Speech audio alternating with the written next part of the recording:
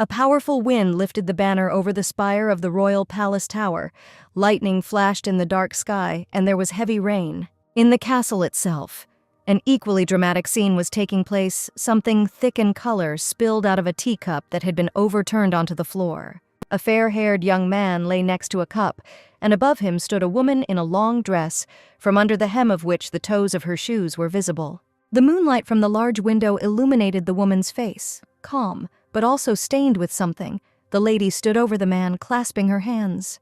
The woman turned to the warriors in armor and ordered them to deal with the crown prince. The knights carried the man away, and the woman looked the other way, thinking about her beloved lover. Her hands were shaking, but everything she did now was for him. She committed a sinful act for his sake.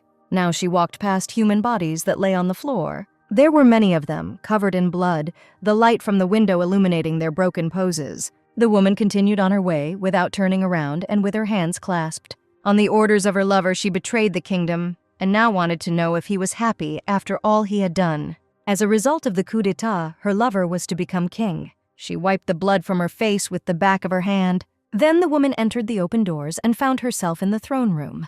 She wondered if her chosen one would now love her even more. A red-haired man in a scarlet cloak sat on a throne under a banner. His face was also covered in blood.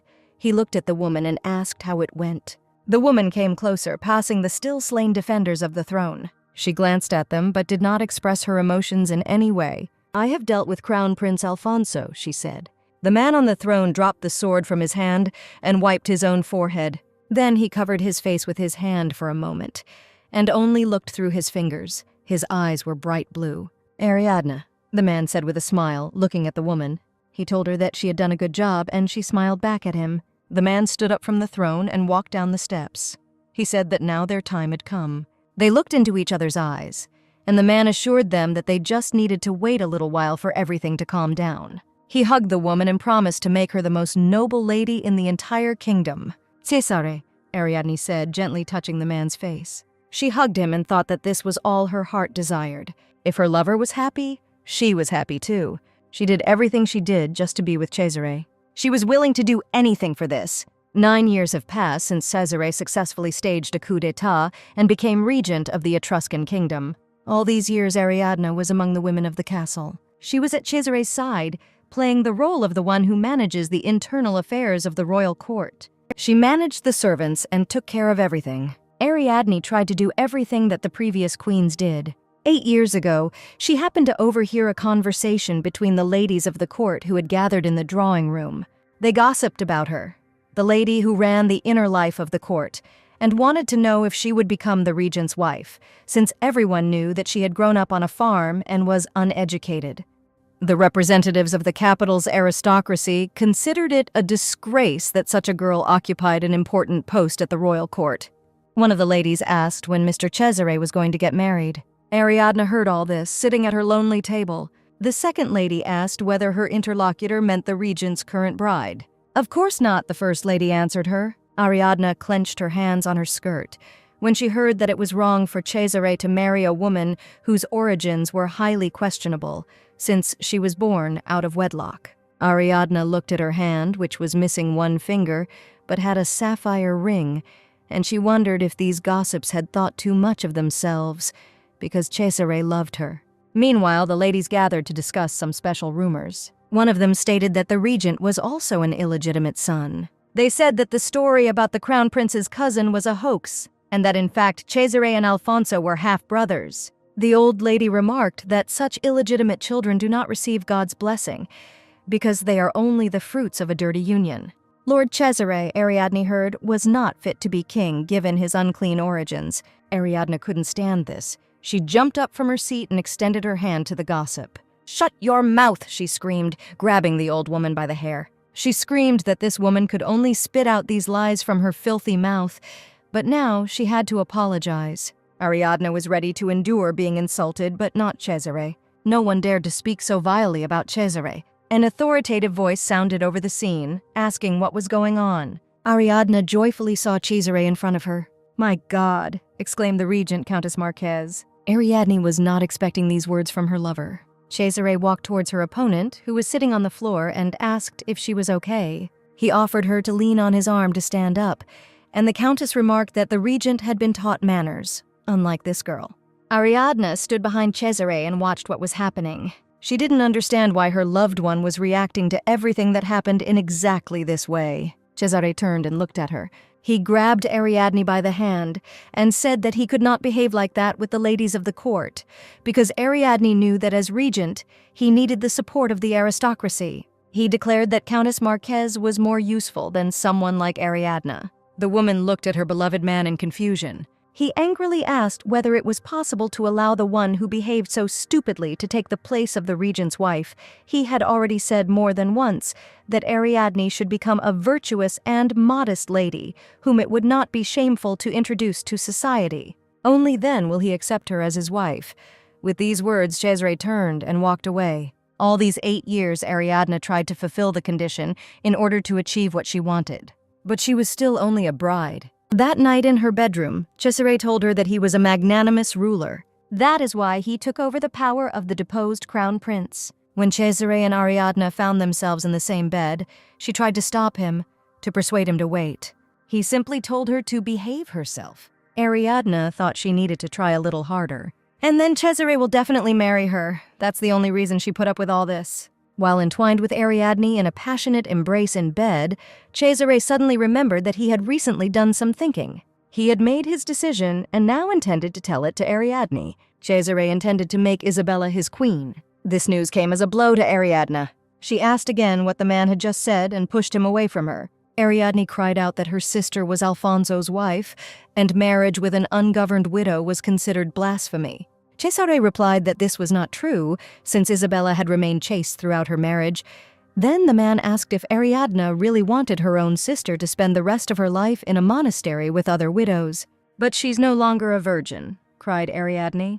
"She had miscarried the crown prince's child," she said, looking into Cesare's blue eyes. "The enemies of women are women!" the man exclaimed. "Even among sisters, this is no exception." His fingers dug painfully into Ariadne's shoulders. He pushed his mistress away from him and declared that such women were disgusting creatures. Ariadne looked at him, not believing her eyes. "You," she said with difficulty, her voice trembling with suppressed pain. Ariadne stretched out her hands to Cesare and reminded him how he said that he loved her. The woman placed her hand on the regent's shoulder and stood next to him. She exclaimed that he kept saying that he would take her as his wife and that they would always be together. Cesare and Ariadne's gaze met. The regent said that only now did he understand that she really was nothing more than a very stupid woman who only hindered him in his plans. He declared that someone like Ariadne was no match for the noble Isabella. Ariadne looked at her lover in despair. She asked if he had been planning all this since the time when the crown prince was alive. Cesare smiled in response to these words. He said that Isabella belonged to him from the very beginning, because the strongest man needs the most beautiful woman. But it turned out that one circumstance intervened in his fate. Unfortunately, Ariadne's father foisted another daughter on Cesare instead of Isabella. This daughter turned out to be Ariadne, whose existence no one knew about until then. Cesare asked if she had any idea how humiliating this was for him. "Damn!" he cursed. "This is pathetic." He looked at Ariadne, who sank down on the floor in front of him, exhausted, and bowed her head low. Bitter tears rolled from the woman's eyes. She asked if she was just a replacement for her loved one. "Replacement?" Cesare asked again, clearly surprised by the chosen word. He told the bitterly crying Ariadne that she was not worthy of even becoming a replacement. The regent stood opposite the woman, looking like a dark, frightening figure. Ariadne said that for his sake, she even took part in a coup d'etat. She recalled that she lost her finger for Cesare. "My reputation, my marriage, my life, it was all for you," Ariadne said. She threw everything she had in her life at the feet of her lover without a second thought.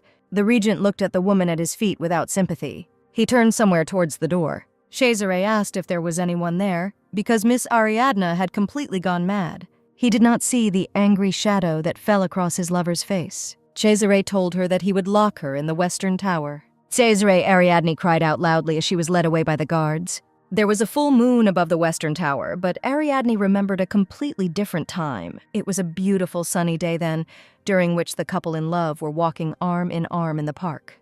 It was Cesare and Ariadne, and the girl could lean on his reliable arm. Cesare smiled and said that the lilies of the valley that grow by the road looked so humble. They seemed to bow to everyone who passed by.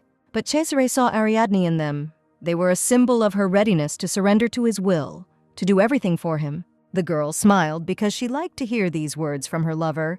This is what Ariadne remembered as she lay on the cold stone floor, locked in the western tower. Only a flock of white doves flew past its walls. Weakened by the tears she had shed all night, Ariadne wondered if it had all been just a dream. She remembered that Cesare's coronation was scheduled for today. Ariadne heard the sounds of music.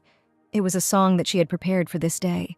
It was she who organized the grand ceremony. All this was only for the sake of Cesare, who now joyfully greeted his subjects from the flower-decorated balcony of the palace. If he had kept his word, Ariadne would be by his side now. The lilies of the valley blooming outside are not treated with the same care as the roses that were grown in a greenhouse.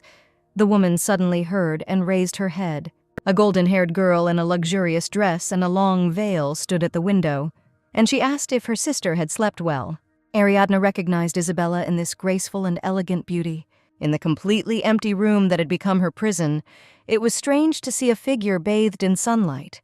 Ariadne asked her sister how she got there, and Isabella smiled in response. Ariadne screamed. She wanted to know what kind of relationship her guest had with Cesare. Isabella asked how Ariadne dared to speak so impudently about her fiancé. Ariadne was afraid of these words because they made her absolutely unhappy. She asked Isabella to forgive her if she was still angry about Crown Prince Alfonso. Alfonso, Isabella repeated the name thoughtfully, her face showing a look of bewilderment. She objected that she did not mean him at all when she called him her fiancé. She was talking about Cesare. Ariadne could not and did not want to believe what she heard. Isabella asked her interlocutor if it seemed to her that the status of the most noble woman in the kingdom was created especially for her. She asked how Ariadne dared to have the intention of becoming queen and leaving her sister behind. She should have immediately abandoned this idea and stepped aside. Isabella reported that Ariadne had blackened her name by presenting her to Cesare as an indecent widow who had an unborn child. She asked if Ariadne was ready to take responsibility for this. Ariadne assumed that this was the reason for her sister's anger. She asked what about Alfonso, who had been genuinely kind to Isabella. Isabella wondered if all men had not always been kind to her. She stated that she could not reciprocate their feelings to all of them. After all, then she could be known as a courtesan who gives her body and love to too many. Ariadne asked if her sister really loved Cesare, but in that case, they should have just gotten engaged from the very beginning, many years ago. She recalled that it was Isabella who had once given her the opportunity to enter into this marriage. She asked why Isabella was only now deciding to make her claim. Isabella stood in her luxurious dress in the rays of sunlight from the window, and opposite on her knees was a barefoot and bare-headed Ariadne. Isabella replied that at that time Cesare was only a count, but now everything had changed. After today's coronation, he will receive full power in the kingdom and his wife will become queen. Isabella said she was sorry about Alfonso's death, but the crown prince could not make her his queen, and this was enough reason for his death. Ariadne stopped understanding anything about what was happening, about the things that the visitor was talking about. Isabella explained that she simply wanted to take her place next to the ruler of the state, and Cesare was able to give her what she wanted. He paid a price that Isabella considered worth receiving in return. Ariadne gave a short, evil laugh. She made an effort to rise to her trembling legs. She admitted that Cesare was everything to her. He was the one she valued even more than herself. But Isabella did not love Cesare at all. She herself admitted this. She separated them from Ariadne for her own whim, in Ariadne's opinion. Ariadne was furious that her sister did this just to gain the throne. Isabella asked why Ariadne thought it was just her whim. Now the sisters stood opposite each other again, and the wind fluttered their clothes. Suddenly Isabella started laughing. She said that it was Cesare who came to her and began to beg. He promised to give her the status she wanted, just so long as she was by his side. Cesare never forgot about Isabella. He told her that by hugging Ariadne, he was imagining her. Ariadne listened to these confessions with pain in her heart. And Isabella said that Cesare claimed that because of Ariadne's large build, it seemed to him that when he hugged her, he was hugging a man. Cesare did not like Ariadne's hair, because it was black as a crow's. And her overly large, sagging breasts reminded him of a cow's udder. He told Isabella that, on the contrary, she was so small and delicate that she was perfect for his embrace, and he wanted to protect her from the whole world. Her hair was like noble gold, so she seemed to him like an angel.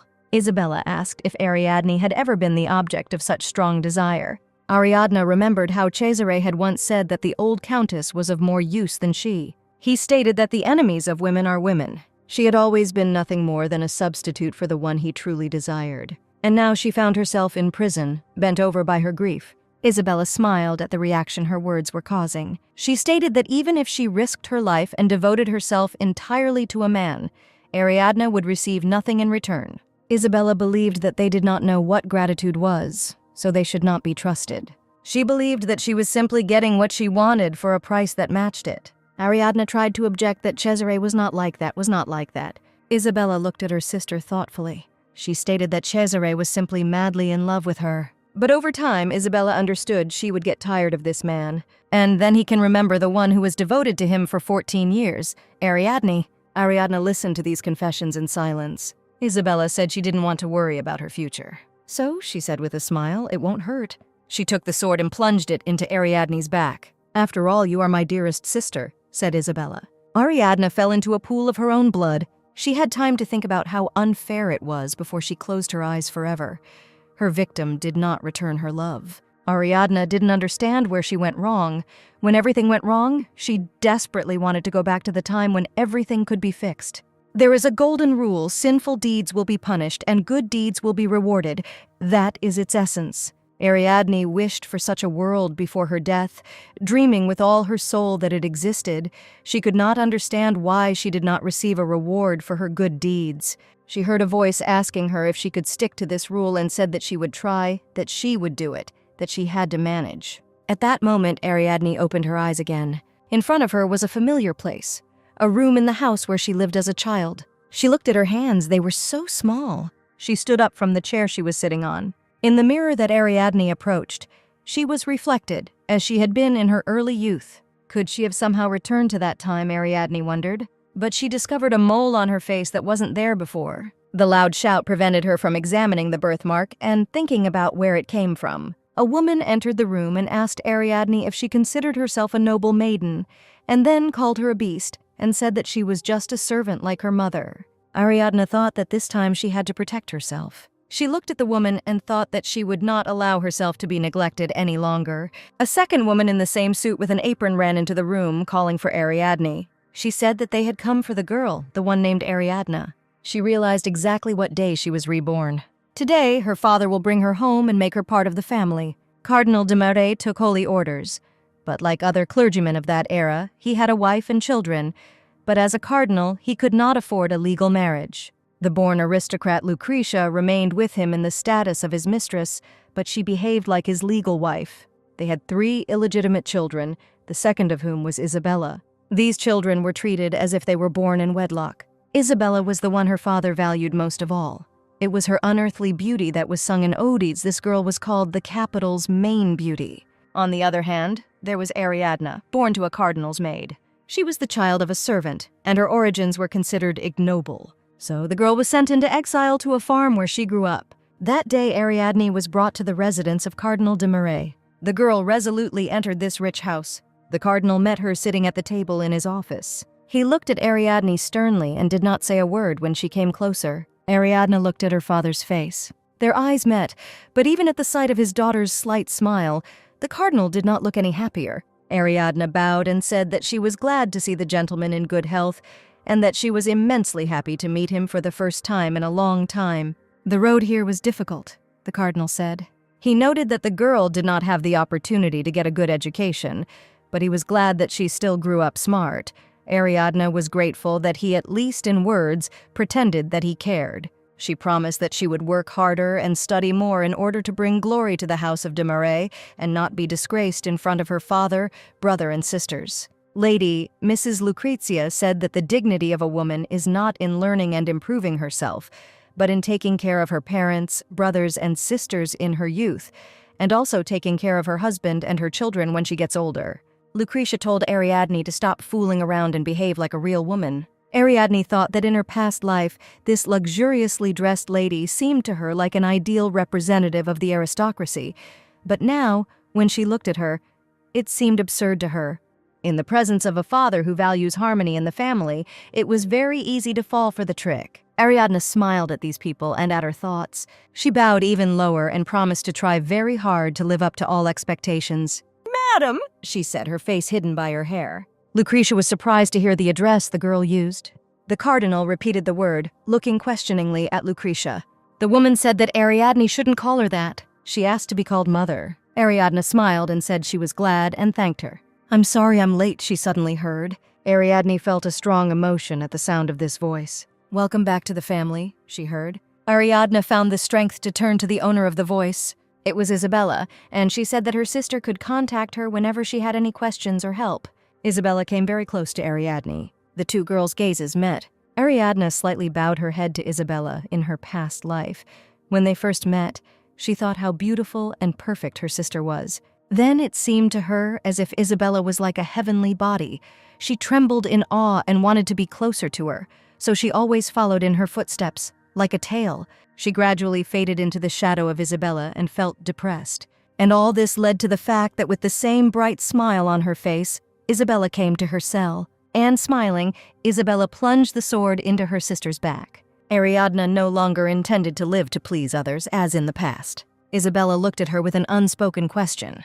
She extended her hand to her and said that they were family so Ariadne could call her sister. Ariadne smiled and extended her hand in response. The cardinal noticed that he saw how friendly everyone was. He stated that such relationships in the family make him immensely happy. Soon, Isabella, Ariadne, and the cardinal's youngest daughter followed Lady Lucrezia towards the stairs. Lucretia suddenly turned to Ariadne and told her not to dare create problems for her. Ariadne thought that she hadn't done anything like that yet. However, it was time to take action. The cardinal's youngest daughter screamed that she would never recognize Ariadne. She did not want to believe that she was her sister. The girl was outraged that Ariadne grew up on a farm as a commoner. She pointed her finger at Ariadne and declared that she was born from exactly the same servant. Previously, in such situations, Ariadne did not allow herself to open her mouth, but now she knew how to calm the girl down. She leaned over to the girl and said she was very sorry. Ariadne smiled and said that apparently her mother and father only paid attention to Isabella. The girl fell silent and looked at Ariadne in confusion. "What does someone like you know?" she screamed a moment later. She pushed Ariadne so hard that she took a step back from her. Ariadne managed to move away from the push, but the girl still looked at what had happened with fear. It was not Ariadne, but Isabella who stumbled and fell several steps down the stairs. Isabella sat on the steps and tears glistened in her eyes. When the girl pushed Ariadne and she recoiled from her, they hit Isabella and she fell. Ariadne thought that something bad was about to happen, but her younger sister was very scared. The cardinal came out of the office and asked where the noise was coming from. He saw Isabella and wanted to know what happened here and who did it. The cardinal looked at his youngest daughter, and she muttered that she didn't mean for it to happen this way. Ariadne watched her indifferently. Suddenly, the girl turned around and screamed that Ariadne did it, that it was all her fault. The cardinal turned to Ariadne and stated that she had just returned to her family and was already doing such things. The younger sister hid her contented expression by bowing her head. Ariadne said she was sorry for causing inconvenience to her father. She explained that dear sister Isabella had suffered while trying to help her. The younger sister never expected to hear this. Isabella also looked at Ariadne with bewilderment. Ariadne said that she was very sorry that Isabella fell down the stairs. She said that Arabella, the younger girl, got carried away playing and wanted to push her. The cardinal asked her in surprise what she meant. Arabella screamed that it was not true. Nothing like that had happened. She said that Sister Isabella had no intention of helping Ariadne, but simply happened to be nearby. Ariadne said that, despite the lack of proper education, she had no right to lie to her father. She stated that her father had the right not to believe her. Ariadne suggested asking Isabella how it all happened. The cardinal turned to Isabella, who was still sitting on the steps. Isabella looked into Ariadne's eyes, and she wanted her sister to answer as she usually did. Ariadne looked at her sister and waited for her words. Isabella smiled and said that Arabella had just gotten a little carried away with her older sisters, and she asked them not to scold the girl. Ariadne looked at her and thought that this was very expected behavior. Isabella could not miss the chance that would allow her to present herself as the ideal sister in the eyes of her father. "Sister?" cried Arabella, turning to her. Isabella said that everyone has the right to make mistakes and asked to be more careful next time. Arabella was frightened when she heard her father's loud voice calling her name. The cardinal forbade his youngest daughter to leave her room for the next 2 weeks, and she was also to pray while eating bread and water. Arabella fell to her knees before her father, trying to convince him that she had done nothing wrong. The cardinal replied that she had forgotten about repentance, and therefore he was extending her punishment to 3 weeks. Arabella did not agree, but the cardinal did not listen to her cries, while the maids helped Isabella to her feet. The cardinal turned and left, calling out to Lucretia. He wanted to know where this woman was. Arabella continued to reach out to her father and scream that it was not her fault. The cardinal was outraged by the way his mistress was raising her children. Without listening to the cries of his youngest daughter, he left, and Isabella was taken away by the maids. Ariadne thought that everything turned out even better than she thought, and that this was only the beginning. The day came when Isabella stood before her father in his study and mournfully exclaimed that she did not want to marry the man she had chosen. The girl reminded that there were rumors about him that he was illegitimate. Isabella wrung her hands and reminded her father that he had always said that only she had the power to glorify the good name of their family, and that being a simple countess, she would not be able to become the noblest lady in the kingdom. Cardinal de Marais looked at his daughter carefully through his glasses. Then he took them off and put them on the table in front of him. He said he knew all this, despite the fact that the prospective groom was named as the prince's cousin. Count Cesare was and remained the king's bastard. Lucretia said that she also did not want to marry her daughter to some bastard. "Your Grace," said Lucretia, looking at her daughter's embarrassed face. She believed that the royal bastard's mate should be another bastard. Lucretia suggested that the cardinal take a closer look at Ariadne. This idea seemed quite unexpected to the cardinal. Lucretia reminded that this girl was born from the carnal pleasures of the cardinal with her maid. Perhaps now her mother, forgotten by everyone, ran the farm. The cardinal thought about his daughter. Lucretia's proposal seemed like a suitable option to him. Ariadne sat at the table in the room and thought that if everything was as before, then she was brought to this house for one and only one reason. But now she couldn't repeat the mistakes of the past. She tried to figure out what she could do to avoid her engagement to Cesare. She could have married someone else or earned some money and run away. But she understood that her family would never allow her to marry of her own free will, and getting rich seemed impossible. Only aristocratic men were capable of that. Ariadne thoughtfully went over the options that could change her fate for the better. She understood that there would be no beautiful ending where Cesare loves her. They are not destined to be happy until the end of their days. Now Ariadne was not going to naively dwell on these stupid fantasies. She had a task that would become more important to her than anything else. Ariadne remembered Cesare's face when he had mocked her evilly. She imagined everything that Isabella had told her before killing her. Ariadne was determined to make her unfaithful lover pay for his sins. A maid entered the room with a stack of clothes. She told Ariadne that it was meant for her. Ariadne knew this girl, who was Isabella's faithful minion. The maid told Ariadne to change her clothes and go downstairs for dinner. Maletta was the name of the maid. Ariadne asked her if she had a lot of work, and then asked her to help her change her clothes. Maletta grinned and, crossing her arms over her chest, declared that Ariadne was not a child. Couldn't she cope on her own? She recalled that earlier on the farm, Ariadne changed her clothes herself. Maletta said that the girl had only just arrived and was already pretending to be a mistress. Ariadne put her hand on the girl's shoulder. She forced her to turn around and slapped her. Ariadne said that a maid should know her place so as not to allow such behavior. Maletta clutched her cheek. "Listen," she said. She reminded Ariadne that she too was born a servant. Didn't that mean they were on the same level? Ariadne looked down sadly. Maletta said that, frankly speaking, the cardinal had risen to a high position while being an orphan, so the lady was not even half an aristocrat. Ariadne's sisters were of the upper class because of their mother's background. But how could Ariadne be any different from Maletta? Maletta said that if the cardinal liked her tomorrow, he could give her the same child. Ariadne swung for another slap. This time she hit so hard that the impudent girl couldn't stay on her feet. Ariadne said that Maletta would still pay for her mistake and for insulting her father. She told the maid to watch her language. "Get out!" she ordered Maletta. The girl ran out of the room, and Ariadne thought that, in fact, there was some sense in Maletta's words. Now everything depended only on Ariadne's father. She was no longer going to make the mistake of trusting her life entirely to one man. So to begin with, in order to become stronger, she needed a loyal assistant. "Ariadne," a loud voice came from behind the door. The girl hurried to answer the call and appeared before Lady Lucretia, next to whom stood a tearful Maletta.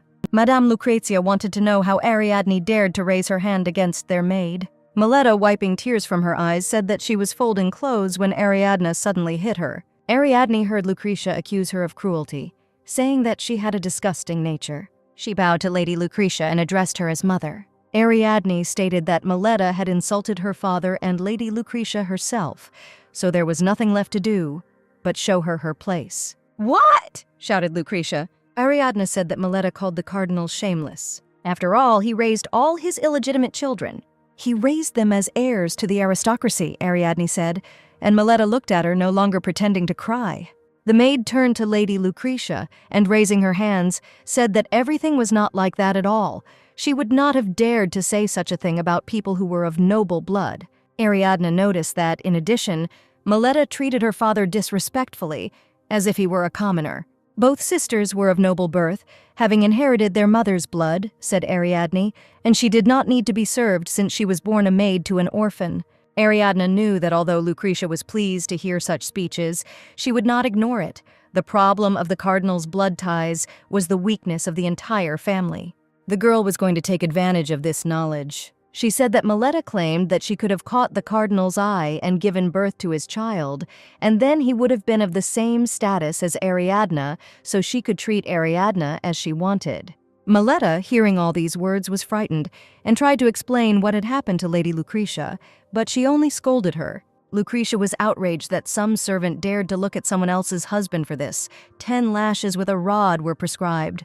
Maletta begged for leniency. She asked Madame to believe her. When the maid was taken away for punishment, Lucretia turned to Ariadne.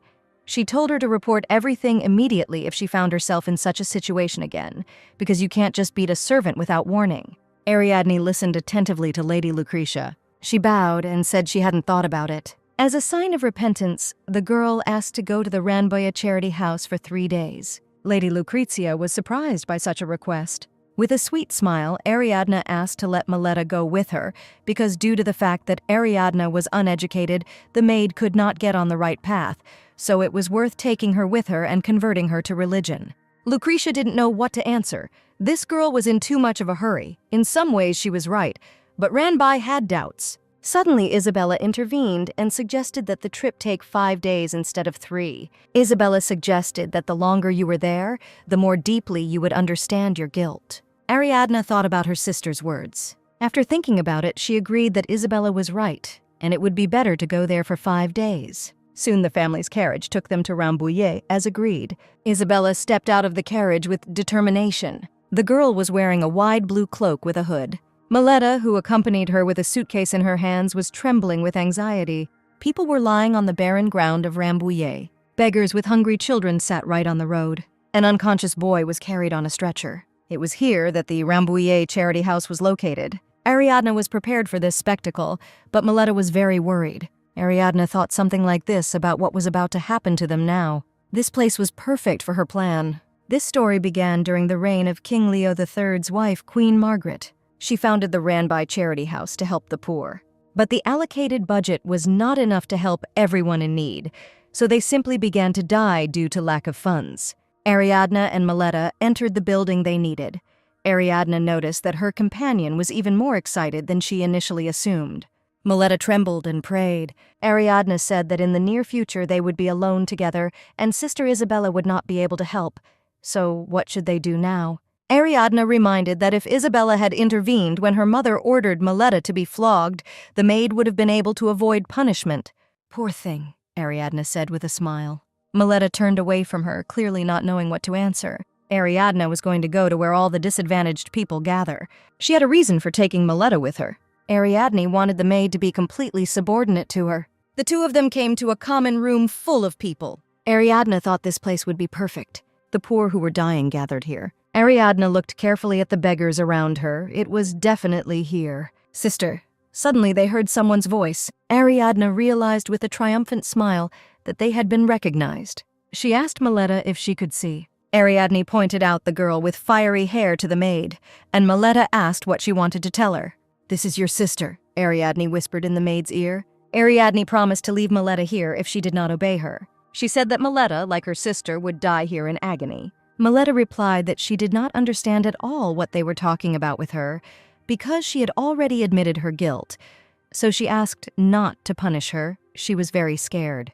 Ariadne grabbed the maid by the shoulders and asked if she really thought Ariadne was lying to her. "Answer," she ordered Mileta. She took the maid by the chin and forced her to look at her. Mileta remembered how someone in a cloak had once come to them and said that he could only take one person with him. He asked the two girls who stood frozen in front of him which of them was smarter and more diligent. One of the girls pleaded. She said that they had grown up together since early childhood.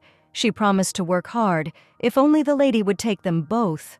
The second girl glanced sideways at her sister. She said that if the noble lady could only take one, then it must certainly be her. She said that Sancha was capable of stealing and that her hands were shaking, which meant that she would not be able to work. The guest grinned and threw the hood off her face. It was Isabella. She said that she liked the ambition of this girl, so the choice was made.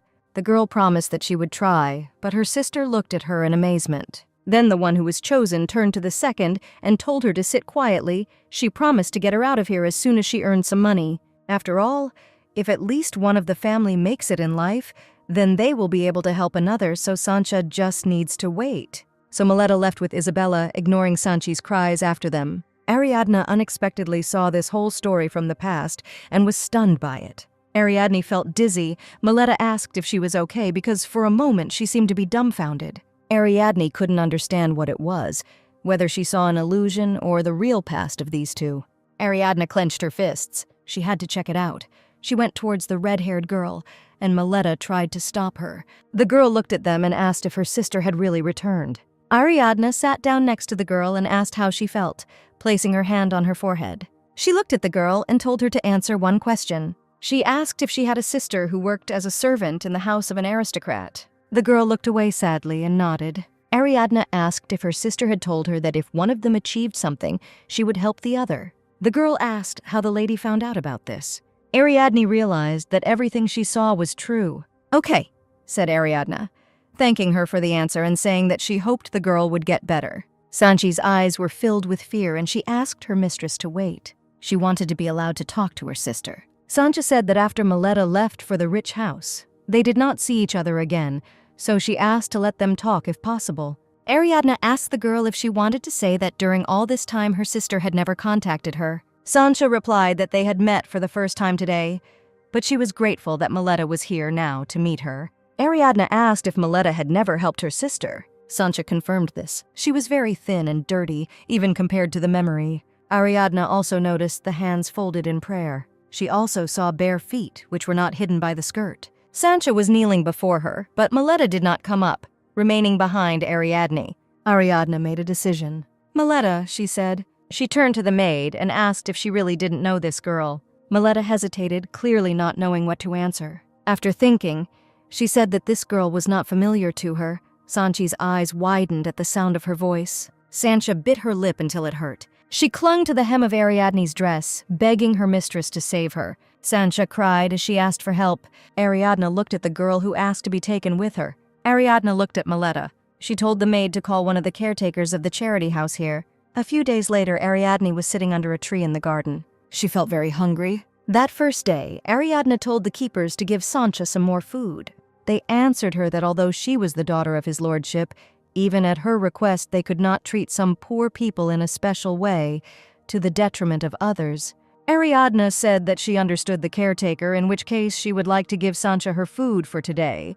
She was going to help the girl just once, but now the third day has passed. She sat there alone and watched the wind blow the dried leaves. Ariadne really wanted to know what she saw then, as if these were Mileta's memories, but then Ariadne touched the maid again. But nothing like that happened again. No visions occurred. Ariadne thought that it didn't always depend on touch. She didn't understand what kind of gift it was. Suddenly, Ariadne saw a large red apple right in front of her. Ariadne slowly looked up at the one who was holding it out to her. The girl could not have expected this. The last time she saw the man, he was lying on the floor next to an overturned cup. Prince Alfonso stood before her and, smiling, asked if she would have this apple. This was the very man whom she had pushed to death with her own hands. She reached out and took the apple from the prince's palm. After all, now she has returned to the time when she had not yet sinned. Ariadne thanked the prince, who sat down on the grass next to her. She took a bite of the apple and thought that now she had a chance for a new life. Soon the apple was completely eaten. Ariadne glanced sideways at the prince. It was very unexpected to meet him here. But the chance to personally meet the heir to the throne had to be taken advantage of, because nothing like this would ever happen again. Ariadne admitted that she had been starving for 3 days, but thanks to Alfonso, she had a little snack. The prince said that he had heard that she had given her food to a sick child, and Ariadne confirmed that it was true. She was trying to think of something to talk about to get closer. The prince looked at her and said that she was truly amazing. Ariadne looked at the young man in surprise. The thought that came to mind made the girl smile. Alfonso said that he probably couldn't give up his food. Ariadne smiled and said that she couldn't either. She said that the bread here was simply not tasty, so she gave it up. If the food at the charity house had been better, she would hardly have done the same. The prince was surprised, and the girl explained that there was no milk or butter in this bread, only wheat and salt. Prince Alfonso looked at her and sighed. "So that's how it is," said the prince. Ariadne thought that she didn't need to act as if she knew that this was a prince. They sat next to each other in a clearing. Alfonso asked how long the girl would stay here. Ariadne replied that until tomorrow. Alfonso asked if she was going to continue giving food to that girl. Ariadne thought about it. She wanted to help her only until today, but now she was not sure. She was treated to such a delicious apple, and therefore she can do without food tomorrow. These words surprised Alfonso. The prince looked at the girl with a smile. He took something out of his own pocket. Alfonso said it would be nice if the girl could eat something else, but he had nothing else. He handed Ariadne a cookie wrapped in a handkerchief. Ariadne smiled and said that she would eat the cookies with gratitude and pleasure. She thought that getting closer to the prince turned out to be much easier than she had previously thought. She said that it was time for her to go, and Alfonso was clearly upset that it was already time to part. Ariadne rose from the ground and said that she needed to return before her absence from classes was noticed. She told the prince goodbye. She didn't know when such an opportunity would arise again. She was glad that she and Alfonso had been able to talk to each other. Now she had to leave behind a slight trace of regret that this meeting had ended. "Wait," said the prince. He asked permission to find out the girl's name. Ariadne turned around and looked Alfonso in the eyes. She allowed a slight smile to cross her lips. "Ariadne," she said, and clarified, "Ariadne Damar." Prince Alfonso looked at her with excitement. Ariadne returned to the cardinal's residence with Sancha, and Lady Lucretia asked who else was with her. Ariadne explained that she brought the girl from a charity home. Mrs. Lucretia screamed. Was Ariadne in her right mind? Who was she to make decisions about hiring servants? Lucretia believed that Ariadne was apologizing in words, but in reality she continued to do whatever she wanted. Ariadne bowed and handed her a handkerchief, telling her mother to look at it. Lady Lucretia replied that she could not be fooled. Isabella, who was standing next to her mother, looked at the scarf more closely. She made out a monogram of letters in which she recognized Prince Alfonso's monogram. She asked Ariadne where she got this scarf from. As Ariadne thought, Isabella understood everything at once. Ariadne said that she met the prince by chance. The charity house is under the patronage of the queen. It must have been a planned visit. Ariadne said that she had expressed a desire to take care of this girl, and the prince decided that she would take Sancha into her house and give her work. The prince knew about the good deeds of Cardinal de Mere, so he gave his handkerchief as a token of gratitude. Ariadne stated that if she refused to accept the gift, she would tarnish her father's honor. Of course, it was all a complete lie. Lucretia asked if Ariadne thought that if the prince said so, it meant she could ignore the mistress of the house, and if she really decided to bring a ragamuffin here to mock her. The lady shouted for Ariadne to send the girl back immediately. Lucretia, angry, ordered Ariadne herself to leave with Sancha. The girl thought that the lady was very stubborn. Ariadne thought that if Sancha were thrown out, it would be more difficult for her to carry out everything she had planned, but the lady shouted for them both to go away immediately. Isabella intervened again, stating that she also wanted to go to Rambouillet. Mrs. Lucretia asked her daughter in amazement what she had said. She exclaimed that this was not a place for the likes of Isabella, and that tea parties were for meetings with the prince. Isabella replied that she agreed not to go there, but she had one condition. She wanted the girl to stay in their house. Isabella wanted to have something to talk about when she met the prince. Isabella said that her father would not allow them to meet, but she needed to think about it in advance. Ariadne realized that thanks to stupid Isabella, everything became easier. Now Sancha will be able to serve in this house, and later, Ariadne will be able to make her her personal maid. The prince's handkerchief flashed before her eyes. Isabella took it, declaring that she would take it for herself. She turned to leave, but before she left, she told Ariadne that she had done a good job. Ariadne clenched her outstretched hand into a fist. She thought that her life was still the same as before. Something was given, something was taken away. "Madam," Sancha turned to Ariadne. The girl thanked her for saving her. Sancha pressed her hand to her chest and promised that she would definitely repay the lady for her kindness. Ariadne looked into the girl's eyes. Her look changed. She stroked Sancha's hair and thanked him. The girl looked at Ariadne with devotion and trust. A few days later, Ariadne was climbing the stairs and heard the sisters talking with Lucretia. Isabella asked her mother why the queen had invited them so suddenly. Lucretia assumed that, having heard about the beautiful Isabella, Her Majesty wanted to see her with her own eyes. Isabella was worried whether the prince would be there and thought that the handkerchief should be taken with her. Ariadne froze on the steps to hear even more. Then she finally went upstairs. She tried to remember if these two had been invited to the palace in a past life. Ariadne entered the room where Miletta and Sancha were already. Miletta said that Madame had ordered Ariadne to be collected for the exit. Sancha added with a burning look that a carriage had arrived from the royal palace. The royal messenger said to bring Miss Ariadne, specifically her. This meant that Ariadne would go to the palace with Lucretia and Isabella. The dresses prepared for Ariadne were already lying on the bed. Ariadne grinned as she looked at them. She called Sancha to her. She told the girl to play dress-up with her. According to the Holy Scriptures, Isak Gon the saint sacrificed himself twice. The first time he was branded by the people and died alone. However, the miracle of resurrection was revealed. The second sacrifice was made to save the people from God's punishment that descended on the continent. Only after this did Isak Gon receive public veneration, although the aristocracy of San Carlo were more interested in the mass dedicated to his final fate. Today, the liturgy included the words about the first sacrifice, and the service was conducted in the native language of Queen Margaret, who came from the kingdom of Caligo. Isabella and Lucretia listened with reverent faces, although they could not make out a word. No one would ever think that they don't know the language. But Lucretia, who had given up her studies of the Caligo language, and her daughter Isabella, who had just begun to study it, understood nothing. Ariadne noticed the woman who was praying closest to the altar. This was Queen Margaret. In her past life, Ariadne saw this image only in portraits, which were unable to convey the noble aura surrounding her. In the language of Caligo, a sermon was delivered about self-sacrifice and the salvation of sinful souls, what the saint was thinking about, giving himself entirely for the benefit of the selfish and stupid people.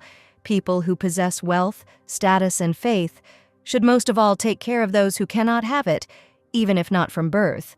But every person should strive to do righteous deeds. Ariadne turned around sharply. Something unexpected was happening in the temple. Her Majesty Queen Margaret also looked in that direction. It was Isabella with her benevolent face who attracted everyone's attention.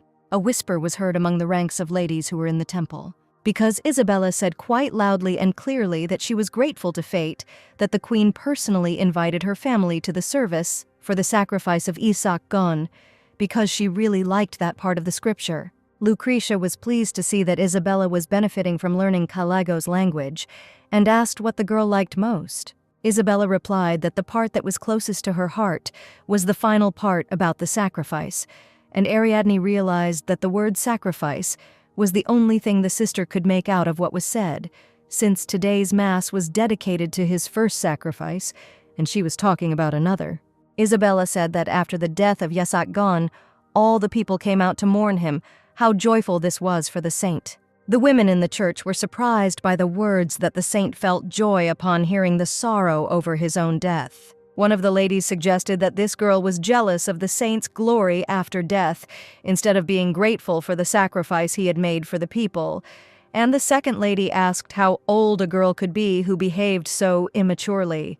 Ariadne thought that Isabella would be reminded of this incident more than once, and now the cardinal's family might get a bad reputation. Ariadne said that she was close in spirit to the courage of Isak Gon. He seemed to her to be a simply amazing person. The girl bowed her head and said, pressing her hands to her heart, that she thought the saint was very afraid to die. The ladies began to whisper again. But this time about Ariadne, they said that she was so young and so kind that her faith in God was strong. Ariadne decided that this should be enough to stop rumors about the ignorance of Cardinal de Moraes' family. Soon there was a clapping of hands. The lady-in-waiting announced that everyone was invited to the small hall where tea would soon begin. All the guests followed in the indicated direction. Queen Margaret's gaze lingered on Ariadne.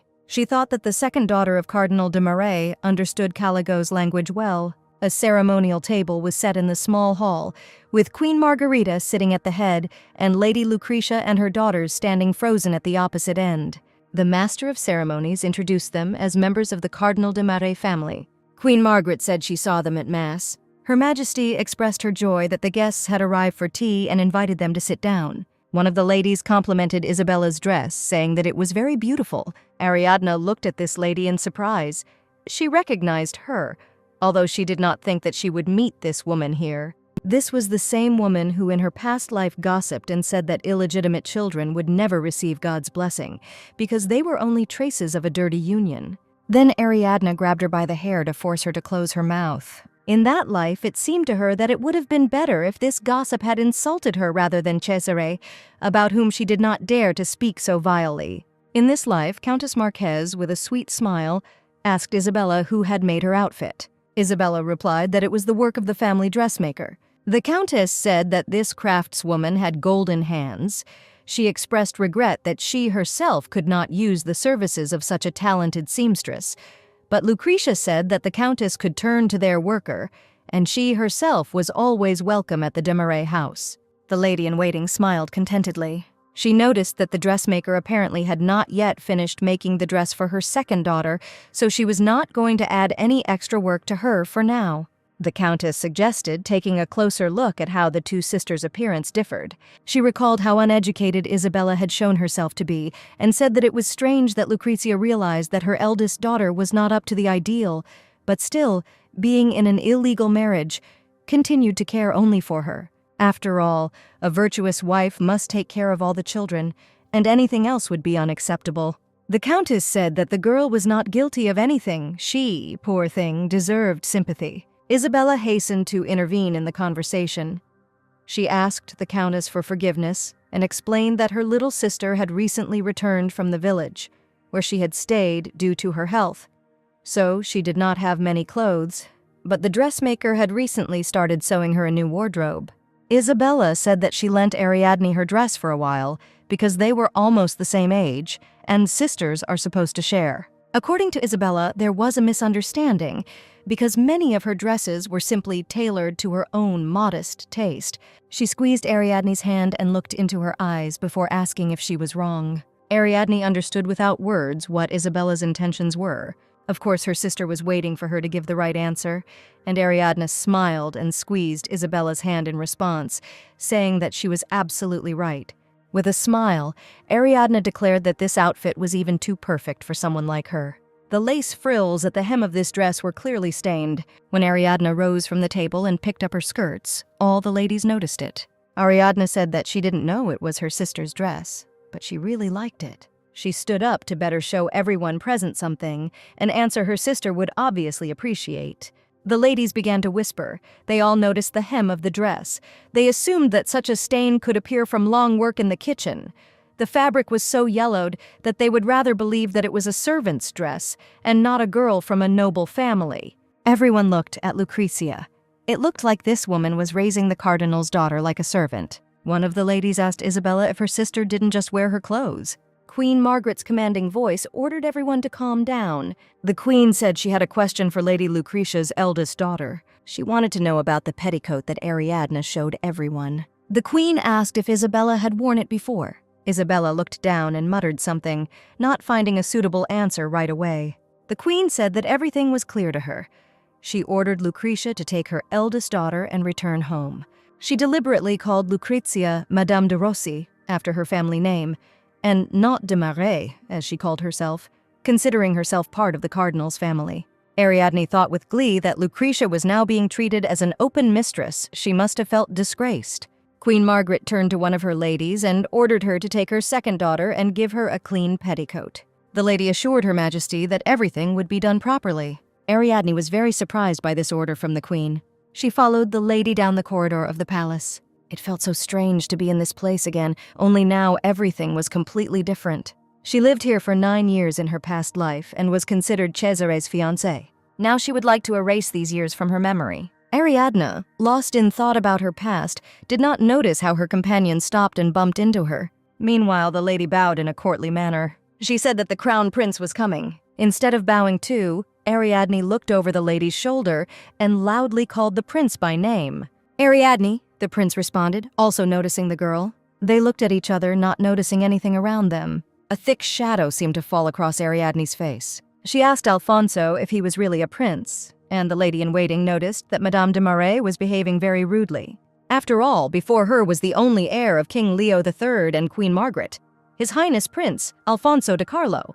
The lady reminded Ariadne that she must behave properly in the presence of the prince. Ariadne remembered this lady too. Her name was Lady Carla. Usually, the daughter of a cardinal was not supposed to bow to the palace servants. But this woman was a trusted servant of Her Majesty. Everything that Carla saw and heard would reach the queen. So Ariadne bowed respectfully and said that she had behaved impolitely and now offered her deepest apologies. Alfonso looked sad. He explained that he had not specifically told the girl that he was a prince, but Ariadne was his friend. Carla said that the prince was saying ridiculous things and that any friendship between them was unacceptable. Alfonso asked whether a man who received him without even knowing his title could not be his friend. Carla replied that people belong to different social classes for a reason. Representatives of different classes have different intentions and character traits, so no one, not even a prince, should forget about their place. Ariadne thought that Alfonso was still an ungrateful child to everyone. It was clear just by looking at the displeased expression on his face. She knew that even the most exemplary young gentleman at this period of growing up could not resist his own desires. Alfonso looked at her and grinned conspiratorially. The prince grabbed Ariadne's wrist tightly. "Let's run!" he told her and quickly dragged her along the corridor, ignoring Carla's screams, trying to stop him. The prince stopped only in the garden near the fountain, and Ariadne was struggling to catch her breath, while Alfonso tried to look around, clearly deciding where to go next. He turned around and looked at the girl with noticeable excitement. Ariadne still did not look up, but she could see the prince's fingers squeezing her wrist. Alfonso released her hand from his. Ariadne laughed and said that His Highness was reacting too openly, and Alfonso responded by asking to be called by his first name. Ariadne smiled slyly and asked if she should show such disrespect to the prince. Alfonso asked her to stop, because she didn't have to address him like that. Ariadne smiled faintly, looking at the prince's embarrassed face. She laughed and suggested that they come up with fictitious names for each other. Alfonso looked at the girl with amazement. Ariadne met his gaze calmly, her bright green eyes shining. Alfonso turned around conspiratorially and asked if the girl was too self-confident if she wanted to call him by some kind of affectionate nickname. Ariadne replied that if she called him by his real name every time they met, everyone would immediately understand that he was a prince. It wouldn't be difficult to guess. Ariadne looked at the prince's thoughtful face. She thought that this young man wanted to be accepted as he really was, without paying attention to his special position in the country. For such a young man, the offer to start a secret relationship will be a temptation that is difficult to refuse. Alfonso said that they would do as Ariadne suggested. She began to suggest possible names for the prince, but he rejected all the options because he thought they were too simple, too much like a nickname. The girl laughed joyfully. She liked that he didn't even object to her idea. Ariadne covered the prince's hand with her palm.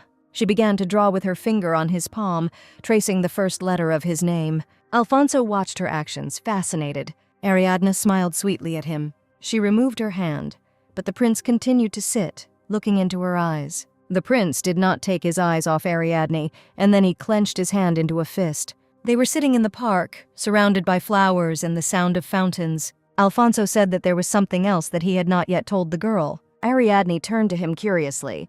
The prince said that the queen had invited Ariadne to visit because of him, and she was informed that they had met at a charity house. He explained that no matter who he saw or met, everything was reported to his mother. But it was surprising that it was the story about meeting Ariadne that attracted her attention. Ariadne had previously thought that Prince Alfonso was not so attentive to his surroundings, but she was amazed at how well this young man was aware of what was happening around him. The girl was interested to know something else about him. Alfonso said he understood that his mother was doing all this because she cared about him, and yet sometimes this concern seemed excessive to him. The prince did not know how to explain everything that was on his mind, and Ariadne simply sat next to him, ready to listen to the end. Alfonso clasped the fingers of both hands. He was visibly nervous. Then the prince suddenly turned to Ariadne with a smile and said that he talked too much about his own problems. Instead, they could talk about something else. The young man's eyes widened in surprise. Ariadne came closer and, bending down to Alfonso, touched his hair. She stroked Alfonso's head, causing his face to look confused. "It must be hard," Ariadne said. Ariadne removed her hand, which had just touched Alfonso's hair. The prince looked at the girl as if he did not dare to say anything. Ariadne looked away with a smile and said that Lady Carla must be looking for her, and if she did not return now, she would certainly receive a severe reprimand. Besides, Her Majesty said that Ariadne should find other clothes. The girl rose from the edge of the fountain where she and the prince were sitting and turned away to leave. Alfonso didn't say anything after her. He just raised his hand to his face. The young man looked embarrassed and thoughtful, left alone. Lady Lucretia was already at the cardinal's residence, and she was beside herself with rage, because the queen had called her Madame de Rossi, and everyone in the palace addressed her as the cardinal's mistress, despite the fact that this was not accepted in society. "How dare they?" cried Lucretia, knocking over a floor vase so that it broke and the flowers scattered among the fragments. Lucretia was outraged that such things were said to her, a lady from Etruscan. In a rage, the woman called those who came from the kingdom of Caligo filthy scum. She threw objects to vent her anger, and one of the flower pots broke next to the skirt of a girl entering the room. Ariadne stood next to the columns, silently examining the place where her stepmother had given free rein to her emotions. Broken dishes and a torn chain with jewelry, an overturned cup, a piece of furniture and a torn book lay on the floor. Ariadne bowed to Lady Lucretia, called her mother, and said that she had already returned. For some reason, this address served as a new reason for anger. Lucretia asked if the girl thought that she really considered her a daughter and would allow herself to be called that.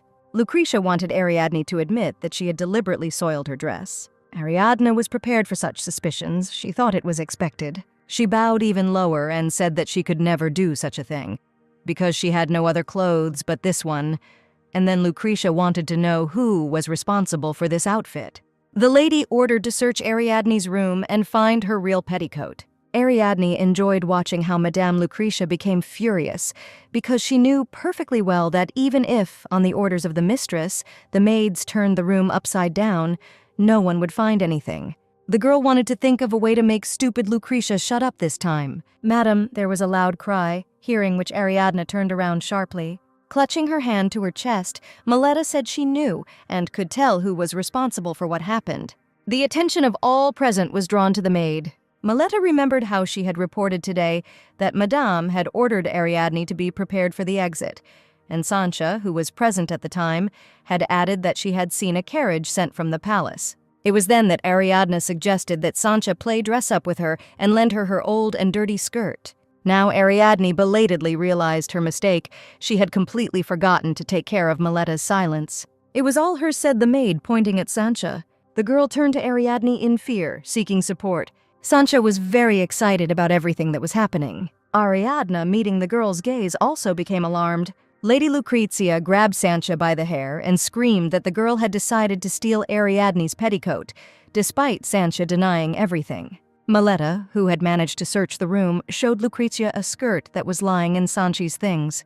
Ariadne looked at them. She understood that she had managed to avoid suspicions that it was she who had disgraced Lucretia in front of everyone. Lady Lucretia slapped Sancha on the cheek. The girl fell to the floor and tried to protect herself from the blows that her mistress brought down on her. Ariadne remembered how Sancha had promised to repay her for the kindness she had shown her.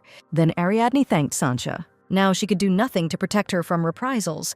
Ariadne remembered one frightening thing that made her heart beat faster. In addition, she felt the pain of the new mole that appeared on her face after the rebirth, and the finger that she had lost in that past life began to feel like it was pulling and pulsating. Ariadne remembered the moment before her rebirth and the golden rule she learned then. Sinful deeds will be punished, but good deeds will bring goodness back, so you should treat your neighbors the way you would like to be treated. Ariadne was angry and regretful when she was betrayed by those she trusted, but hadn't she herself neglected others for her own benefit? Ariadne grabbed her head. The voice that was now sounding in her head was heard only by her.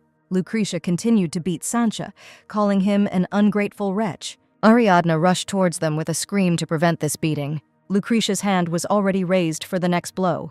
When the lady finally applied it, blood spilled onto the floor. Sancha, covering her head with her hands in fear, carefully opened one eye. The blow did not land on her back because Ariadne, rushing to her defense, covered her with herself. Lucretia's whip cut Ariadne's shoulder, and now Sancha saw the hole in her dress becoming stained with blood. She asked the young lady why she did this. Ariadne grabbed the girl by the hand and ordered her to tell them the truth.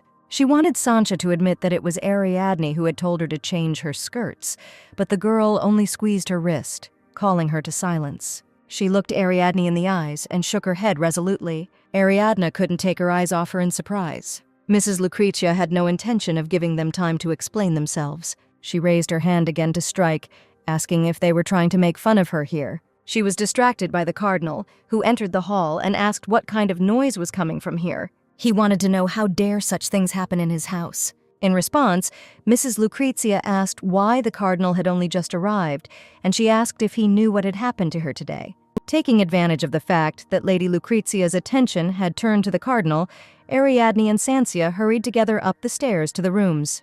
The lady and the cardinal continued to quarrel and shout so loudly that they could be heard throughout the whole house. Once she reached her room, Ariadne turned to Sancha and placed her hands on her shoulders. The girl was very worried about the wound Ariadne had received. She thought that she needed to apply a healing ointment as soon as possible. Ariadne said that Sancha should have simply told the truth to Lucretia. It really was Ariadne's fault that what happened today happened. Now the girl wanted to know why Sancha took the blame on herself and did not let her confess. Sancha replied that Lady Ariadne had saved her life. She called Ariadne her benefactor and promised that in time she would repay her for everything. She promised that she would always be on Ariadne's side. Hearing such words, Ariadne felt tears welling up in her eyes. She thought that she had never been needed by her family. Her lover betrayed and abandoned her. No one had ever been on her side before. And now there was a man ready to do this for her. Ariadne leaned towards the girl. Tears were falling from her eyes. She thought that she had let Sancha into this house only for her own selfish purposes. Her intentions were not good at all. But despite this, the girl still intended to be devoted to her. Ariadne rushed to Sancha to ask for forgiveness. Bursting into tears, she promised to always protect the girl from that moment on. She said she would make Miletta leave her alone. She hugged Sancha and assured him that no one would threaten them anymore. Sancha hugged Ariadne back, determined to also protect the young lady from any danger. The girls sat hugging each other for a while. A few days later, Sancha was sorting out her clothes, and Ariadne, sitting on the bed, was examining her own fingers. She tried to understand what kind of sensations she experienced in the one that she did not have in her past life. But then there was still pain in this strange birthmark, and the finger was pulling and pulsating as if it was ready to come off. Ariadne would really like to figure out what happened then. Sancha turned to her and said that if she continued to touch the insect-bitten area, it would only get worse. Ariadne extended her hand to the maid and told her to look too. It seemed to her as if her finger had become larger. Sancha asked if it had swollen so much in just a day. Apparently, Ariadne answered, looking at her hands. Sancha sat down next to her on the bed, and Ariadne noticed that the girl was not at all like she had seen at their first meeting. Sancha asked what her first impression of her was. Ariadne remembered how Sancha asked for help and said that she was like a kitten that was picked up on the street. And now she had changed, became sharp-tongued. Sancha replied that Ariadne needed to stop talking nonsense and go to class if she didn't want to arrive later than the language teacher, Caligo. Ariadne agreed that it was time for her to go and stood up. She told Sancha that she would be back soon and left the room. Sancha waved after her. Ariadne walked down the corridor, clutching a large study book to her. She thought about how time had flown by while talking with Sancha. Ariadne thought about what they could do together when the lesson was over. At that moment, her attention was drawn to voices from behind the closed door, someone asking if she had to live here. Ariadne came closer and listened, wanting to figure out who and what they were talking about. The Cardinal and Madame Lucrezia did indeed talk about her, and the Cardinal reminded them that bringing Ariadne into the house had originally been Madame's idea, to which she replied that it had been a long time ago, but that now everything had become different because the girl was very stubborn, and it was impossible to keep an eye on her. Ariadne came as close as possible and carefully looked into the crack. Her father said that if Lady Lucretia was living so hard with Ariadne, then there was a solution. He suggested marrying her off to Count Cesare as quickly as possible, and these words frightened the girl, evoking memories of her bloody past before her rebirth. Ariadne knew that the only reason Cardinal de Marais did not want Isabella to become Cesare's bride was because of her high value.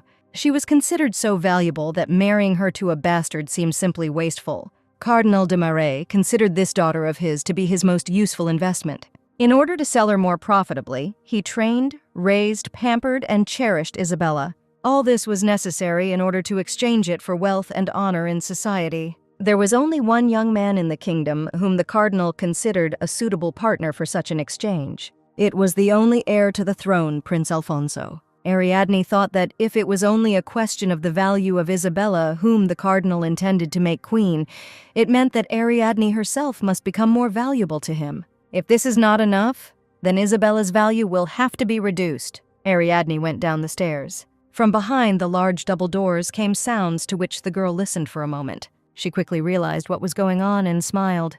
The teacher said that today was a special day. The daughters of Cardinal de Marais were supposed to take part in it, so the lesson had to be done quickly and finished early.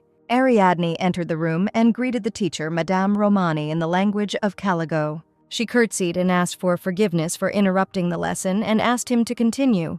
Isabella and Arabella, who were sitting at the table, looked at Ariadne in amazement. Madame Romandi told Ariadne that her pronunciation was simply superb. She asked where the girl had learned the language. Ariadne replied that among the people with whom she grew up there was one man who knew Caligo well. However, the girl said she had not previously known either grammar or correct expressions, but after studying with Madame, she had mastered everything that was missing. Madame Romandi was flattered and embarrassed to hear that Ariadne had managed to learn a lot thanks to her lessons. She said that Lady Ariadne spoke the language of Caligo perfectly and had an excellent command of etiquette. Madame Romandi was sure that it was nothing more than talent, but Ariadne knew that it was only many years of experience, earned before the rebirth. Arabella pounced on Ariadne with questions. She wanted to know how she knew so well how to speak a foreign language. Arabella thought that this couldn't be, that these were some kind of tricks that Ariadne had pulled here. The girl wanted to call Ariadne a liar, but her sister's hand covered her mouth. Ariadne leaned over the girl and told her that she couldn't shout like that in front of the teacher. Madame Romandi asked if Miss Ariadne had made her debut yet. The teacher believed that she was already completely ready to enter high society, and Isabella did not like these words. Isabella felt that Ariadne was taking away the attention that she should have been receiving. She thought that someone like Ariadne should not dare to receive so much praise. No, thought Isabella, and a shadow darkened her face. No, this will not happen. She believed that today the eyes of all the inhabitants of San Carlo would be riveted only on her. Isabella used every trick in her power to be the center of attention, such as wearing a tight corset. She chose a dress with a deep neckline and put on jewelry, choosing a strand of pearls long enough that the cross hanging from it barely touched the tip of her chest.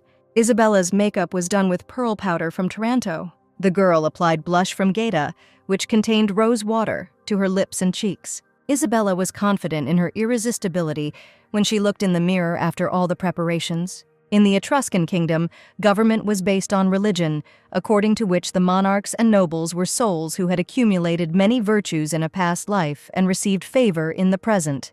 The common people are those who sinned in their previous lives. Therefore, noble souls should guide and govern the sinful. That is why in the Etruscan kingdom, the religion that gives power to the rulers must be absolute. That is why one very important event is being held here. Once a month, royalty, nobles, and commoners gather together in the church to listen to the great Mass, where the cardinal conveys the words of the Holy Spirit. On the appointed day and hour, Cardinal de Marais, accompanied by his entire family, entered the vaults of the temple. The young man in the red beret was delighted to see them, taking a particular interest in one of the daughters. Isabella de Marais attracted many glances with her youth and beauty. The women whispered, discussing her appearance, her new blue dress and the gold cross around her neck, the work of the jeweler Luca. Men considered her so beautiful that it was difficult to express it in words. Isabella's eyes sparkled with triumph. This was exactly what she wanted, to have all eyes focused on her. Isabella's graceful shoes treaded loudly on the stone slabs of the temple. Isabella walked with her head held high, enjoying the feeling of her own superiority over everyone around her. Suddenly, in the already familiar noise, she caught unexpected discussions. People were talking not only about Isabella herself, they wanted to know who was walking next to her, because this girl was seen here for the first time. Isabella turned around quickly and saw Ariadne walking behind her. After looking at her sister, Isabella smiled dismissively. Ariadne, getting ready for the solemn mass, did not use paint on her face, and her hair was gathered into a tight bun. Ariadne put on a black, dull, and gloomy dress and a very simple silver cross. Isabella thought Ariadne looked pathetic. Of course, she could not compare with Isabella's appearance. Ariadne also looked at her sister, who was proudly walking ahead. She thought Isabella was very stupid. No matter how much Isabella showed off, bragging about expensive things, no one would soon remember her.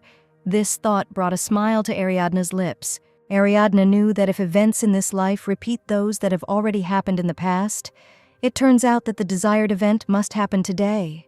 The blasphemy that shook the foundations of the kingdom, the event that became decisive and led Ariadne to her engagement to Cesare, will happen very soon. It was the Etruscan king Leo III who saved the cardinal who had gotten into trouble because of this incident, after which His Majesty made an offer to Ariadne's father as payment for his help.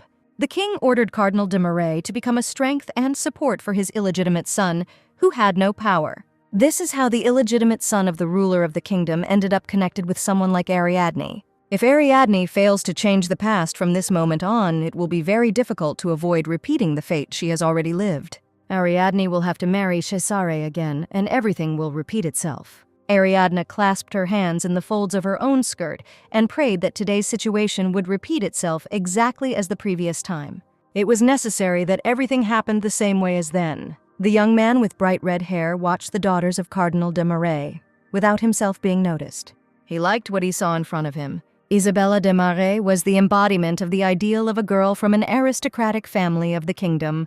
This girl was perfect for the young man, the exceptional treasure he was looking for. The young man's name was Cesare de Como, and he was considered the most handsome man in San Carlo. He loved the rarest jewels. His horses were of outstanding breed. He preferred the company of only the most beautiful women. All this had to be in Cesare's hands. First of all, he was the beloved son of King Leo III and his adored mistress, Countess Rubina. It was not surprising that too many envied the young man, so generously gifted from birth. Cesare believed that only the most beautiful girl of San Carlo was worthy of becoming his wife. Cesare, admiring Isabella, thought that he would soon have to ask Cardinal de Marais for her hand again, and at the meeting next month, try his luck by informing his own father of the upcoming wedding. Suddenly, a loud laugh attracted the young man's attention. The golden-haired youth in the crown, Crown Prince Alfonso, leaned towards the king and discussed something quite animatedly with him. Cesare, who had no access to the royal balcony, could only look at it with envy from below. Alfonso laughed happily as he addressed his father, and the king looked at his son with pride. A dark shadow fell on Cesare's face. The feelings that overwhelmed him were the darkest. The young man clenched his fists in impotent anger. Being illegitimate, Cesare could not be recognized as the king's heir, so he now hid behind a thick screen. Only in the secret chambers of his mother could he be considered a true son to his father. Cesare thought with irritation about Alfonso, who was not old enough to occupy an important place next to the king. Suddenly, something not quite foreseen caught Cesare's attention. Cesare walked up to the balcony railing and peered down. The girl who caught his attention came with Isabella's family. She was tall, dark-haired, dressed in dark clothes. Cesare turned to Countess Rubina and asked who it was in the black, nondescript outfit standing with the de Marais family. The Countess replied that this was the Cardinal's second daughter from another of his mistresses, and she asked her son if he had heard that this girl had already managed to attract the attention of Queen Margaret. Cesare asked in surprise what was so special about her. Rubina advised her son not to judge a person by his appearance. It was worth considering that this person managed to please such a fastidious person as Queen Margaret. The girl was clearly not so simple. Cesare looked at the girl more closely, muttering that he couldn't imagine where a woman could use her intelligence. Rubina looked at her son and asked if he thought his mother was able to stand so close to the throne only because of her pretty face. Cesare thought about these words. He asked if it wasn't Rubina's beauty that helped her achieve success, but the Countess called him a poor fool. Cesare noticed that it seemed the sermon was beginning. He noticed one man in the temple. It was a man with a closely trimmed beard. It seems that this was Apostle Sarubedo. This man gained great fame in the kingdom, mainly among the poor population, thanks to the help he provided to those in need. Contrary to the teachings of the faith, where a person's birth as a commoner was interpreted as a punishment for his excessive sinfulness in a past life, Apostle Sarubedo preached something completely different to the poor. With his lips he carried an unprecedented heresy, claiming that the most humble sinners can become sons of God if they only learn the teaching of the Holy Spirit and follow it in their present life. According to Sarubedo, every low-born person could achieve high status. His words from the temple platform caused whispers and gossip in the crowd present. Sarubedo said that at birth, Isaac was a simple man, the son of a shepherd, who came into this world in a barn, and he lived like an ordinary man, until at the age of 30 the Holy Spirit overshadowed him, testifying that he was the Son of God. It was difficult for Cardinal de Mere to hear such things in his church. People whispered, discussing whether these statements were contrary to the Holy Book, and whether it was time to stop him. Sarubedo stated that it was only when he was chosen as a god through the first sacrifice that Isaac, who was born a simple man, was named saint and endowed with the same divinity as the Creator. Cardinal de Mere realized that Apostle Sarubedo was a heretic, and his philosophy was contrary to the conditions of the kingdom. The cardinal thought that no one dared to preach a sermon that emphasized the faith at a mass led by de Mere. If nothing is done about this, both the cardinal and the preacher will be called heretics. The problem was that Sarubedo had been invited to the mass personally by His Holiness. Trying to stop the sermon would be seen as an insult to the ruler, so the cardinal had no idea how to deal with this situation. Apostle Sarubedo continued to loudly proclaim the simple origins of Isaac Gon. The cardinal watched in horror as what was happening. Raising his hands above his head, Sarubedo proclaimed that the saint was the Son of Man, a mere mortal, which contradicted the Holy Scriptures. "For God's sake, be ashamed," said a voice, interrupting the preacher's speech. Opposite the podium stood the figure of a girl, the light from the open doors of the temple clearly outlining her silhouette. Ariadne walked along the path through the entire ceremonial hall, attracting everyone's attention. Ariadne's green eyes shone with unwavering determination.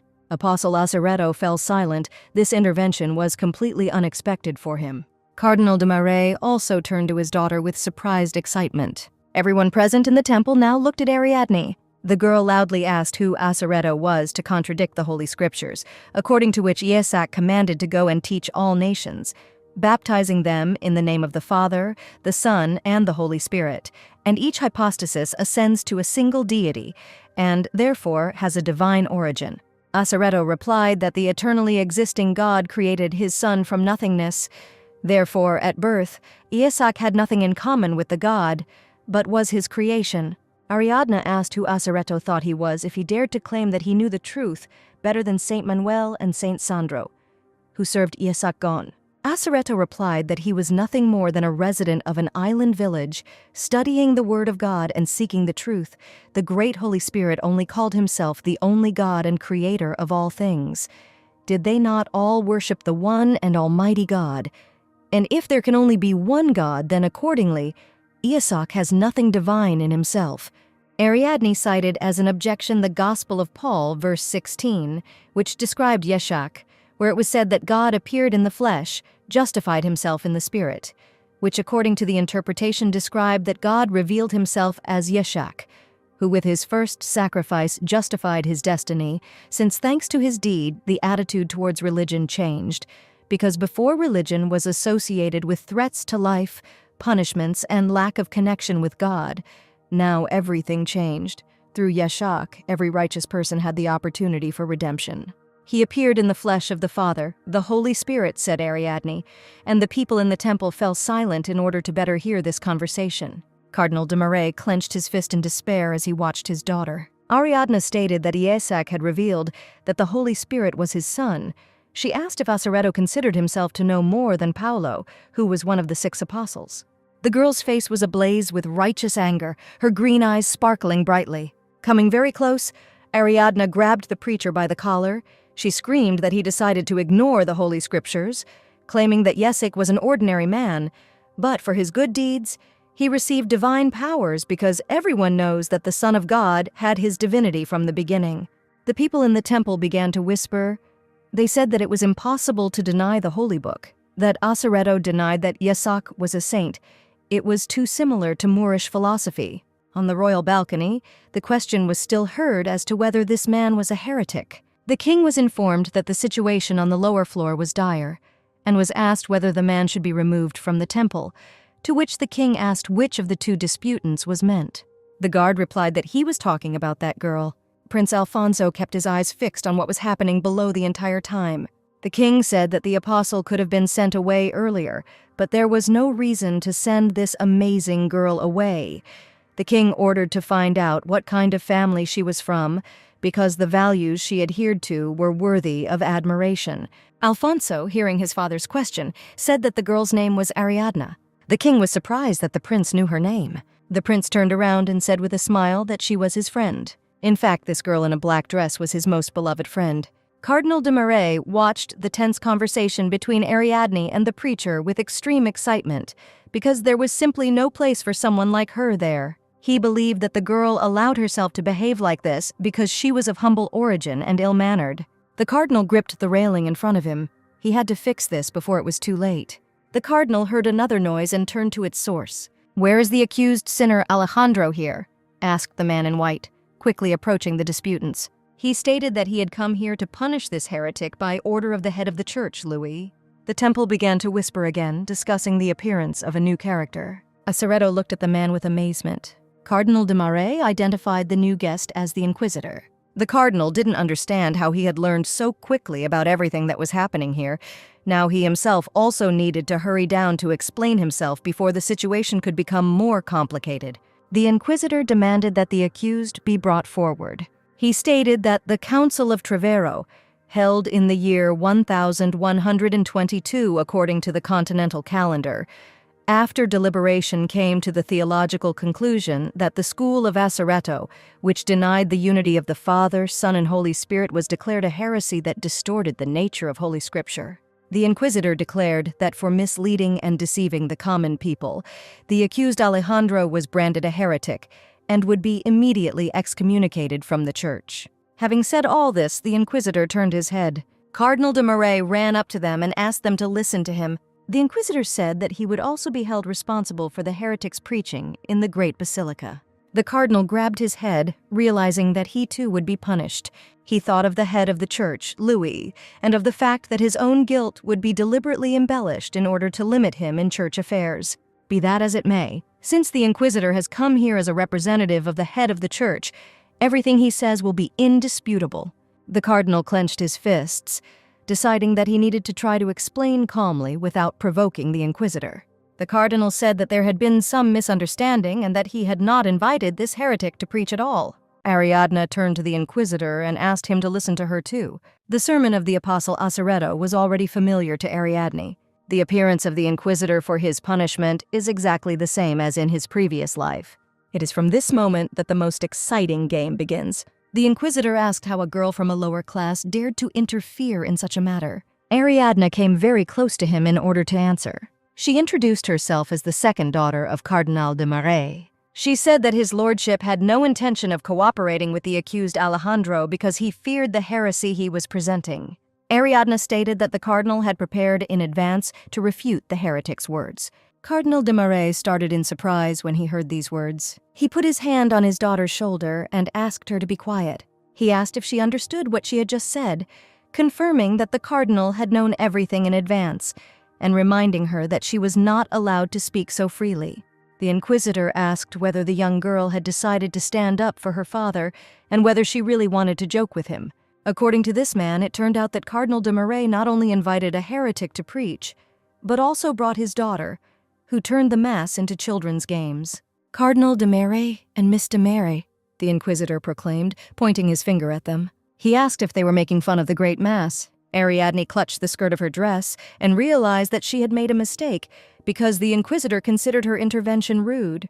However, if she made a mistake in front of him now, her plan would fail, and that would mean the end for her. Ariadna stated that she was acting this way only out of respect for the head of the church. She recalled that he personally invited Apostle Asaretto to San Carlo, and if the cardinal had objected before the start of his guest's sermon, it is unknown how His Holiness would have reacted to this. These words made an impression on the Inquisitor.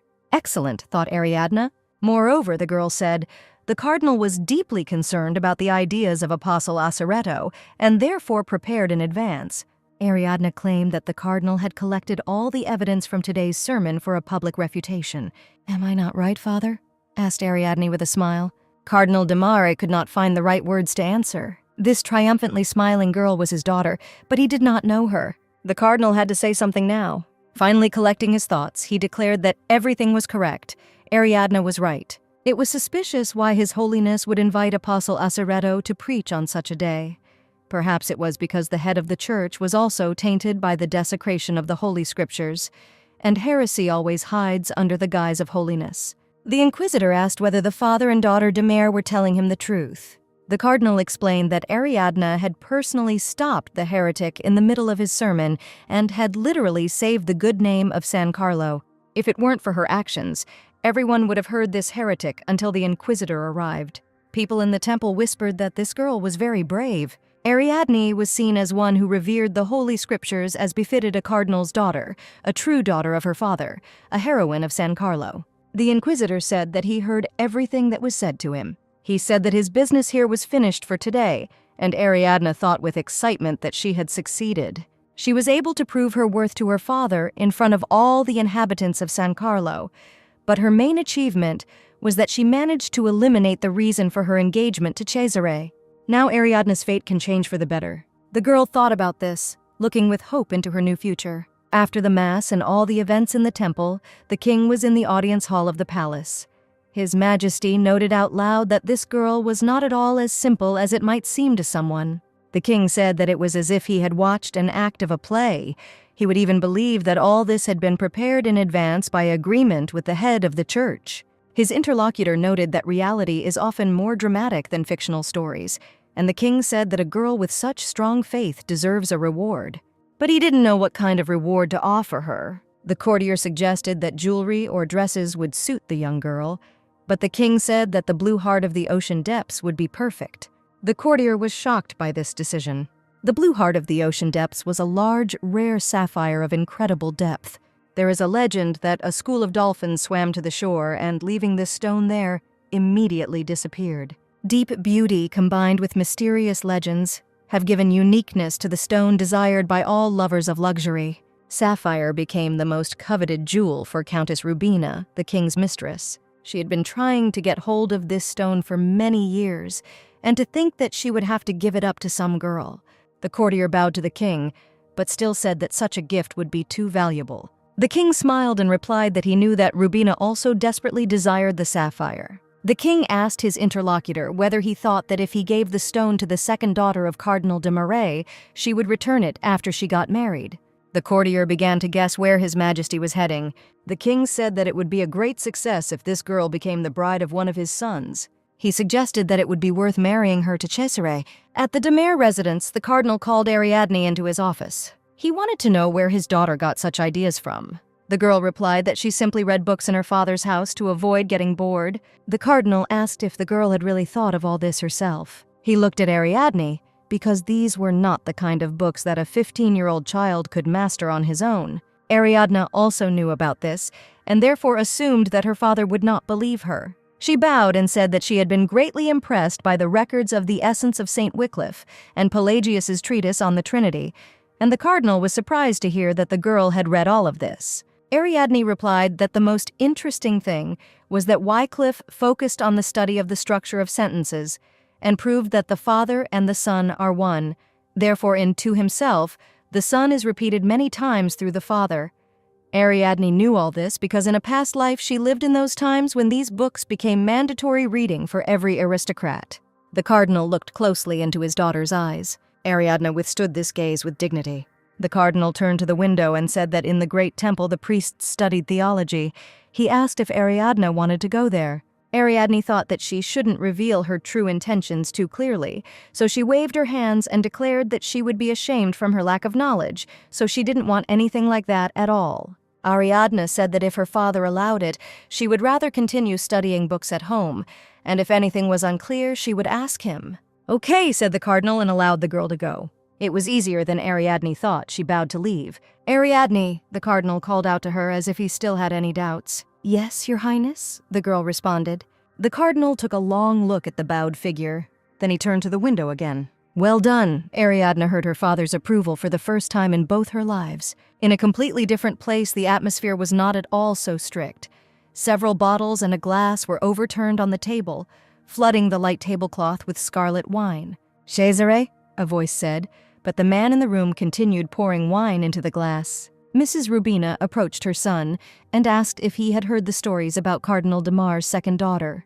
She said that this girl is very religious. She has already been called the savior of San Carlo. Rubina thought it was expected that the cardinal would have such a child, but everyone in the Etruscan kingdom praised this girl.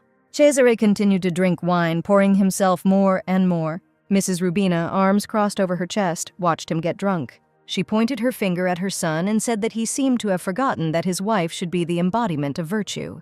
She stated that it was necessary because Cesare would become king. Cesare squeezed the empty glass in his fingers and put it on the table, saying that his mother should come to her senses. Alfonso had already taken the place of the legitimate heir, so the illegitimate one would not be able to take the throne. Cesare grinned and poured wine into his glass again. Rubina told him to stop contradicting her, because she was already tired of repeating that Father Cesare loved him. The young man stared furiously into the void in front of him. He rose from the table, knocking over the chair he had just been sitting on. Cesare exclaimed that his father loved him so much that he gave him a meager title of nobility and a palace without lands, and now he was just a miserable count. Rubina looked at her son with poorly restrained irritation. The glass fell and shattered into pieces with a thin ringing sound. Rubina asked how the son born in her womb dared to raise his voice at her. The woman grabbed Cesare by the collar of his shirt. "You will be king," she whispered in his ear with a wild look in her eyes. A bloody web seemed to envelop the mother and son. As soon as Rubina released Cesare, the young man turned away. Rubina said that there was talk at court, that His Majesty would give this girl the blue heart of the ocean depths. She asked Cesare if he knew how much she had wanted to have this stone for herself. "Yes, mother," said Cesare. He remembered that it was because of what the astrologer had told the countess. "That's right," Rubina said with a smile. "The man who possesses the blue heart of the ocean depths will become king. When this happens, Rubina will become the king's woman, and Cesare will become his father's true son." Cesare began to think that the other part of this astrologer's prediction was already coming true. Therefore, Rubina was sure that she was doing everything for the sake of her son's happiness, and now he needed to get this stone and become its owner. This piece of paper stated that the second daughter of Cardinal de Mar, for demonstrating high religious devotion at the Great Mass, had earned praise and gratitude, and was therefore invited to the Queen's court. The cardinal ordered a carriage to be brought, in which Ariadne went to the palace. She stepped out of the carriage in a new dress and modest, neat shoes. Ariadne looked with hope to her new future, which was not supposed to repeat her past fate. Cardinal de Mar told her not to make trouble, to be modest, and to behave quietly. After this, the cardinal left, and looking after him, Ariadne thought that she could never have imagined that he would personally see her off. This time the invitation came from the queen, who was supposed to thank the girl instead of the king. Ariadne walked forward into the palace and thought that she was only trying to avoid her engagement to Cesare, but things had gone too far. In one of the palace corridors, she passed by a large mirror and looked at herself with an appraising glance. Today, she looked completely different from how she had looked that day in the temple. Her dress was light and cute, but she thought it looked too plain. Ariadne thought that if she added a flower to this look, it would look more elegant. This idea seemed to her to be extremely successful. Ariadne went out into the garden and walked along the green lawn. The girl remembered that there were peonies somewhere in the backyard of the royal palace. Ariadne suddenly heard a familiar voice and began to look around to understand where it was coming from. "I'm here!" Alfonso shouted. The prince sat on a branch of a large tree directly above Ariadne's head. The girl looked up in surprise and saw Alfonso. The prince smiled joyfully at her. The sun's rays seemed to surround him with a golden glow. He invited Ariadne to come up to him. Soon, Ariadne also climbed up the thick tree trunk and sat down next to Alfonso on a comfortable wide branch. The fingers of their hands lying on the warm tree bark almost touched. Alfonso suddenly noticed with alarm that his friend was sitting next to him in a light dress. Ariadne asked with a smile which of them, without even thinking, ordered to climb the tree. "Ariadne," said the prince, tapping his fingers on his own knee. The prince looked into the girl's eyes and asked if she wanted to rise. Ariadne thought that Alfonso was asking her to sit on his lap, which seemed too direct to her. She urged herself to come to her senses and stop hesitating. After all, thanks to Alfonso, she would be able to successfully avoid both Cesare and her future life with the de Mare family. This was her golden chance. The prince grabbed Ariadne with both arms and easily lifted her up, almost pressing her to himself. Ariadne felt how close they suddenly were. She thought she could even hear Alfonso's heart beating. Her own heart was pounding just as loudly. "It's ready," Ariadne suddenly heard. She saw a white cloth thrown on a branch. Alfonso said that now the girl's dress would not get dirty. But Ariadne thought that the prince had only stirred her heart in vain. Alfonso asked what brought Ariadne to the palace. She said that Her Majesty Queen Margaret invited her to an audience. The prince immediately guessed that this could be about that significant day, after which his father praised his savior for a long time and was very upset that he could not reward her with a knighthood. Ariadne said with a smile that she was very sorry, because she could have become a knight. They sat on a branch, swinging their legs in the air, and Alfonso asked if it was true that Ariadne wanted a knighthood. The prince pressed his hand to his chest and promised that in that case he would one day bestow a title upon her. Ariadne laughed and asked if she would have to swear allegiance to his highness. The prince looked at her and she cleared her throat in embarrassment, covering her face with her hand. "I swear with all my soul," she said decisively, "that from this moment on I will be faithful only to my master." Her hand fell into the prince's palm, and Ariadne said that she would defend the honor of her liege in the face of any adversity and put his safety above all else, even her own life. She swore to always tell the master only the truth and to fulfill all the promises she made to him. Ariadne said that she would not change her decision and would never leave her master. She would always be by his side.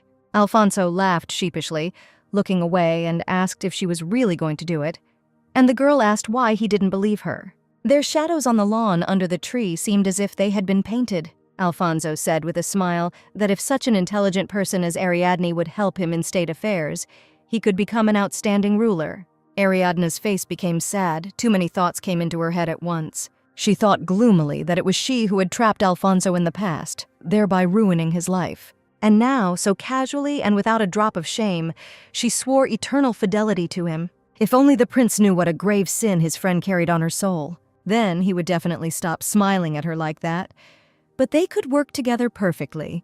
Ariadne was sorry that they couldn't. Lost in thought, Ariadne slid off the branch she was sitting on. She almost fell, but Alfonso shouted at her to grab onto it. His face was distorted with fear. Alfonso picked up the girl and held her in his arms. The prince asked worriedly if she was okay. Ariadne looked at his face and felt his hands on her waist. "Thank you," the girl managed to say. The prince sat her back on the branch and asked her to be careful. "What is this?" thought Ariadne. Her heart suddenly responded to what was happening again. Alfonso looked at the girl and asked what she was looking for on this side of the garden, since it was impossible to get to the audience with his mother by such a road. "Ah," said Ariadne, and explained that she had come there in search of a flower to decorate her hair, because she thought her dress was too plain. Alfonso asked in surprise if this was really a simple image, since wasn't Ariadne beautiful? Ariadne froze, meeting the prince's gaze. She said that she had no jewelry on, and that her dress lacked elegance, probably. None of the young maidens had ever appeared at the queen's court in such a wretched state, and only after she had finished speaking did Ariadne realize that she seemed to have said too much. Alfonso finally realized what was bothering his girlfriend. He took a richly decorated ribbon that complemented his luxurious suit. The prince asked if Ariadne would like this. Alfonso wove a ribbon into the girl's hair and tied it into a bow. Ariadne touched her resulting hairstyle in surprise. She had a hard time hiding her triumphant smile because this was something unusual. The prince took off the ribbon and personally tied it on her hair. Ariadne thought that Alfonso had an unusually pure and naive soul, and the prince asked with a grin if it didn't look strange, since it was the first time he had done something like this. Ariadne thanked the prince with a smile. The order, which was signed by King Leo III, stated that this award was granted to the second daughter of Cardinal de Mare. Queen Margaret read it to Ariadne, who was kneeling, in the presence of many of her ladies. "Rise," said the queen, and Ariadne stood up slowly. Queen Margaret took the large casket in her hands and said that she herself did not know that His Majesty would choose such a thing for Ariadne as a reward. Ariadne asked if it would be appropriate to ask Her Majesty what was in the chest. The chest contained a reward of 50 gold ducats. The queen personally placed a small box of trinkets. And also there was the blue heart of the ocean depths. Ariadne's eyes widened in amazement. The girl fell on her knees again and exclaimed that one like her would not dare to accept such a magnificent gift. She begged Queen Margaret to understand her. The queen looked at Ariadne in silence. The ladies whispered, "Could anyone really refuse such a treasure? Did she not realize the honor bestowed upon her because such a stone could become her family heirloom?" Ariadne swallowed convulsively. For some, such an award was a matter of family honor and meant great respect. But for her, it was tantamount to a threat to life. Anyone who wanted to get it for themselves would become a threat to Ariadne. Queen Margaret declared that she understood the reasons for Ariadne de Marais' actions, but that she was not free to disobey His Majesty's order. The queen leaned towards Ariadne and asked her to accept this gift. The girl heard whispers all around. The queen said that there was no way to defend against them alone, and Ariadne would have to subdue all those who desperately wanted to get the stone. The queen said that Ariadne would have to find a balance whereby all these people would restrain each other. The queen retreated from Ariadne and said that it would not be easy for her, but there was nothing else to do. "Your Majesty," said Ariadne. If it didn't seem too presumptuous, the girl wanted to ask for another reward. Ariadne and Queen Margaret's gaze met.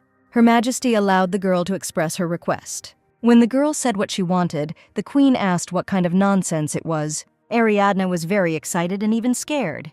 She looked at the queen, waiting for her decision. Queen Margaret said that this would not be the only request. She smiled, looking at the girl. Ariadne thought with hope that she had succeeded again. Queen Margaret could not say that Ariadne's 2 requests would be easy to fulfill. However, a similar gift had already been prepared for this girl. Ariadne did not understand at all what Her Majesty was talking about. One of the ladies remarked that Her Majesty seemed to be very kind to this girl, but the queen said that Miss was half a century younger than them and was also very nice, which was what made her so attractive.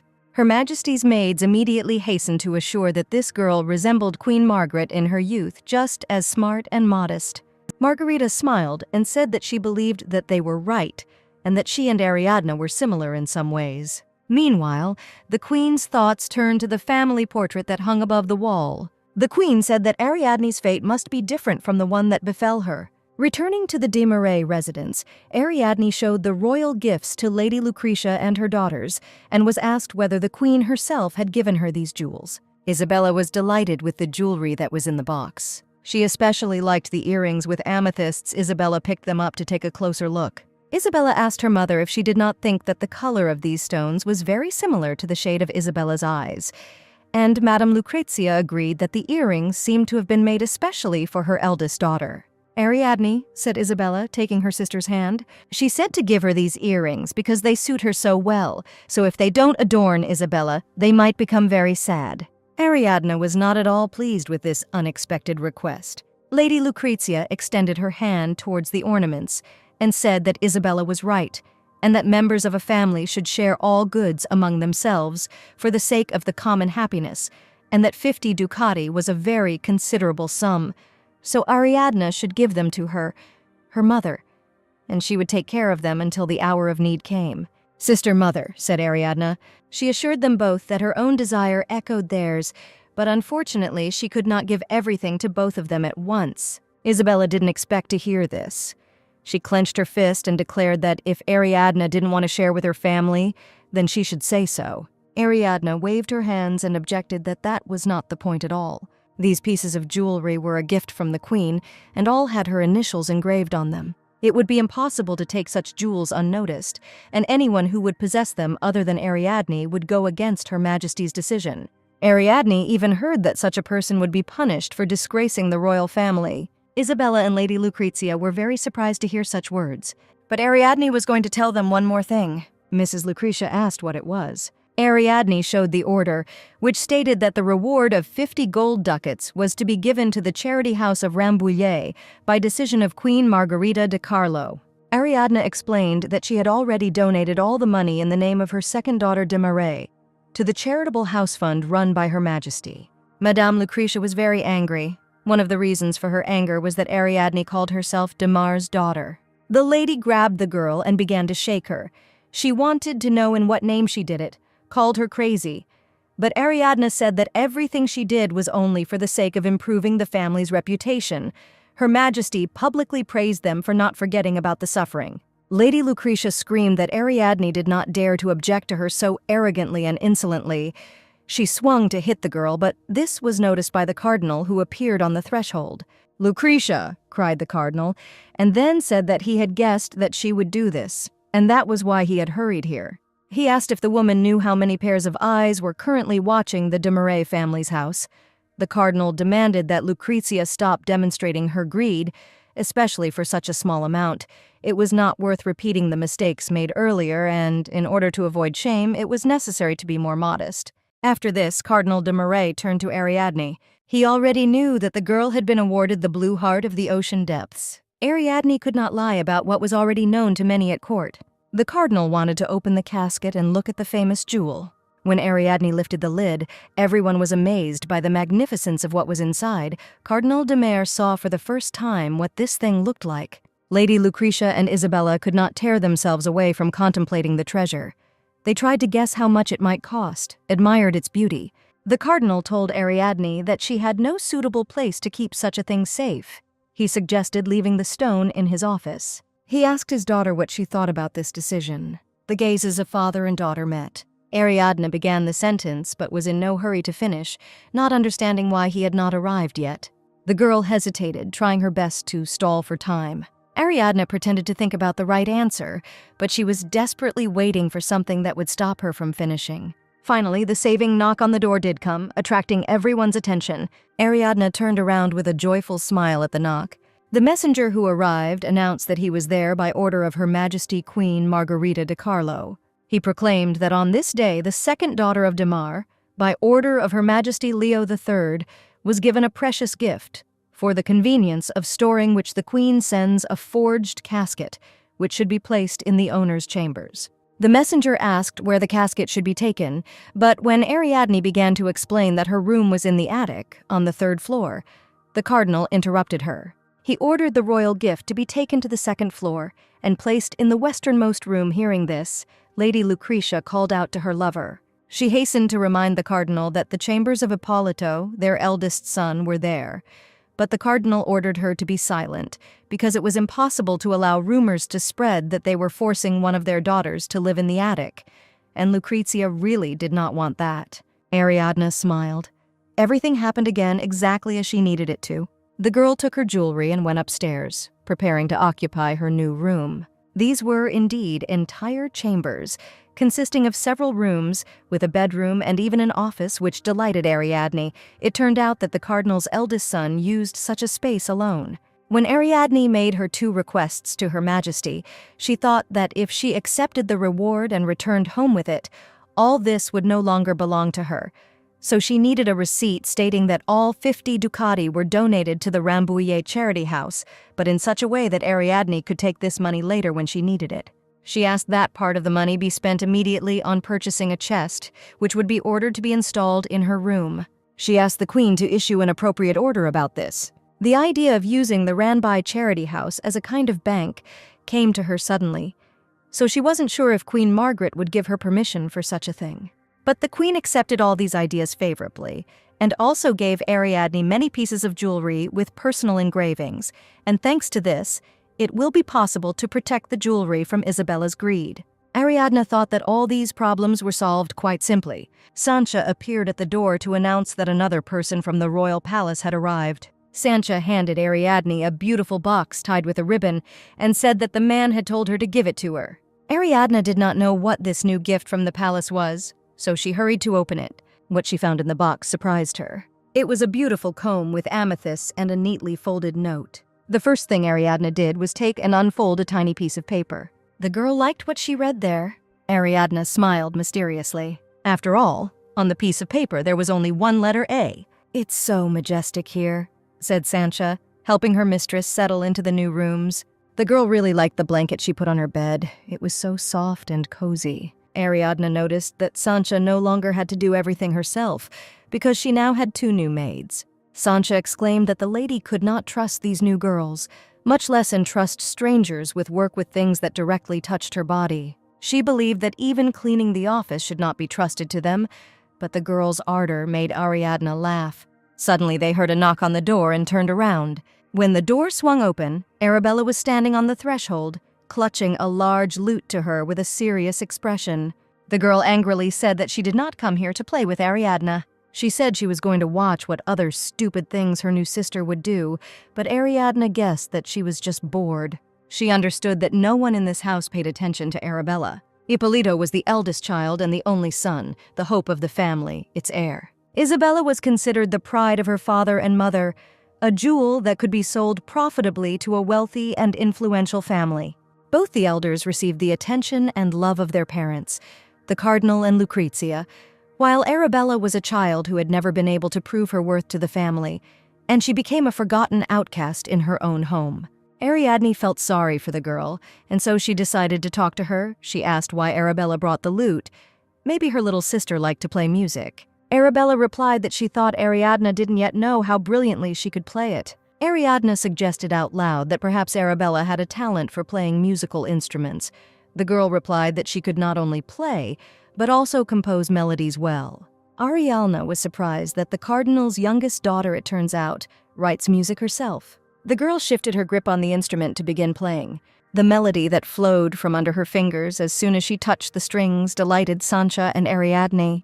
It was amazing that the girl came up with something like this on her own. Sancha exclaimed that Mrs. Arabella was simply incredibly clever. Arabella smiled coquettishly and said that it was not all that incredible. Ariadne suggested that if Arabella had such a talent for composing, perhaps she should ask her parents to buy her other instruments, since the organ would be much better suited for writing music. Arabella clearly hesitated, choosing her words for her answer. She admitted that she wanted to remake this melody for the Mass, so the organ would be more appropriate for such a task, but the mother said that such expenses for the sake of one girl would be too expensive a pleasure. Arabella knew that no one would do something like that for her, and since Sister Isabella would not use the organ, there was no point in buying it. Ariadne thought about it, and a plan was already beginning to emerge. She suggested talking not to Mother, but to Isabella. After all, if Arabella manages to persuade her sister, then perhaps her mother will also give her consent. Looking at the girl's expression, Ariadne thought that she most likely realized that she was loved less than Isabella. Ariadne found it strange that she felt sympathy for a child whose situation was several times better than her own. Here, one still had to ask who should worry about whom. When all three sisters gathered in the study room, it was a good time for them to start a conversation. Arabella was collecting her thoughts. Ariadne was looking thoughtfully out the window, and Isabella, as always, was preening herself in front of the mirror. "Listen," Arabella turned to her sister. Isabella didn't even look up from her mirror, enthusiastically powdering her face. Arabella asked if Isabella could ask her mother to buy an organ for them. Isabella replied that even if the younger sister needed it, it did not mean that others should and could immediately acquire it. She didactically remarked that extravagance was a bad trait that did not suit a true lady who knew her manners. Arabella exclaimed excitedly that this was not a mere whim. She really intended to use the instrument for good. Ariadne thought that Isabella was too serious and confident in stating such rules, while she herself used expensive cosmetics and luxury items of unimaginable value. Without even noticing this discrepancy, Ariadne decided it was time to intervene and informed Isabella that the melody Arabella had written was simply beautiful and was not a childish joke. She asked her younger sister to play her melody for them. Arabella agreed excitedly. At the first sounds of music, Isabella's eyes widened in surprise. She asked in surprise if her younger sister had really made it up herself. "Yes," Arabella answered confidently, clutching the lute to her. Isabella asked where the girl was going to perform it. Arabella replied that it was a melody for a Mass, but it was not quite finished yet. Isabella thoughtfully made a decision, her violet eyes clouding over. She walked up to Arabella and hugged the girl tightly, offering to talk about something secret that should remain only between them. The older sister's face became too gentle, and Arabella clearly did not know how to react to the unusual treatment. The girl turned around and looked sadly at Ariadne. She asked her to leave the room for a while. Ariadne and Arabella's eyes met. The younger sister was clearly very worried. When Ariadne went out the door, Isabella turned to Arabella. She stroked the girl's head and said that the status of a family was determined by the most capable and outstanding person in it.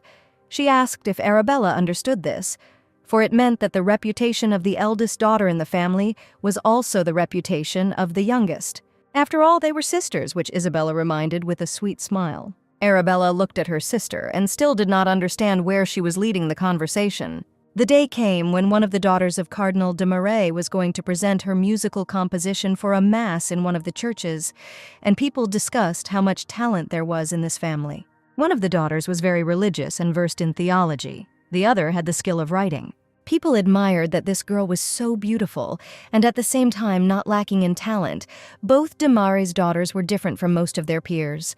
A radiant Isabella de Mar walked proudly into the church, blinding everyone with her smile. She thanked everyone present for coming here. Isabella's special attention was drawn to a young man and a girl who had just appeared in the church. The girl's name was Camelia. Isabella greeted her, surprised that she had arrived quite early. Camelia shook Isabella's hand and thanked her for the invitation. Isabella replied that they would be playing her first composition, so she simply could not help but invite a person who understood music so well. Isabella noted that the guest had arrived with her fiancé Ottavio, and then, turning to the young man, said that she had missed his company, to which the young man beamed and said that Isabella was as beautiful as ever. Camelia suddenly noticed that the two were so engrossed in their conversation with each other that they had completely stopped paying attention to her. This scene darkened the girl's mood.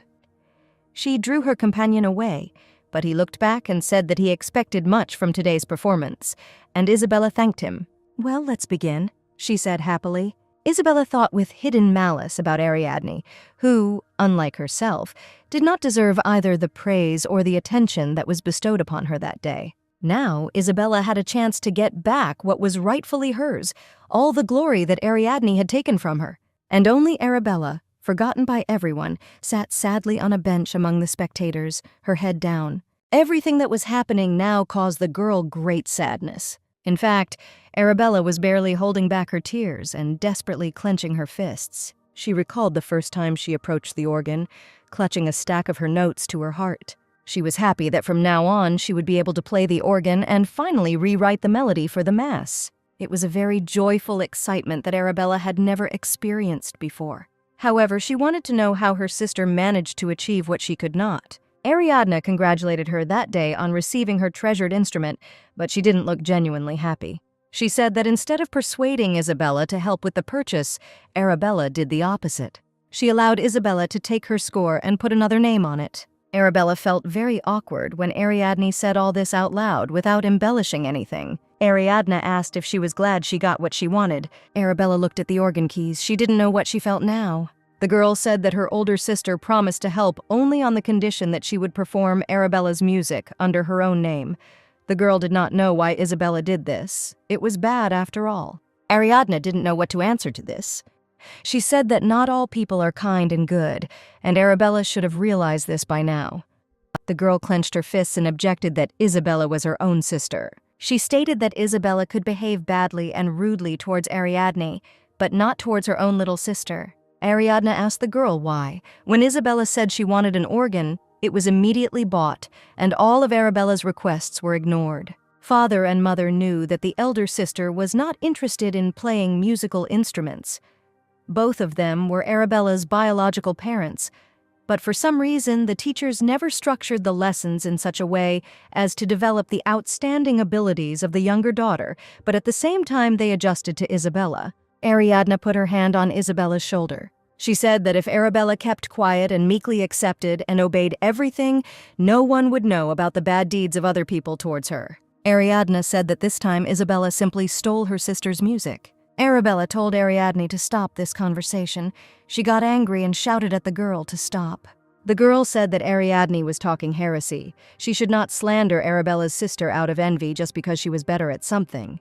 Arabella declared that her mother and Isabella loved her. She screamed that the most important thing was that she was a real de Marais. Arabella called Ariadne a fake, and bitter tears rolled down the girl's face. She quickly turned around and ran away. Ariadne looked after her sadly. It reminded her of how in her past life she had also so stubbornly denied it, because by admitting something like this, you also realize your own unhappiness. All that Ariadne could do for her younger sister was insignificant. On the day when the melody was to be presented to the public, Isabella was in decisive command of the proceedings. She told the musicians to begin and smiled, reveling in her own triumph and everyone's attention. At the first sounds of the music, a sigh ran through the rows of listeners. It was obvious that the conductor was surprised by the musical notation of what they were supposed to play. The melody suddenly turned into a strange creaking sound that no one expected to hear. Arabella was terrified and trying to figure out what she could do to fix the situation. It was obvious to her that something had been mixed up with the notes. The listeners' faces were obviously dissatisfied, but they still clapped their hands.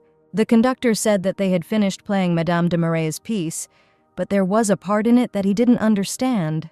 The young man showed Isabella the notes and said that in the middle of the melody there was an illogical construction of notes. He asked why it was there. Isabella smiled and replied that she just wanted to emphasize that part. The conductor noted with bewilderment that this was too bold a decision. However, the part where the organ solo begins was quite strange. The scale from C to A jumps so sharply. It will be difficult to play this section correctly because the musician will have to try hard to perform it with one hand.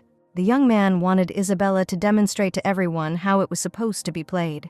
Isabella asked if he was offering to do it herself, but Arabella, looking at her, thought that her sister could not read music at all, so there was no need to even talk about performing. Isabella asked the musicians why the acknowledged masters of their craft could not play a melody, whether it was because their skills were not as high as everyone said. Arabella, hearing this, nervously bit her nail. She realized that she had to help her sister get out of this situation. "Wait!" the girl cried, jumping up from her seat. Arabella explained that the final version of the score accidentally omitted the introduction of string instruments, which led to unintentional errors. "Of course," said the girl, "even the most skilled musician could not play something like that."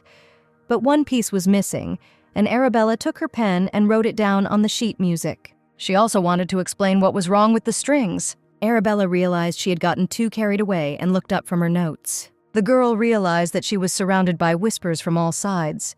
People wanted to know if it was her own creation. People said that they found the rumors that Isabella de Mar was also knowledgeable in music strange. Camelia suggested that Isabella simply stole the composition from her own sister. She called her a shameless girl. Isabella looked back at the girl, barely containing the feelings that were overwhelming her. "Stop!" cried Mrs. Lucretia. "She said that there must have been some misunderstanding." According to Lucrezia, the melody that was played today was written together by the de Mar daughters. The basis of the melody was composed by the older sister, and then the younger girl completed it. Mrs. Lucretia explained that Isabella had made a significant contribution to the work. Most of it was written by Isabella, and therefore she did not want any misunderstandings to arise and bad rumors to spread. A loud laugh from the opposite end of the room attracted everyone's attention, and a voice that came after asked whether the lady was telling the truth. The young man who asked this looked straight at Madame Lucrezia.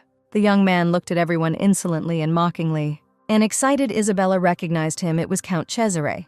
The young man had many acquaintances who greeted him joyfully as he walked through the hall. Cesare bowed before Isabella to kiss her hand and declared that he had not seen her for a long time either. He called her beautiful Isabella and noted that she was as gorgeous as always, which made Isabella's heart melt. Cesare said with a smile that the girl lived up to her title as the capital's first beauty. He stated that Isabella de Mar's greatest asset was her beauty. Moving closer so that no one but the two of them could hear his words, Cesare said that sometimes a person seeks to fit in with society and gain influence by wearing clothes that do not suit him at all. According to Cesare, it always looked disgusting, just like it did today. Isabella asked what he could know about someone else's life. Cesare wondered if he was wrong. Isabella, without holding back her emotions, exclaimed that she did not care about such things at all. Cesare smiled and replied that he had not intended to say anything about her, but nevertheless, she somehow understood him from the first word. Isabella looked away in confusion. Cesare shrugged and remarked that being so beautiful and also so intelligent was incredible. He loudly declared that everyone now knew that Miss de Mare, in addition to all her other virtues, also possessed an exceptional mind. These words caused laughter among Cesare's friends. Isabella was shaking with suppressed anger. She tried to say something, but Cesare easily cut off both her words and movements, and then said that he came here to listen to good music, but became a witness to such an unexpected situation. He said that he had seen enough for today, so he would leave first. The young man bowed and turned to leave. Those who followed him looked at Isabella sideways. People began to stream out of the temple, leaving only the de Marais family in the hall. Isabella watched her audience go. She noticed all the disdainful and mocking glances that were directed in her direction. She wanted these people to stop looking at her immediately, for them to leave here. Cesare and Ottavio entered the arch of the gate, far from the temple. A friend asked Cesare why he decided to intervene. Cesare asked what he meant. Ottavio recalled that it seemed to him that Isabella de Mare had previously caught Cesare's eye. This girl had self-esteem. She had a beautiful appearance, so her narcissism was obvious and understandable. But now it will be very difficult for Cesare to win Isabella over again. Ottavio nudged his friend and asked if he was sure he was up to the task, or if he had perhaps lost interest in the girl altogether. Cesare's eyes narrowed unkindly. He asked since when he had to express his own opinion based on a woman's mood or judgment. Ottavio realized he had said something wrong. Cesare said that the one who wants to be near him must be patient and wise enough not to open her mouth in vain, provoking him to unflattering speech. Cesare said that his mood had worsened and now he wanted a drink. He jumped into the saddle and said that he would go first, but then they could meet at the agreed place. Ottavio was once again surprised at how hot-tempered his friend was. Returning to the de Marais residence, Isabella was sobbing. She was inconsolable. She did not understand how she could now show herself to people. She asked if Count Cesare's mother had seen that look of contempt on his face, while others were looking askance, and now everyone would begin to avoid Isabella in high society. Mrs. Lucrezia stroked Isabella's head, called her poor daughter, and tried to persuade her not to cry. She turned angrily towards the frightened Arabella standing nearby. She screamed at her youngest daughter, wanting to know who allowed her to interfere. Arabella looked down, trying to find the words to explain that she just wanted to help. Besides, the girl could not allow the melody to be played with the wrong notes. When she told this to her mother, Mrs. Lucrezia cried out that it did not matter at all whether the notes were correct or not, because now the name of the elder sister was tarnished, and rumors would fly around the city in an instant. Isabella, too, turned her tear-stained face towards Arabella and exclaimed that it was because of her that everyone would whisper vilely about her music. "Your music," Arabella repeated sadly, feeling lost and alone. The girl objected that the melody was actually hers. Isabella didn't expect to hear this at all. Arabella screamed that she had written this music and that her sister had simply taken it away. Isabella continued to cry bitterly. Arabella turned to her mother. She said that it really was her melody, which her sister simply took away. Mrs. Lucretia had to know this, even if no one else would tell the whole truth. Mother looked at Arabella without sympathy and sternly pronounced her name. Mrs. Lucretia coldly called her youngest daughter by name. She asked if Arabella was talking about her older sister now. The girl raised her eyes and looked at her mother with hope. Madame Lucrezia hovered over Arabella and grabbed her by the dress.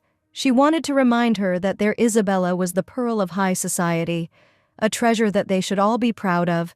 The lady would not allow anyone to spoil it, not even the worthless melody that her youngest daughter wrote. A thin, long rod appeared in the hand of Lady Lucretia, and the lady asked if Arabella realized her mistake. The girl's eyes filled with tears. She declared that it was Isabella's fault that she took someone else's music for herself, and if it weren't for this act, nothing would have happened. Lucretia asked whether her daughter refused to admit her guilt and swung the rod to strike. The sounds of the rod cutting through the air could be heard from behind the closed doors, as could the girl's screams, insisting that she was not guilty. After some time, Arabella herself appeared from behind the door, her head hanging dejectedly. The girl looked completely unhappy. Barely moving her legs, she wandered along the long corridor. The maids who saw her whispered to each other, discussing what had happened in the master's family. They looked after the girl, and their faces expressed sympathy. But Arabella paid no attention to anyone and stubbornly walked forward without looking up. Suddenly, a green dress appeared in front of the girl. Someone blocked her path. Arabella finally looked up to see who was standing in front of her. It turned out to be Ariadne. She was looking attentively at her little sister. "Arabella," said Ariadne, and extended her hand to the girl. "Come here," the girl said, and opened her arms wide. A look of confusion appeared on Arabella's face. She began to cry bitterly again and rushed towards Ariadne, clutching her tightly. Ariadne looked at her younger sister very sadly, sharing her emotions. Arabella burst into tears while Ariadne stroked her head. Ariadne knelt down to make it easier to hug the girl tightly and let her cry. A few days later, an invitation arrived at the de Mar residence, stating that, thanks to the help of merchants from the Republic of Porto, an exhibition of many valuable works of art was planned for the last Friday of August. The invitation stated that the highlight of this event would be the appearance of Crown Prince Alfonso, and representatives of other noble families. The invitation was addressed to Miss Ariadne de Mar by the Marchioness Alexandra de Cibo, who hoped that the recipient would take advantage of the wonderful opportunity to expand her friendships. Ariadne received the letter at a time when the entire de Marais family was gathered at the dining table. The girl immediately opened the envelope and read what was written. Her thoughts, as she immersed herself in reading, were directed to Alfonso. Isabella turned to the maid and asked if there was only one invitation. Miletta confirmed it. Isabella glanced sideways at Ariadne with poorly concealed envy and anger. She asked if she was going to the event at the Marquise de Cibo. With a sweet smile, Isabella asked not to think anything bad about her. She simply thought it necessary to remind them that Ariadne had not yet been introduced to society as she should have been. The thing was that before the debut, it was not allowed to go out into society without an escort. Hearing this, Ariadne thought that finally her sister said something sensible. "Sister is right," a weighty remark was heard in the dining room.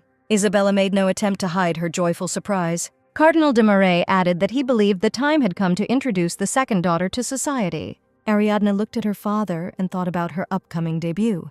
Isabella didn't expect to hear these words. She asked again, doubting that Ariadne would be able to hold her first ball since the season for such events had already ended this year. Isabella looked at her father with excitement, waiting for his answer. Every year, with the arrival of spring, as soon as the flowers bloom, young boys and girls from noble families are invited to the palace for a special event to greet the king and queen. Sometimes a debutante cannot appear at court because he is traveling, or he may be hampered by illness and poor health. In such cases, a separate ball is held to make a name for oneself in social circles. This is one of the privileges that the most noble people can take advantage of. Annoyed, Isabella asked if her father was really going to arrange such a debut for Ariadne. The cardinal replied that his second daughter was also capable of elevating the name of the de Marais family in society. Ariadne was surprised to hear her father say that after the ball, her freedom of action would increase, and she would be able to do much more. The girl silently watched the conversation but did not intervene yet. Isabella thought with irritation that if she could not stop her father, she should at least prevent her sister from visiting the salon of the Marquise de Cibo. She was quick to remind that it is not appropriate to attend such events alone. She said that even if she started preparing now and hurried very much, autumn had already arrived, and before her debut, Ariadne could not go to the salon without a guardian. Feeling her daughter step on her foot under the table, Mrs. Lucretia also intervened in the conversation. She said that she had been feeling a little unwell lately, so she couldn't go with Ariadne to this event. Perhaps the origins of the illness were in the heat. Lucretia suggested that they call a doctor to examine her, and Cardinal de Marais asked what the lady was doing that was making her sick. Ariadne nevertheless entered into the conversation, saying that she could not ask to be taken to the salon of the Marquise de Cibo when her mother was in such a bad state, because it would only be in her interests. "Is that so?" asked Isabella, and with feigned sympathy added that it was a great pity that nothing was going to work out this time, and it was even more unfortunate because the prince would be there. Ariadne slammed the cutlery down on the table. She smiled and replied that she had no regrets whatsoever. On the morning of the appointed day, the carriage headed toward de Cibo's salon. Joyful voices could be heard from the carriage. Ariadne laughed at Sancha, who was all in impatience for what was to come. The maid, unusually dressed, said that she was excited because the crown prince himself would be there. Suddenly, Sancha thought about something. Looking at Ariadne in her new dress, the girl said that she probably should have dressed nicer for such an occasion. She reminded her how many noble young men would be present among the guests, and Ariadne laughed and asked her friend to stop. But in some ways, Sancha was right when she said that it was good that they were able to go to this salon after all. This was made possible by Ariadne turning to Madame Romani and asking her to accompany her as a guardian, and the lady happily agreed. Now, admiring the sunny day through the carriage window, Ariadne thought about what paintings she needed to buy at auction, because today the works of a newly minted artist would be exhibited, the value of which would increase significantly next year, and in just a few years, she would be known as the ruler of this era. If you buy this master's works in advance, it will be a good investment in art. Even more importantly, Vittoria Nica would be at the auction. This statue of the goddess of victory was highly prized for its artistry and good state of preservation. In a past life, the statue was bought by some aristocrat. He displayed it in the courtyard of the mansion to show off the treasure he possessed. Sometime later, part of Halicardo's travel notes were discovered. They said that the goddess's fragile wing was damaged, so the statue was previously displayed without one wing, and that the head and left arm were missing. This image of the goddess became a symbol of her painful struggle, victory in the Celespontine War, and overcoming all the horrors of our days. For this reason, it was decided to preserve the statue in a dilapidated state. In other words, the sculpture the aristocrat purchased was a fake. Ariadne remembered that when the inhabitants of San Carlo learned of the deception, the talk in the capital did not subside for quite a long time. Even the scientists were excited by the question of the authenticity of this creation. Ariadne anticipated interesting events and was secretly glad that this whole situation had no direct relation to her. When they got out of the carriage, the arrival of Demar's second daughter was announced loudly, and all the guests heard about it. Ariadne's appearance attracted everyone's attention. Ariadne was dressed in a new golden dress, her hair was decorated with flowers, and her green eyes were shining.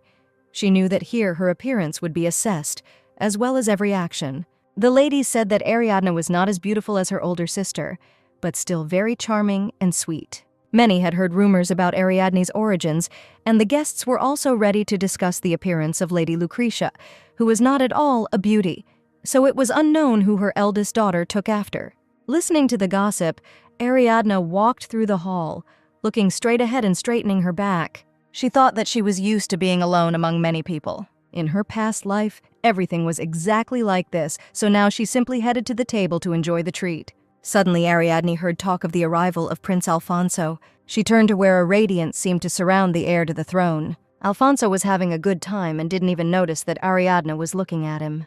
There were so many people surrounding him that there was no point in even trying to break through the crowd. Standing in the shadows, Ariadne felt that she was completely alone here. The girl sadly turned away from this scene. She decided to leave the hall and stay in the garden until the auction began. She didn't want Alfonso to see her loneliness and how she was really hurt by the neglect of all these people. The girl understood exactly how she looked from the outside. Ariadne, suddenly the prince's loud voice was heard, and the people who were standing next to him all turned to where Alfonso himself had hurried. The prince not only noticed Ariadne, but also tried to catch up with her, seeing that she was about to leave. Ariadne froze on the threshold and turned around sharply, so that the sunlight pouring out of the doorway enveloped her figure in gold. The girl looked at the prince with wide eyes. The prince quickly approached Ariadne. "It's been so long since we've seen each other," Alfonso said with a smile. Ariadne wanted to say something, but instead just smiled back. The girl looked genuinely happy about this meeting. She asked if the prince had had a hard time in the crowd that surrounded him, and Alfonso replied that it had not. And yet the story of how he got out of this crowd made Ariadne laugh. Alfonso said that he did not think that they would see each other today. He asked how it happened that Ariadne was allowed to go to the salon. Did she really come with her mother? The girl explained that her teacher, Madame Romani, was here with her as a guardian. Alfonso asked Ariadne how she liked today's outfit. She replied that it was better than the previous one. The prince looked closely at Ariadne's jewelry and asked where the hairpin he had sent was. The girl was embarrassed when she heard the question. She assured him that the hairpin was very beautiful, but it just didn't go with her outfit today, so she decided to wear it next time. Alfonso said that he would look forward to it, and Ariadne didn't dare admit that the prince's gift was absolutely not to her taste. Rem walked slowly along the park path. The month had turned out to be quite hot, and so the prince told how difficult it was to take fencing lessons in such weather. Alfonso confessed that he had no desire to study lately, and suddenly Ariadne's attention was attracted by something in the garden, and she let out a cry of admiration. It was an alley of blooming lilac bushes, and Ariadne suggested that Alfonso go there. The prince froze, admiring the girl in a lilac cloud of flowers. Ariadne hurried to the flowers and looked at them with delight, touching the petals. Alfonso followed the girl hesitantly into the depths of the garden. They walked together past the magnificent flowering bushes. The bushes were so thick that no one from outside would be able to see that Ariadne and Alfonso were alone here.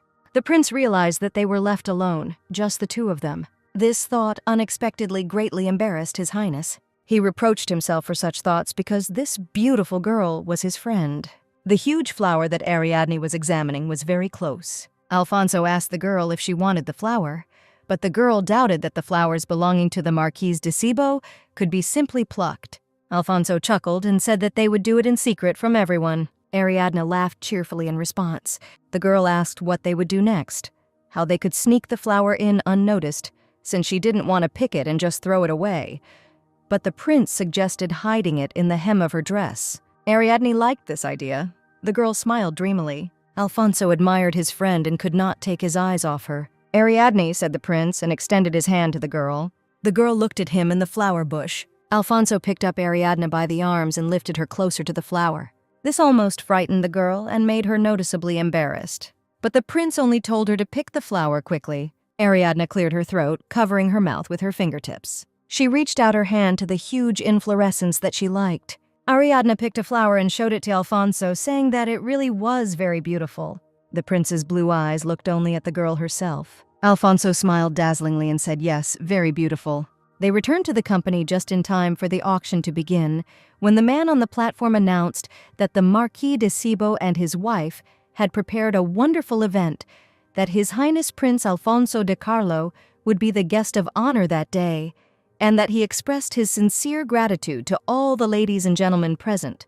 The man gave his name as Vincenzo and said he came from the Republic of Porto. Ariadne sat at the table and thought that Vittoria Nica was simply amazing, because so many aristocrats had gathered in one place for her. Vincenzo announced that they would start with small and beautiful things, and presented a painting by a new artist from Urbino called The Virgin Mary with Daffodils. Its starting price was 5 ducati. There was silence in the hall. The guests sat silently in their places at the tables. Ariadne raised her hand and named the first price. Vincenzo noted that Miss de Mere, the cardinal's second daughter, had made the first bid, and then asked who could bid the most. Ariadne thought triumphantly that for now this master was not so well known, and therefore no one showed interest in his works, but in a few years he would become the chosen artist of the dominant church. And it was completely natural that now the rest of the guests did not want to purchase this work. Suddenly, Ariadne heard someone offer 8 ducati. She was surprised by the appearance of a rival for the possession of this painting. Ariadne wanted to know who it was and quickly turned around. Her eyes widened as she recognized the man. Vincenzo noticed that some gentleman had just shouted out his bet. Everyone turned their attention to the young man sitting with an arrogant look, Count Cesare de Como. Ariadne looked at Cesare. He was also watching the girl sideways. Cesare turned and nodded. His gaze was so familiar to Ariadne that it caused anger and gnashing of teeth. The girl knew that this was exactly how Cesare looked when he became interested in something that was previously indifferent to him.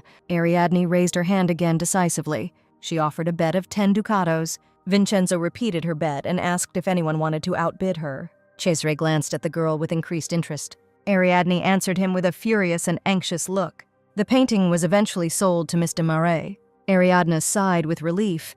Although she had bought the painting for more than she had expected, but one way or another, she had achieved her goal. For her, the bidding was over for today. Now she could relax and calmly watch the race of fools, as such events were sometimes called. Only Cesare continued to look at her meaningfully, and it was impossible to determine what thoughts were occurring in his mind. Vincenzo loudly presented the next lot, Vittoria Nica.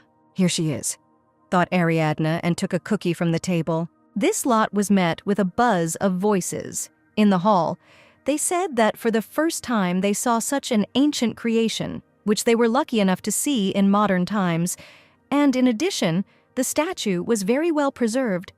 As a rule, pieces of marble from the Hellenic era were dull gray, but here everyone could see a beautiful pink hue. Vincenzo said that everyone present had an idea of the value of this work, and therefore unnecessary introductions were not needed.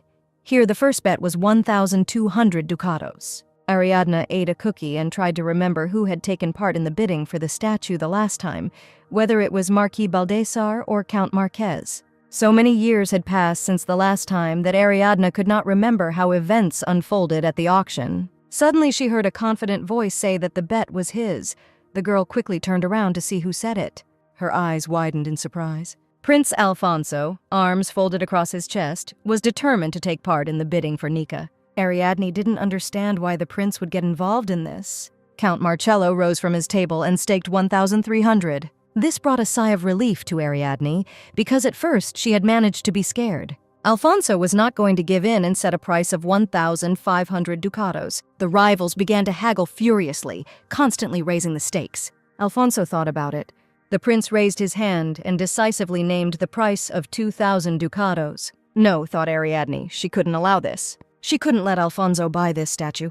She must have said it out loud, because Cesare turned to her and asked her again why the last stake could not be left to Prince Alfonso, and then called her little mistress. Ariadne turned sharply to him and asked what he said. Cesare suddenly raised his hand. She stated that Ariadne claims that this statue cannot be purchased. Ariadne looked at the young man with hatred, while Cesare continued. He asked what Vincenzo del Caro of the Republic of Porto could say about this person's suspicions. A wave of whispers swept through the hall.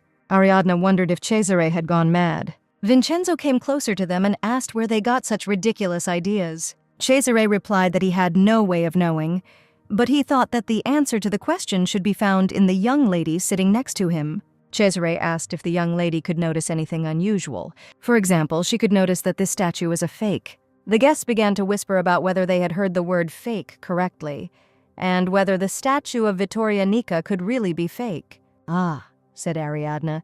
She assured that she had no idea what they were talking about.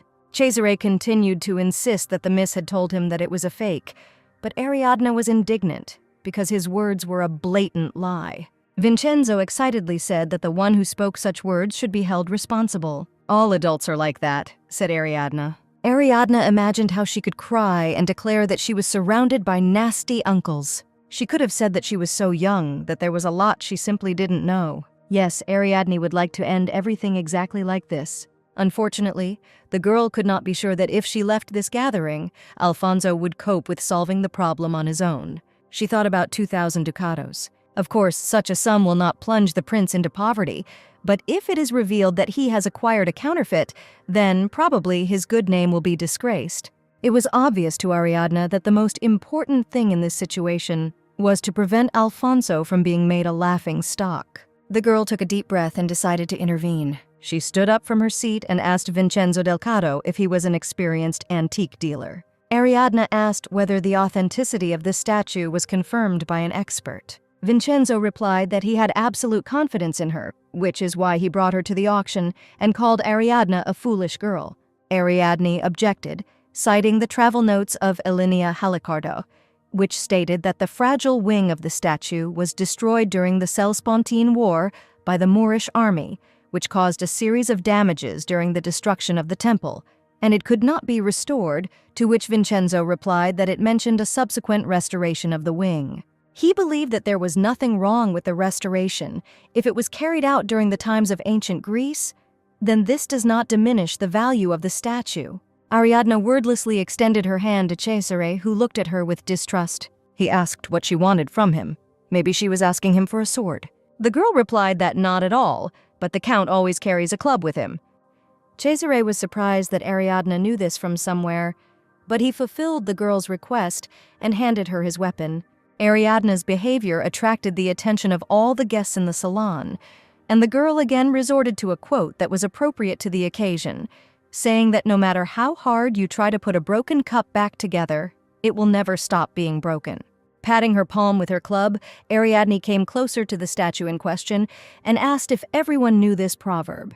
Vincenzo asked if the girl was picky about the fact that the collapsed wing was restored, because if this happened during the time of ancient Greece, then the traces of the transformation have the same historical value.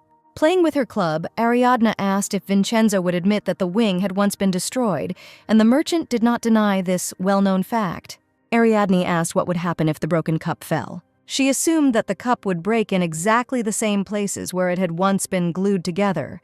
Vincenzo was still looking at it, not quite understanding what was going on. Having said this, the girl decisively swung her club. A look of horror appeared on the antique dealer's face. The guests of the salon were frightened by the events that unexpectedly unfolded before their eyes. The wheel of the cart on which the statue stood cracked and the cart tilted.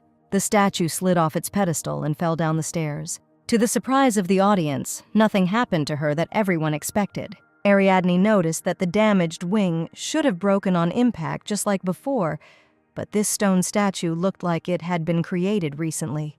"What are you allowing yourself to do?" Vincenzo shouted, stumbling over every word, and then asked if Miss de Marais had gone mad. Ariadne swung her club again and placed it against Vincenzo's throat. "Are you sure," Ariadne asked, "that this is the original?" The guests of the salon were heatedly discussing what was happening, whether other parts of the statue could have broken with such a blow, and whether this merchant was a fraud. Another character walked up to the steps where the scene was unfolding and announced that he had one more question. Ariadne looked at this man with distrust. Cesare wanted to know if this antique dealer was really Vincenzo Delgado. The merchant's face expressed fear and confusion. "Damn you all," he shouted and started running away. "Fraudster," they shouted after him. "Catch him! Don't let him get away! Close the exits!" Ariadne was still standing near the fallen statue, listening to the noise around her. Cesare looked at her with a grin. Ariadne frowned and met his gaze. The lady in the feathered beret noticed that the second daughter of Damar had not stood aside in the case of Apostle Asaretto and had distinguished herself today. Other guests asked if this was how 15-year-old girls behaved, and suggested that she must have special eyes, as if they saw the truth. Cesare and Ariadne left the hall for the garden, and now they could be seen through the window standing opposite each other. Ariadne angrily asked what Count de Como was thinking, pushing another person to lie, without assessing the consequences. The girl did not understand how one could do such a thing. "Look, little miss," said Cesare with a shrug, "it all ended well." Ariadne looked at him from under her brows with angrily sparkling green eyes. She said that the Count was talking to her as if she were an old friend, and then asked if they were close, and reminded him that she was the second daughter of the local cardinal. In response to this, Cesare unceremoniously poked the girl in the forehead with the tip of his finger and said that she needed to be quieter and listen to what he had to say. Cesare was unable to recall Ariadne's debut, which meant that according to local rules, she was still a child. And where had one ever seen children tell adults how to talk to them? So politeness in this case was optional. Cesare smirked as he looked at the girl. He said her dress was yellow, chicken-like, and very childish. He had actually managed to hook her, and now she, with incomprehensible, furious exclamations, approached him, allowing him to triumphantly admire her. Cesare explained that he was not as irresponsible as Ariadne might have thought at first glance. He had known before that the real Vincenzo had been found dead. Ariadne asked why the Count did not settle this issue himself, but dragged her into it. Cesare replied that the girl already knew what position he was in, and if he dared to use his power as the king's illegitimate son and began to interfere in affairs, it could end fatally for him. Ariadne noted that if things were like this, then Cesare should have stayed on the sidelines. "Well, be that as it may," said Cesare. The young man explained that he had come all this way only to meet Ariadne on a special matter. Cesare suddenly found himself too close to Ariadne. He said that the essence of this matter was very simple. He leaned towards the girl and whispered for her to name her price and sell him the blue heart of the ocean depths. "What are you doing?" Ariadne exclaimed in great excitement. Cesare asked if she had ever heard of the Swan of Linville. It was one of the most valuable diamonds the Count owned. He was willing to exchange it for the blue heart of the ocean depths and give 6,000 ducati on top. Ariadne clutched the folds of her own skirt tightly, for it so happened that she knew very well what Linville's swan was. Among the people, this diamond was better known as the gift of true love. In her past life, Ariadne was madly eager to receive it from Cesare. The girl bit her lip hard out of excitement. A shadow of dark memories fell on her face. She thought that in her current incarnation, for such an offer from Cesare, she had not sacrificed her youth, had not killed anyone, and had not risked herself. However, now Cesare stood in front of her and looked at her, waiting for her words. He himself came to hand over the Swan of Linville into the hands of Ariadne. "Count de Como," said the girl. Ariadne asked whether her interlocutor believed that His Majesty had given her the most precious sapphire for such a base purpose as sale or exchange. Cesare did not expect such an answer at all. Ariadne said firmly that the blue heart of the ocean depths was a treasure given as a gift by the king, so this stone could not be bought for any amount of money. The girl clenched her fists. She said that apparently the Count was not given the ability to see the difference between right and wrong, good and bad, what he was given to possess, and what he was not. Ariadne turned to leave. She exclaimed that he needed to come to his senses. "Hey, you!" Cesare shouted at her and ordered her to stop, then grabbed her hand and asked if she had gone deaf. "Let go!" Ariadne screamed. Blue Eyes looked at the girl mercilessly. He had no intention of letting her go. but only asked what she had just said. Ariadne repeated for him to let her go, and at the same moment her words were repeated by another, more powerful voice. Cesare's fingers gripped the girl's wrist like a steel vice. Prince Alfonso looked at this and called his brother by his title. Cesare looked at the prince with an uncomprehending look. Alfonso assumed that Cesare had not heard him well. "Count de Como," repeated the prince, let go of her hand. He asked if Cesare had forgotten that he was supposed to show respect to members of the royal family. Cesare's face became very irritated. He looked away so as not to look at the prince. Without letting go of Ariadne's hand, Cesare bowed slightly to Alfonso. Alfonso watched as Cesare's fingers gripped the girl's wrist tightly. The prince said that this greeting was ignorant. It was more suitable for people who had met before. They met here, in the salon, for the first time. The prince looked straight into Cesare's face. The king's bastard did not look away this time. Ariadne took advantage of the confusion and pulled her hand out of this grip. Cesare dropped to one knee in a proper bow. He bowed his head low before the prince and Ariadne, who stood next to Alfonso.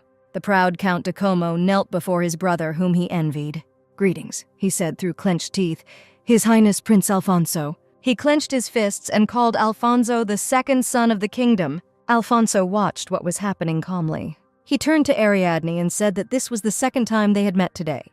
Paying no further attention to Cesare, who was bowing, Alfonso reminded him that the Marquis de Cibo and his wife were still waiting, and he suggested that he not upset them any further with his lateness. He was going to accompany the girl, because he needed to go in the same direction. "Ah," said Alfonso, as if remembering something. "Count de Como," said the prince, and declared that he was glad to meet him. Cesare's anger was all too obvious, but it did not prevent Alfonso from calmly saying goodbye. Alfonso and Ariadne walked away, leaving him kneeling. Suddenly, Ariadne remembered that she had not said one thing. She turned around and reminded him that Cesare still had to pay for the broken floor where the fake statue of the goddess had fallen. The girl took some satisfaction in seeing the count's clenched fists. Cesare stood up and shouted after them that Ariadne was a little snake. Ariadne and Alfonso had already gone far away and were wandering along the path in the garden. The prince said the girl was gorgeous. He wanted to know how she discovered that the statue was just a fake. Ariadne replied that she had simply guessed, and then said that the main thing was that everything ended well. Alfonso said that she could have hinted to him beforehand. Then he would not have tried to buy her, but the girl objected that she did not know the prince's intentions. They looked at each other and laughed joyfully. "Listen," said Alfonso. He wanted to know how she decided to break it if she wasn't completely sure she was right. Ariadne thought, choosing her words, and crumpling the folds of her skirt in her hand. She sheepishly admitted that she was only trying to protect someone. The prince looked at the girl carefully. The next moment, both of them turned away from each other in embarrassment, pretending to admire the garden. The prince thought about Ariadne. He would very much like to know whether it could be that for her, even just a little bit, he had become special.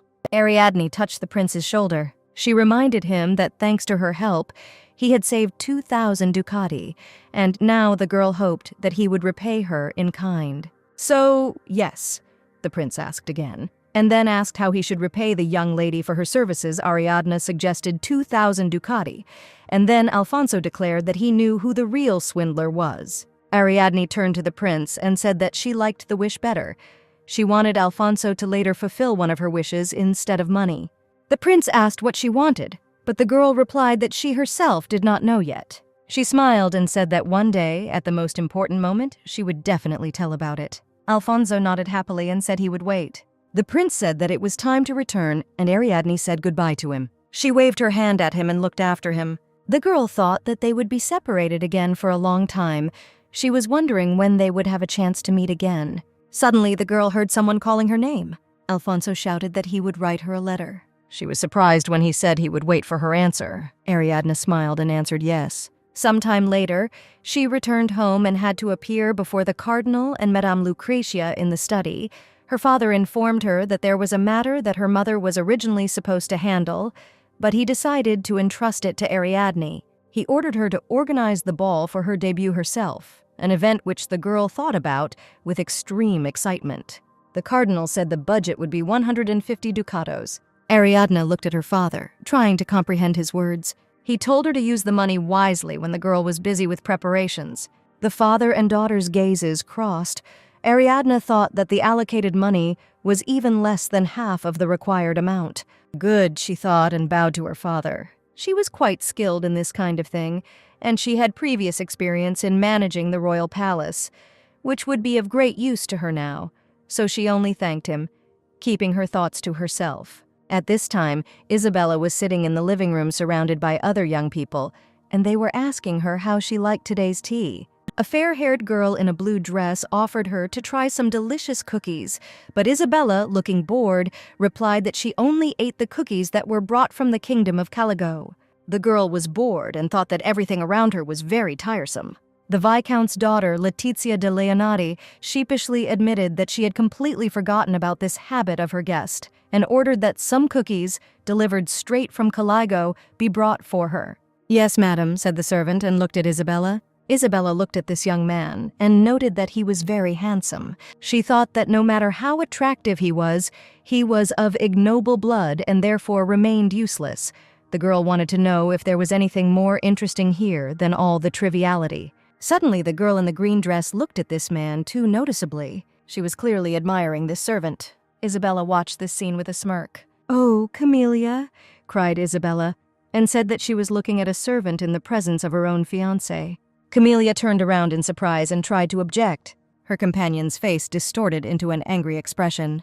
Camellia turned quickly to face him, but Isabella quickly caught the young man's attention. "Ah, Ottavio," said Isabella, and called him courageous. She looked into the young man's eyes and asked him not to worry about this servant. She said with a smile that she thought Camellia was incredibly lucky to have a groom like him. "Mr. Mayor," Ottavio exclaimed joyfully. Isabella's finger pressed to his lips, calling for silence. She asked to be called by her first name, saying that she liked it when people addressed her by her first name rather than her last name.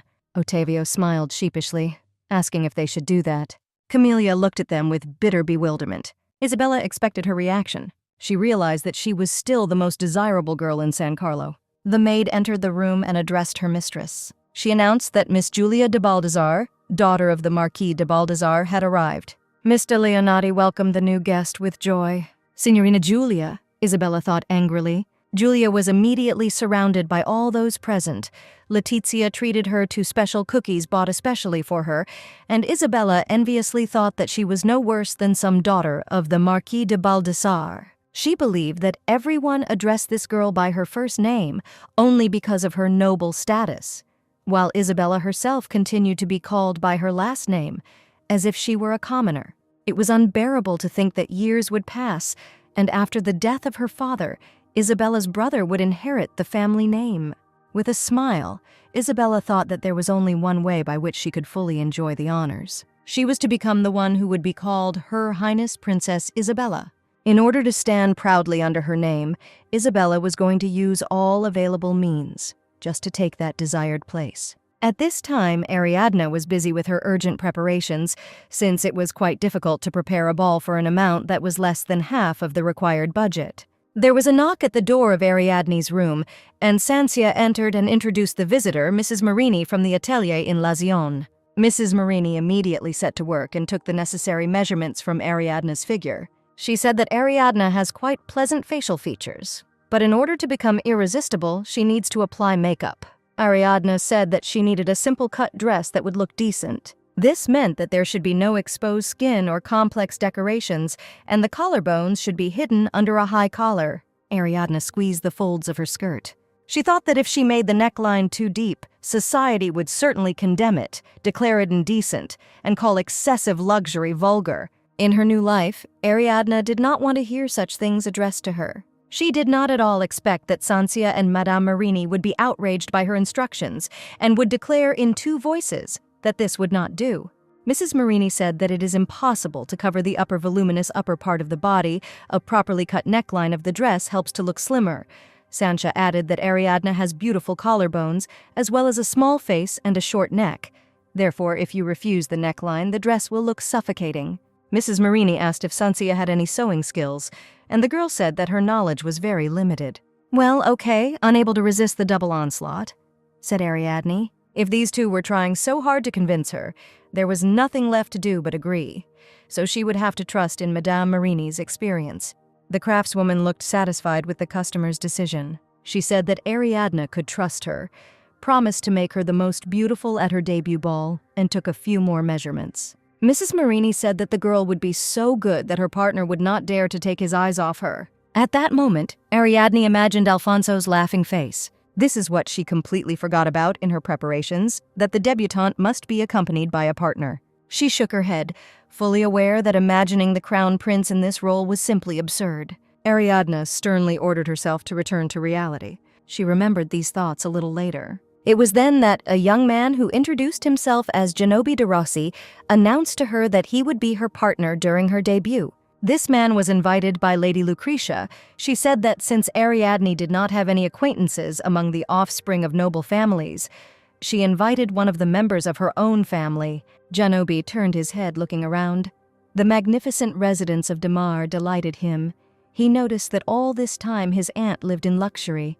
Ariadne greeted her new acquaintance. Gianobi suddenly stroked her head and said that this was the miss whose partner he was to be. He unceremoniously flicked the girl on the nose. Gianobi said that he was leading well, so Ariadne could not worry and trust him. The girl indignantly covered her nose with her hand. Gianobi looked at her openly and attentively. He said that she was indeed too tall. The young man asked why she, being so tall, wore high-heeled shoes. He wanted to give Ariadne one piece of advice and ordered her to listen to it carefully. He said that recently girls wear high heels to stand out. Gianobi believed that there was not a drop of concern for his partner in this, and Madame Lucretia smiled when she heard his words. Gianobi instructively told Ariadne that a woman who is able to attract the attention of the men around her stands out from everyone else thanks to her inner beauty. He told Ariadne to wear shoes without heels on the day of the ball. In this way, the girl could demonstrate her wisdom. After such a conversation, Ariadne and Sancha left the hall. Ariadne muttered that she could tolerate many things, but not this. Sancha agreed with her completely. Ariadne said there was only one solution. Yes, that's true, just one thing, Sancha repeated after her. With some annoyance, Ariadne said that she had to ask him for a favor. Prince Alfonso, in his study, was carefully writing the lines of a letter that began with an appeal to the amazing Ariadne, asking if she had arrived home safely. Writing that the hydrangeas that had blossomed all over the royal garden reminded him of her, and he was impatiently awaiting the appearance of a reason for their earliest new meetings. Ariadne also decided to write to the prince. She wanted to take advantage of the wish that he was supposed to fulfill and asked him to be her partner at the ball, because if she did not resolve this issue, she would find herself in a difficult situation. She promised to tell the details later. In a reply message, Alfonso asked his friend not to bother herself with wasting time on such questions and to simply set a date and place for the meeting. Ariadne put the letter aside and thought that no one had ever shown such unconditional favor to her before. Despite all the self-sacrifice in her past life, she was only used and betrayed. This touched her extremely. Could she accept such kindness from Alfonso towards her? In the palace's secret chambers, Cesare spoke with his mother. The lady said that the girl Damar was throwing a party in honor of her debut. Rumor had it that her partner was the nephew of Lucretia de Rossi. The lady smiled meaningfully. She turned to her son and said that this de Rossi was obviously the most ordinary man, no matter how you looked at it. Cesare looked better from any angle. She asked if she was not right, but Cesare hung his head dejectedly. He, of course, knew all of his mother's thoughts, but suggested changing the subject of conversation. The lady told Cesare not to be stubborn and to listen to her words. In order to take the throne, he needed a wife who was famous for her goodness and whose name was on everyone's lips. But Cesare did not let his mother speak out to the end. He believed that Ariadne was not even a princess with the right of inheritance. He did not understand why his mother claimed that if he married this girl, the throne would immediately fall into his hands. Besides, he considered this girl to be like a mouse with a bad temper. The lady looked at her son and said that she considered this spectacle pathetic. Cesare himself was not able to melt the heart of some girl, and he allowed himself to grumble at his mother. Was he really that helpless? Cesare declared that, whatever the case, he did not wish to sign up as her cavalier. He would die rather than go. The lady said that she was so scared that she wouldn't even try to take the risk, because he was just a loser. "Oh, really?" exclaimed Cesare, turning away in irritation. The lady exclaimed that he simply decided to show her his bad temper since he was going to die, but not listen to his mother's advice. The lady, angry, put the glass of wine on the table. Cesare was wrong to think that she was unable to achieve her goal. This woman had quite an eventful life, and she never missed a single chance, and always achieved what she wanted. In Isabella's room, Miletta reported to her mistress what Ariadne had done. Isabella asked in surprise whether her sister had really ordered the dress from that workshop. Miletta heard that Mrs. Marini from the Lacioni sewing workshop had personally come to see Ariadne. Isabella wondered if her sister was really that self-confident, because if she was born ugly, then at least she should have ordered a dress from the best workshop. Miletta asked if Ariadne's decision would not benefit Isabella. Everyone knows that a girl in a white dress will always shine brighter than anyone else. The studio that Isabella chose for herself showed her fabric samples, but she wanted to see something in a lighter shade, such as white or cream.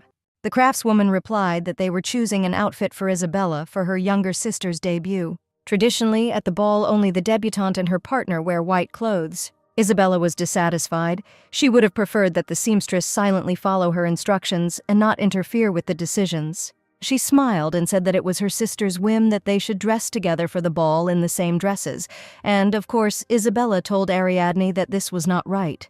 But she did not listen to her. She said that she and her sisters are very close. Isabella was confident that wherever she went, she would look more beautiful than other girls. But in her room alone with Miletta, she could admit that she was worried and wanted to find a way in which she could stand out, to surpass Ariadne even more. Miletta suggested spilling wine on Ariadne's dress on the day of the ball, but Isabella objected that then everyone would consider her very unhappy and begin to sympathize with her. Suddenly, a new idea came into Isabella's head. She thought about the cut of Ariadne's dress. Perhaps the style of the bodice would suggest something like a chest band, which was worn over the undershirt to give a beautiful shape to the chest. Sancha took care of Ariadne's things, not trusting this work to anyone else. Miletta saw Sancha taking out underwear to be washed, and there was some kind of calico in her basket. This fabric is used specifically for making chest bandages. It was precisely this detail of the toilet that Isabella's idea was connected with.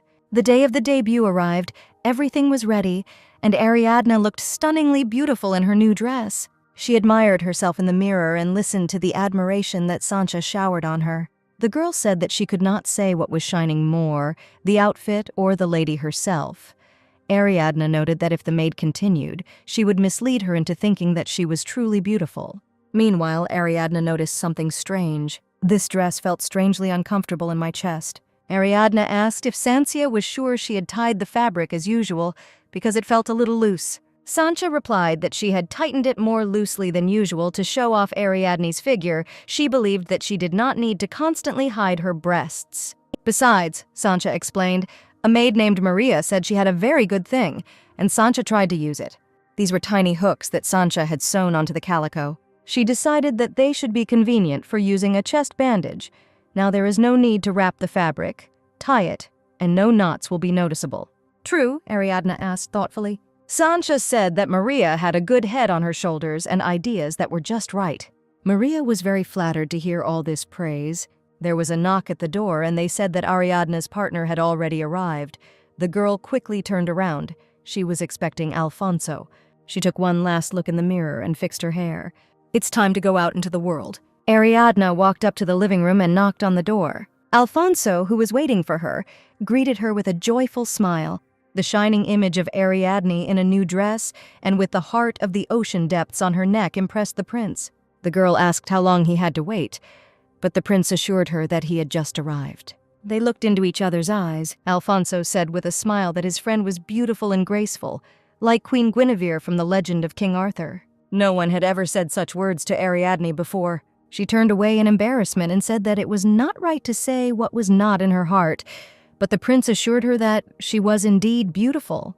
They froze again opposite each other with embarrassed laughter. The door swung open and Genobi appeared on the threshold, announcing that Miss de Moraes' partner had arrived. He looked in surprise at Ariadne and Alfonso standing nearby. He asked what this meant and where Ariadne found such a cute boy.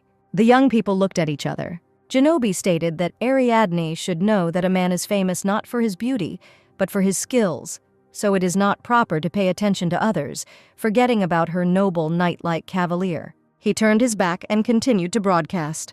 Genobi noticed that despite the fact that he ordered her not to wear high heels, Ariadne disobeyed him. But since these were not empty words, she would have to change her shoes immediately. He tried to reach out to the girl, but his hand was intercepted. Alfonso loomed over Genobi and stated that there was no point in all this anymore because Ariadne no longer needed his accompaniment. Genobi's face twisted in anger. "How dare you!" he shouted, and declared that now the opponent would find out who was in front of him. Genobi didn't expect at all that, after these words, he would feel the tip of a sharp sword at his throat. The prince looked at him and told him to stop talking nonsense. The tip of the sword almost scraped the skin on Genobi's throat. Genobi fell to the floor and screamed, asking if the man in front of him was crazy to hold a sword to his throat without even knowing who he was. Ariadne couldn't help but smile behind the prince's back. She happily introduced her friend to the stunned Genobi. "Let me introduce you to our second son, Crown Prince Alfonso de Carlo," she said. Genobi couldn't believe what he heard. He said that he was Genobi de Rossi from Taranto, and falling into a bow to the ground, exclaimed that he was glad to greet the little luminary of the kingdom. Genobi could not even dare to think that he would meet His Highness the Crown Prince here, and now he was ready to repent of what he had done and beg for mercy.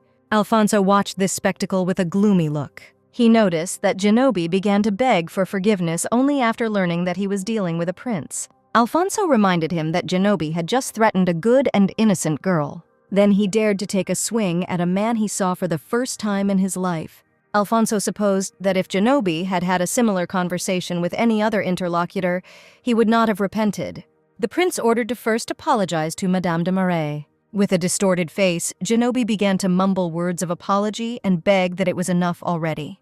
Alfonso noted that when making an apology, it is appropriate to indicate what one is asking forgiveness for. Ariadne modestly lowered her gaze and said that she did not need it. The only consolation was that Genobi had learned his lesson from what had happened, so he could now go. Alfonso and Ariadne headed for the door, and Genobi muttered after them that he was scared and felt great gratitude to His Highness. Ariadne looked at Alfonso and realized that the prince's face had become sad. She asked what made him so sad, because only her sadness was appropriate here. But Alfonso continued to frown with the most miserable look. He asked if Ariadne was treated this way at home. The prince timidly extended his hand to the girl. Alfonso said that it was not right to tolerate such a thing and carefully touched the girl's hair. He looked into Ariadne's eyes. "You are an amazing Ariadne," he said. Out of excitement, the girl habitually clutched the folds of her skirt. "Alfonso," she said. "Ah, wait," the prince suddenly said. He asked if he had deliberately removed a strand of hair from his hairstyle. Ariadne looked at him and laughed. She laughed and couldn't stop doing it. Alfonso didn't know what to do with this sudden fit of laughter. At this time, the celebration had already begun, and the guests had gathered around the laid tables. Cardinal de Marais raised his hand and invited everyone to greet his second daughter, the main heroine of today's celebration. The doors opened and Alfonso and Ariadne appeared on the threshold. The clothes of both were dazzling white, and on Ariadne's neck a stone shone a deep blue. The guests began to clap and whisper. Having looked at Ariadne more closely, they were ready to admit that she was very beautiful, but the young man next to her was wonderfully handsome. No one had yet recognized him. Suddenly, the lady standing behind Isabella guessed who exactly was accompanying de Mare's second daughter. People were already whispering about Prince Alfonso, and blood rushed to Isabella's face, causing her to blush. The girl clutched her fan, thinking about how dare her sister do such a thing.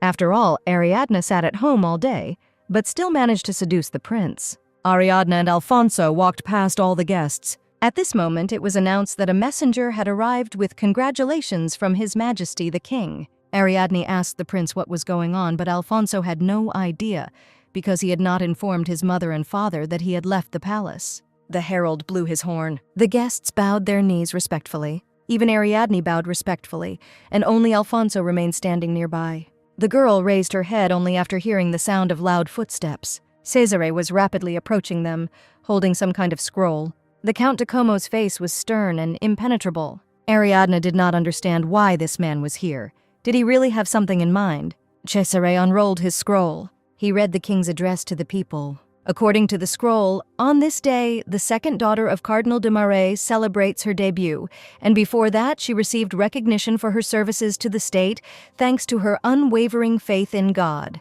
So the king wanted to congratulate this girl on her official debut. The king also expressed the wish that Ariadne's cavalier at this ball would be Count Cesare de Como. Alfonso looked at Cesare in amazement. Ariadne also could not believe that Cesare would be her partner. Cesare, too, was not very happy with the king's decision. He believed that it was his mother's fault, that today he had to court this impudent girl. It was even more unexpected to see Alfonso next to Ariadna. Ariadna and Alfonso looked angrily at Cesare, who had ruined their plans. Cesare also did not take his intense gaze off them. "So that's how it is," he said, smiling. He quickly approached the frozen couple and asked who he saw there. "Is this really the second son of our kingdom?" asked Cesare.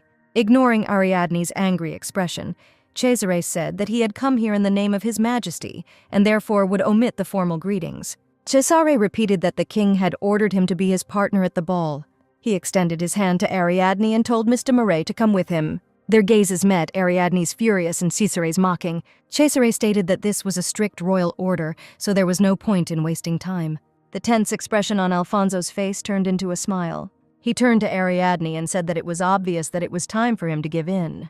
Looking into Ariadne's sad eyes, he said that they would see each other later. "Ariadne," said Alfonso. Cesare watched this scene with a frown. Suddenly the count grinned unkindly. Soon couples began to dance to the sounds of music. Cesare danced with Ariadna, but she stubbornly turned her face away from her partner. Cesare thought that if he looked closely, his powdered and combed partner was quite pretty, and she also had a luxurious figure.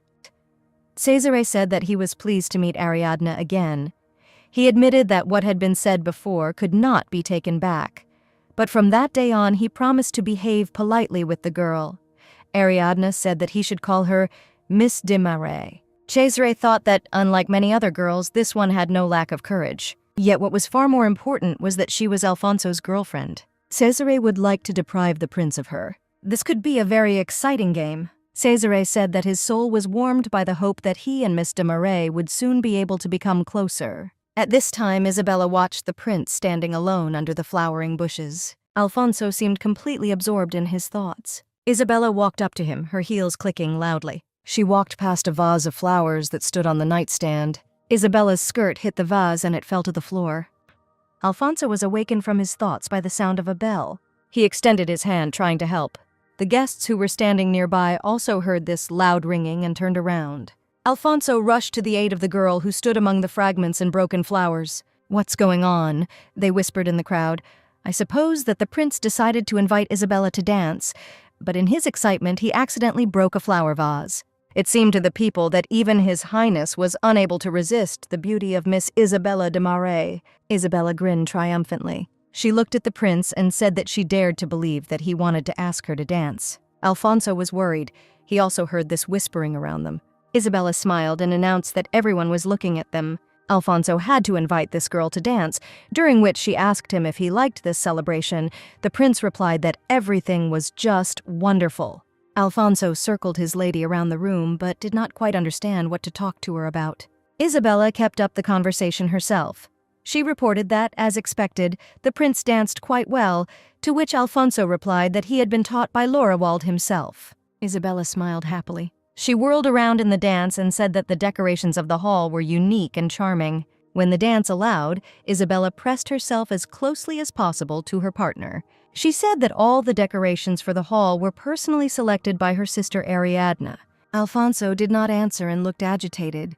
Isabella thought triumphantly that even a prince could not resist her touch. "Miss de Marais," said Alfonso. Isabella responded with a joyful smile. Alfonso said that he considered Ariadna an outstanding girl. Her enterprising mind aroused unprecedented inspiration. Isabella looked at the prince, because she expected to hear completely different words. Isabella thought that what they had planned would happen sooner or later. She glanced sideways at the dancing Cesare and Ariadna. Isabella thought that the fabric needed to be torn as quickly as possible. After all, only in this way will Prince Alfonso finally be able to see all of Ariadne's flaws and turn his attention to Isabella. The dance ended, and Ariadne and Cesare bowed to each other. Immediately after this, Ariadna resolutely turned around and walked away from her gentleman. Near the stairs, she was met by Alfonso, who also left his lady without any unnecessary regrets. Ariadna, blushing slightly, admitted that she thought the prince had left the ball. Alfonso objected that he could not afford to leave without dancing with the heroine of the day. Ariadna noticed that the next melody had already started playing. The prince extended his hand to the girl. Alfonso jokingly asked if the sweet signorina would do him the honor of dancing a waltz with him. Ariadna responded with pleasure, smiling happily. To the sounds of a waltz, Ariadna and Alfonso whirled around the hall. Alfonso asked if Count Cesare had bothered her. Ariadne replied that this time he had behaved extremely politely, so much so that she found it strange. "By the way," the girl asked, "how did your first dance go?" Alfonso replied that he had danced it with Ariadne's sister. The prince saw how agitated the girl was and wanted to know what exactly caused such a strong reaction. Ariadne looked down and muttered that her sister was very beautiful. The beautiful Isabella was always considered the most beautiful of the girls of San Carlo, capable of making any man lose his head. Ariadne understood that for Alfonso it was the same. Both in his past life and in this one, Ariadne could not compare with her. However, the prince was surprised by her words. The sisters were not at all similar, as the beauty Isabella could have been then. Ariadne did not understand what exactly the prince meant. She said that everyone thought Isabella was the most beautiful in San Carlo, but Alfonso objected that it was most likely because she was a little different from the others. Ariadne thought about what she heard. Alfonso asked if it was true that Ariadne herself had chosen all the decorations for the hall. The girl confirmed this, and the prince noted that she had done a great job. Ariadne smiled and wanted to thank the prince, when suddenly there was a crackling sound of tearing fabric. Alfonso stood frozen in amazement. Ariadne's eyes widened in fear as she realized that the fabric of her dress's bodice had cracked. Her dress had just torn and her breasts were exposed. The crowd began to whisper. Someone admitted out loud that her breasts were impressive, but Ariadne hurried to cover herself with her hands, crossing them over her chest. Alfonso threw off his cloak and wrapped the girl in it, hiding everything unnecessary. He ordered them to pass and led Ariadne away. The prince assumed that there would certainly be others in the ladies' room, so they had to go somewhere else. A darkened Ariadne explained that her room was on the second floor and they could go there. The prince escorted Ariadne to her very rooms, where Sancha, instantly alarmed, was waiting. "What is this?" the maid exclaimed, shuddering. The prince had teased Ariadne, and the maids were already rushing to help their mistress, preparing an outfit so that she could quickly change. Alfonso asked Ariadne how she felt. The girl felt disgraced forever. In her past life, before killing her, Isabella told her that because of her large frame, Cesare felt like he was hugging a man when he hugged her, and her hair was black as a raven's, and her overly large, sagging breasts resembled a cow's udder. They gossiped about her, that she was simply worthless, so she hung on men. As befits the daughter of a servant, completely without shame, she seduced Count Cesare, brazenly exposing her breasts to him. Ariadne was so ashamed to delve into these memories that she could not hold back her tears. She tried to explain something, but instead burst into bitter tears. Alfonso looked at his crying friend and looked very worried himself. He had already extended his hand towards her, but did not dare to touch the girl. The prince could only stand and watch her cry. Finally, making up his mind, he sat down next to Ariadne on the sofa and pulled her into his arms. "Don't cry," he said, and reminded that everything was over and everything would be fine in the future. The fact that someone showed kindness and concern to her made Ariadne cry even harder. They sat on the sofa near the window, and she thought about what he said, about how it was all over. "Are you feeling better yet?" asked Alfonso when the girl had calmed down a little. She nodded, still unable to say a word. Then she convulsively clutched the edges of the cloak that covered her and asked if everyone had seen her shame. Alfonso assured that it was only for a moment. He suggested that ladies might have taken this for a new style that was just coming into fashion. Alfonso said that recently, 2 deep necklines have become very popular among older women. These words did not console Ariadne at all. She said that everyone decided that she was ugly. Alfonso was very surprised to hear such words. He asked who was ugly. Ariadne replied resignedly that she was talking about her breasts, to which the prince replied that they were very beautiful. Ariadne felt her cheeks flush. Alfonso also turned away, embarrassed by the words that had accidentally escaped him. The prince thought that he had hastened to cover her with the cloak, because no one except himself should see her like this. He wanted only he to be able to see the beauty of this girl. Ariadne finally decided to look up at him. Alfonso jumped up from the sofa and declared that he had been dancing for too long. He headed for the door, explaining that he needed to go out for some fresh air. Having slammed the door behind him, the prince stood for a while, leaning his back against it. Before his inner gaze, images changed, all of which belonged to Ariadne, the way tears sparkled in her green eyes. How soft her lips were. The prince remembered how the girl had wrapped her cloak around her chest, and the blue heart of the ocean depth shone above her neckline. Alfonso couldn't get these thoughts out of his head. He clenched his fists and thought that he must remain a decent gentleman. He had to restrain his impulses. The ladies in the hall discussed how the seam on the bodice of Ariadne's dress had torn, wondering what kind of workshop could sew so hastily and poorly. They sympathized with the girl. Isabella listened to them and thought that she had not expected this situation at all.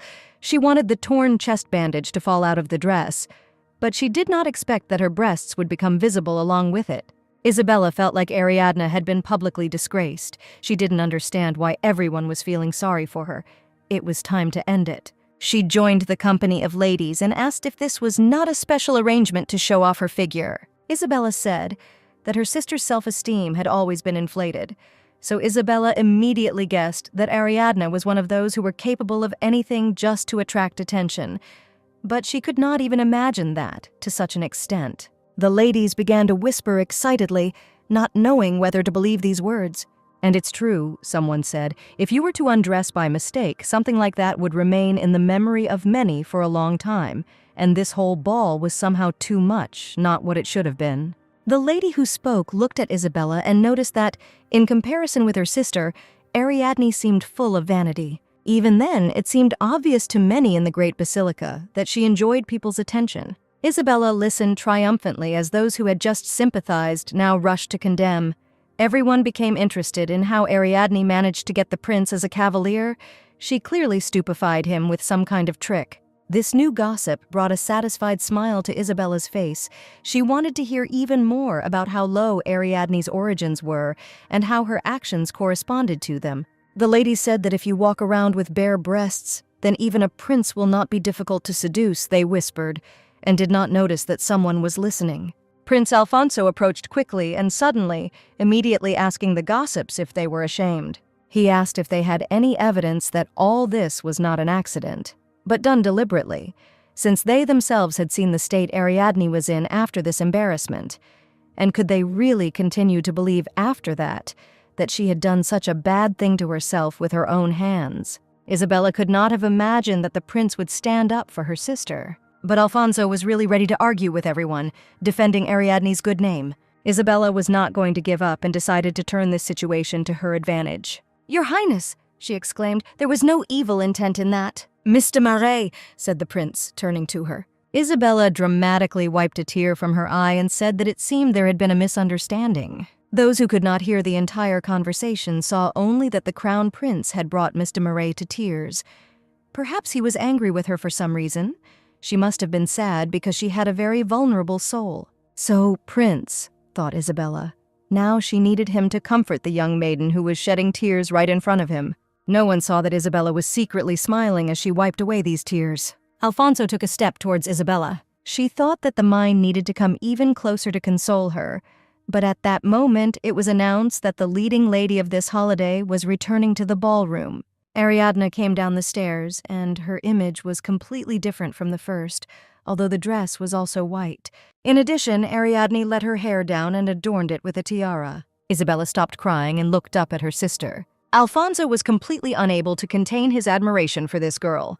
Ariadne walked straight up to the group of ladies in which Isabella stood. "Sister," she said, standing frozen in front of him. Ariadne asked why Isabella was crying. As Isabella hesitated to answer, Ariadne repeated it sternly. Bursting into tears, Isabella exclaimed that the prince had misinterpreted her attitude towards her sister. She grabbed Ariadne's hand and squeezed it tightly, saying that the prince had let it slip that she had slandered her own sister. But in fact, despite the humiliating incident with the outfit, which unexpectedly became a blessing, Ariadne only became more beautiful in the eyes of others, which Isabella told everyone. When Isabella spoke of his sister's luxurious figure, Alfonso could not resist exclaiming that it was all a lie. "Sister," said Ariadne. "Yes, yes," Isabella responded, shaking Ariadne's hand again. Ariadne asked how her sister could make small talk about her figure. With these words, Ariadne resolutely took her hand from Isabella. Ariadne said that she didn't like such conversations at all. She noted that Isabella knew very well that this question frightened Ariadne, and compliments did not bring much joy, so she hoped that no one else would gossip about it. Ariadne exclaimed that when people cast strange glances at her, she felt uncomfortable. The crowd began to whisper again, this time about how terrible it was when people looked at the poor girl like animals, and Isabella continued to talk about such a sensitive topic, being the eldest in the family. Even if the girls were half-sisters, such behavior was still unacceptable. Isabella rushed to Ariadne again, trying to explain that she had not meant that at all. Ariadne sadly said that even though they were only related by blood, Isabella had gone too far, and Ariadne herself had done everything she could to be a good younger sister to her. Ariadne turned around and walked quickly away from Isabella, who had rushed after her, exclaiming that everything was wrong and asked her to wait. And suddenly, she heard someone say that it was a pure lie, that both had put on white dresses at the debutante's request. Another person added that it was Isabella who first said out loud that Ariadne had staged the incident with the dress for the sake of public attention. Isabella was horrified to hear people say that her behavior was truly vicious and were surprised that they had not noticed it before. Ariadne moved further and further away from this endless whisper. She wiped away her tears and was now smiling. The girl walked out onto the stairs behind the ballroom and began to climb the steps. Ariadne climbed the stairs while Isabella shouted at her back to stop, accusing her of being deaf because she couldn't hear her. Isabella caught up with her sister, grabbed her by the arm, and called her a vile bitch because she couldn't remember them ever discussing this issue before. Ariadne did not turn around, but her sister did not let her go and continued to speak. She could not know that Ariadne did not like talking about breasts. It sounded like utter nonsense, and Ariadne herself turned out to be a master at shifting blame onto others. "You worthless creature!" cried Isabella, raising her hand to strike after coddling this girl. She dared to speak out against her so insolently. Ariadne intercepted the troublemaker's hand and squeezed her wrist tightly. "Crazy bitch," she whispered in her ear. "It won't take long for her to die." Isabella's eyes widened in surprise when she heard such words. Ariadne removed her hand and asked Isabella if she thought that only she knew how to insult. Ariadne smiled subtly and warned that they needed to be careful and remember that their rooms were separated by only one wooden board. Isabella pressed her hands to her chest and gasped loudly. "This girl!" she shouted after her sister, but Ariadne had already climbed to the very top of the stairs. Ariadne hummed a melody with satisfaction. Furious about everything that had happened, Isabella returned to the banquet hall, but she could not enter right away. She stood leaning against the door. She thought about Ariadne, called her a damn girl. It seemed as if Ariadne could not even squeak on her own, but still she dared to speak out against Isabella. Isabella realized that in that case, she would have to take a different path. She could use her many friends to completely isolate Ariadne from high society. Having made such a decision, Ariadne approached the ladies and girls who were sitting on the sofa. They immediately rushed to her, asking if she was okay. Isabella allowed herself to be seated on the sofa and surrounded with attention, care, and sympathy. She even began to cry again, hiding her face in her hands. She said that she had indeed put on the white dress only in obedience to Ariadne's request, and now she could not understand at all why she had suddenly become angry with her. Bursting into tears, Isabella said that she had lent her sister clothes, helped with her education, and moved to San Carlo. But now it turned out that all these efforts were not enough in Ariadne's eyes. Among these ladies, Isabella could count on support, and so they decided that the matter could be in the prince, or rather in the fact that Ariadne was jealous of him for her sister, and she probably ruined her dress herself.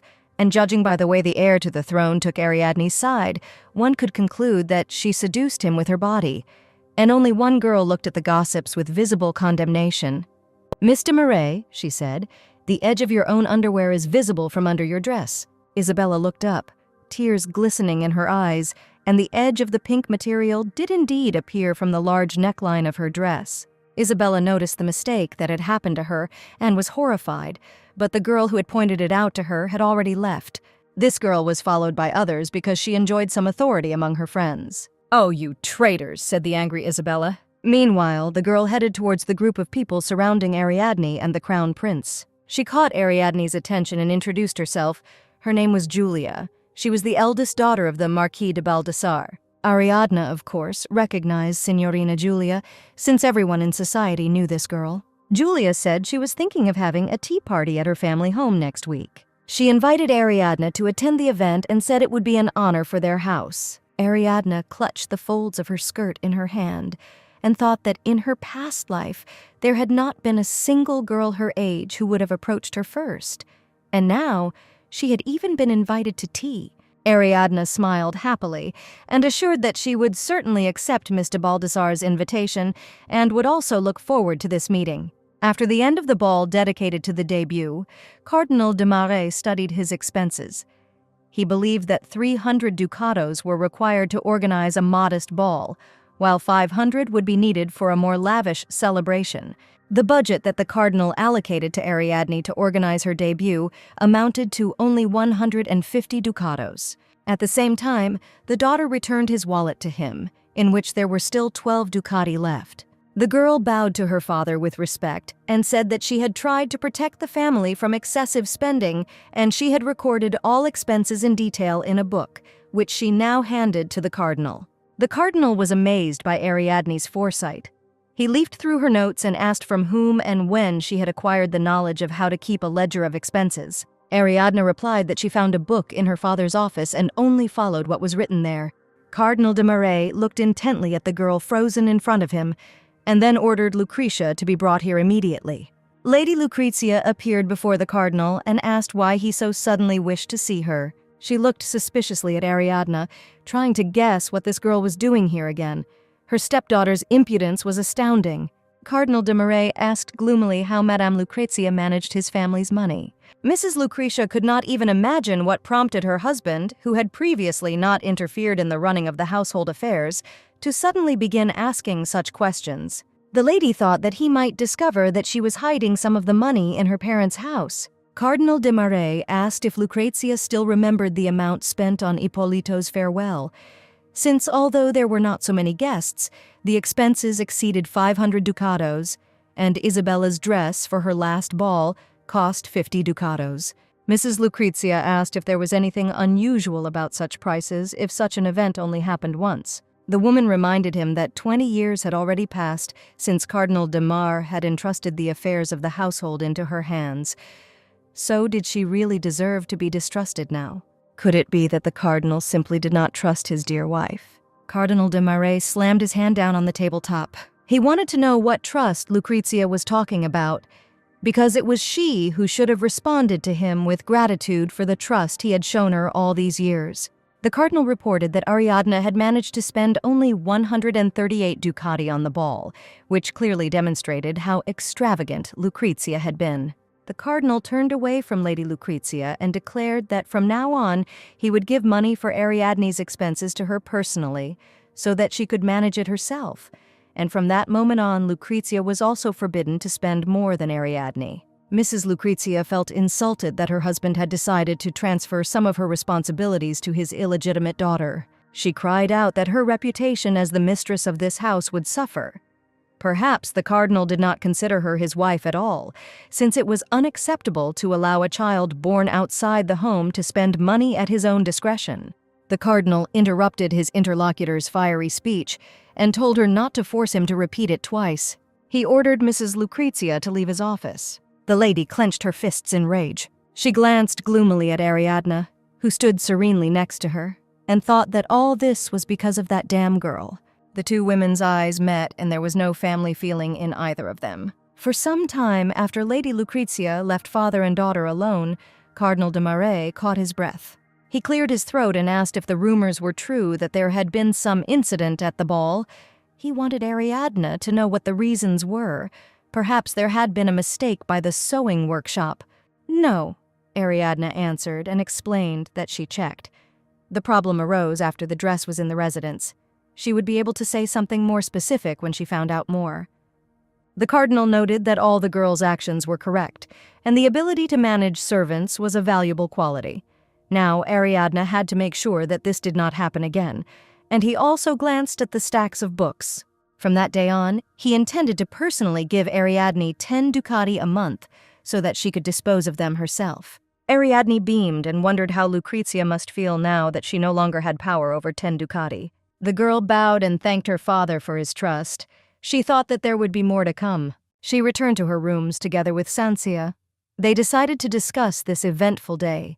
The maid wanted to know why the lady did not tell her father that the incident with the dress was the trick of Lady Isabella.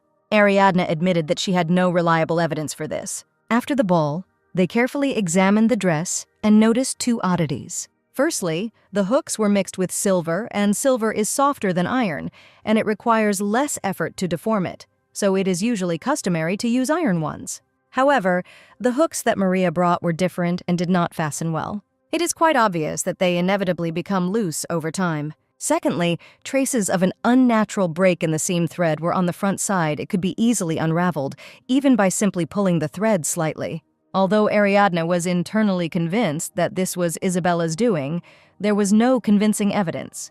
And without good reason, her father would not have been able to believe Ariadne. Ariadne looked at the saddened Sancha and said that any evidence is like a bomb. When the enemy is weakened, it must be detonated with one blow to cause him maximum damage. That's why they will collect evidence step by step, so that they can then deal Isabella a crushing blow. When the whole family gathered at the table, Cardinal de Marais declared that all family affairs should remain within the walls of this house. They could quarrel with each other in the house, but outside it was necessary to appear as an ideal family. The cardinal pointed his finger at Ariadne and said that if her sister had made a mistake, she shouldn't point it out to others, she should endure it in the presence of others, and then find out at home who was right and who was wrong. Ariadne sat with her head down and thought that, in short, the cardinal was angry when he learned about the sisters' quarrel in public. She said out loud that she had not thought about the consequences, but that it would not happen again. The cardinal turned to Isabella and indignantly exclaimed that he already knew about the talk about his sister's figure. He reminded her that a grown girl should clearly know the boundaries of what is permitted. And besides, one cannot treat one's sister so disrespectfully. Isabella's eyes instantly filled with tears. She covered her face with her hands and cried bitterly, loudly insisting that everything was not like that at all. Isabella said that it was Camelia who first started gossiping about Ariadne, deliberately exposing her breasts. The cardinal asked in surprise, wasn't it Isabella who started talking nonsense first? Lady Lucretia stopped comforting her daughter, hugging Isabella to herself. She asked from whom his lordship had heard such things, that he trusted these words more than his own daughter. She did not understand how a father could not feel sorry for his own crying child. The cardinal objected that of course there could have been a misunderstanding. Suddenly something rang, and Arabella, frightened, rushed to apologize. The girl accidentally knocked over her own plate of breakfast. Arabella's eyes seemed huge. It was simply impossible, the cardinal said, rising from the table, and she added that he had no appetite. Mrs. Lucretia screamed at Arabella that it was because of her that her father had left. She also got up from the table and helped Isabella up to take her away, saying that she was her poor daughter and needed rest. Arabella felt completely miserable. Tears appeared in the girl's eyes. Ariadne pushed her plate towards her sister. She told the youngest to chew slowly, finish everything, and go up to the rooms above. The girl was surprised to hear Ariadne say that it was not her fault. Arabella agreed with this. At this time in the palace, Prince Alfonso entered the chambers of his mother, Queen Margaret. Her Majesty was reading something. The young man looked at her with sadness.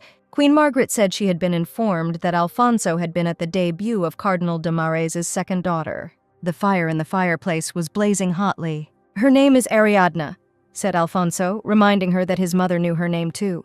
Queen Margaret looked at her son sternly. She handed him the papers she had been studying earlier and told him to read them. Alfonso obeyed and quickly ran his eyes over the lines. It was a report about the Archduke de Balloa and his daughter. Yes, said Her Majesty. The subject was the daughter of the Archduke of the Kingdom of Caligo, Lariesa de Balloa. Alfonso was amazed to hear that negotiations were now underway for a wedding, since this girl was the perfect choice for the crown prince. Not knowing what to answer, Alfonso read the text again. He said that he had never even seen this Lariesa. Queen Margaret said she expected a diplomatic representative from Caligo to visit next month to discuss the wedding and the terms of the marriage in detail. The Queen said that this meant that Alfonso must show his best side. No one was supposed to know that the prince was quite closely associated with some young girl from another family. Alfonso objected that Ariadne was not just some girl from another family for him. He said that if his mother was angry because he had attended her debut in secret from everyone, then only he himself should be blamed for this, but not Ariadne. Queen Margaret said that Alfonso should not forget that he was the only heir to the throne of the Etruscan kingdom, and his status did not allow him to marry just anyone. Prince Alfonso lowered his head. The Queen continued her educational speech. She said that there are such concepts as reputation and marriageable age. It was unacceptable for the girl to continue to get closer to the prince, nurturing hopes for the future that were not destined to come true. Thus, she will miss the chance to get married. The queen said that Alfonso's mistake would cause irreparable harm to Ariadne. She ordered not to exchange letters anymore. They were also no longer supposed to be alone together. Before this friendship went too far, it was better for them to stop. The day came when Ariadne came to visit Signorina Giulia, who was delighted to see her, and shook hands when they met. Ariadne was grateful for the invitation. The girls looked at each other with mutual sympathy, and Giulia invited the guests to come in quickly, because everyone was already waiting. Ariadne had no idea what young girls talked about at such meetings. She wondered if she had a chance to make friends with anyone. "But will he really marry me?" Ariadne heard as she entered the room. The girl who was sitting on one of the sofas said that the engagement had already happened, but she still had doubts. Her friends who had gathered around consoled her. The girl said that she doubted that her fiancé was sincere in his feelings, and tears glistened in her eyes. So this is what people at that age are interested in, Ariadne thought. Men, love, marriage, and the like. But at that moment someone exclaimed that it was all about Isabella. The name immediately caught Ariadne's attention, making her feel alarmed. The crying girl said that she had been humiliated by Isabella in Ottavio's presence, when Isabella, with an innocent look, had condemned her for allegedly looking at a servant while her fiancé was nearby. Isabella then rushed to console Ottavio, and listening to her voice, the young man did not hear at all what his bride was saying. He was completely absorbed in the charm of another. Ariadne thought that despite the fact that her sister had dared to flirt with her dear friend's man, her reputation in society circles still remained impeccable. In a way, this was astonishing and caused a certain malicious admiration. Ariadne approached the chatting ladies and said that all worries should be thrown aside, because for Isabella such things were nothing more than a game. The crying girl exclaimed that she had not noticed Ariadne entering. She tried to say something about that incident. Ariadne continued her speech and stated that as soon as a man responded to Isabella's advances, she would immediately stop communicating and run away. Ariadne smiled slyly and said that her sister simply longed for attention from men. She had done the same thing in the past, first trying to attract attention with flirting. But as soon as a man crossed the line, Isabella retreated, pretending that she did not want it at all, which is exactly how she behaved with Cesare. There were still tears in the eyes of Ariadne's interlocutor. She thanked him for the consolation and said that Mr. Murray was so sweet and helpful. Ariadne thought sadly that this was more likely called mutual sympathy. The girl said that Isabella had a very kind sister, so it was difficult to understand why Isabella spoke of her that way. If she had known earlier that she wanted to become friends with Ariadne, she would have stopped Isabella when she said all these things. Ariadne looked closely at her interlocutor and asked what she was talking about. She was told that Isabella claimed that her sister had deliberately torn her clothes, knowing about the prince's presence, and she also said that Ariadne always put her breasts on display in everyday life. Ariadne clutched the folds of her skirt in excitement. After all, Isabella had always been a terrible person. The girl continued and said that although Isabella had asked to keep it a secret, she also wore a breast bandage, perhaps to make her breasts look more lush, since she was irritated that her sister had something to show, but she herself had nothing. Ariadne realized that by tightening the breasts with the help of underwear, it was possible to highlight the décolleté area, thereby showing its lush part in the neckline, and, if necessary, to put a piece of fabric under the breast, creating volume. Ariadne frowned and realized that her interlocutor had betrayed her dear friend for the sake of winning the favor of a new one, and was now pretending that they were close. But as soon as the new acquaintance walked out the door, the same gossip would start behind her back, so no one here could be trusted. Good, thought Ariadne. Now she understood everything about this place. Ariadne admired the elegantly set table for tea and again turned to this girl, whose name was Camelia. She said that Isabella claimed that it was Camelia who started the talk about breasts. With a very worried expression on her face, Ariadne said that Isabella had told her father that Camelia had been the first to talk about it, and now the girl was saying that her only sin was that she had not stopped this conversation. The ladies around began to whisper this terrible incident was a great reason for excitement. They said that it was true. Isabella was the first to raise this topic. Many heard it personally. Camelia blushed with anger and exclaimed that Isabella did not dare to shift her own guilt onto her. Ariadne watched the ladies' reactions and thought that the enemy of your enemy may be your friend. She planned to set Isabella and Camelia against each other and then exploit the relationship between the two. At this time, the young people spent time drinking wine and playing cards at the house of the Count of Como. Ottavio, Cesare turned to one of his friends.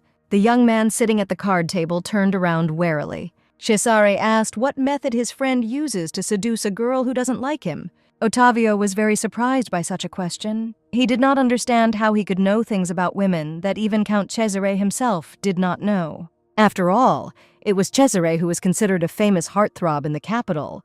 Cesare threw away the match thoughtfully. He said that he had never been the initiator before because women always showed him their interest first. An expression of extreme bewilderment appeared on Ottavio's face. Cesare asked what he had said wrong, but his friend covered his mouth with his hand. Well then, he said thoughtfully, and suggested trying to start from the basics. Ottavio suggested sending flowers and gifts to this woman because there are no women who would not like such things. Cesare thought about this advice. He said that he seemed to understand the reason for the lack of female attention to Ottavio's person.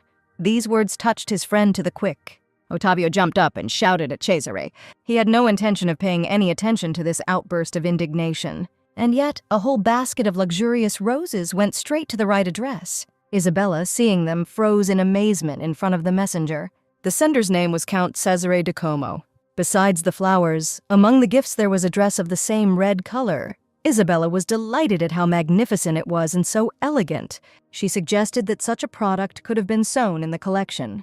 The messenger confirmed that all these gifts were sent by Count Cesare de Como, which excited the girl. A sly and triumphant smile appeared on Isabella's face. Isabella said that the roses could be left in her room, but she had to try on the dress right away. The messenger suddenly became nervous and asked him to forgive him. What he said enraged Isabella, because the gifts were intended for the second daughter of Cardinal de Marais. Ariadne was surprised to learn that all this splendor was for her. The girl asked whether the gifts were really for Ariadne de Marais. Yes, that's right, said the messenger, and handed over her letter, which the sender had given along with the gift. The letter said that it was an honor for him to dance her first waltz in her life, and he sent her these beautiful roses because they reminded him of Ariadne and suited her very well.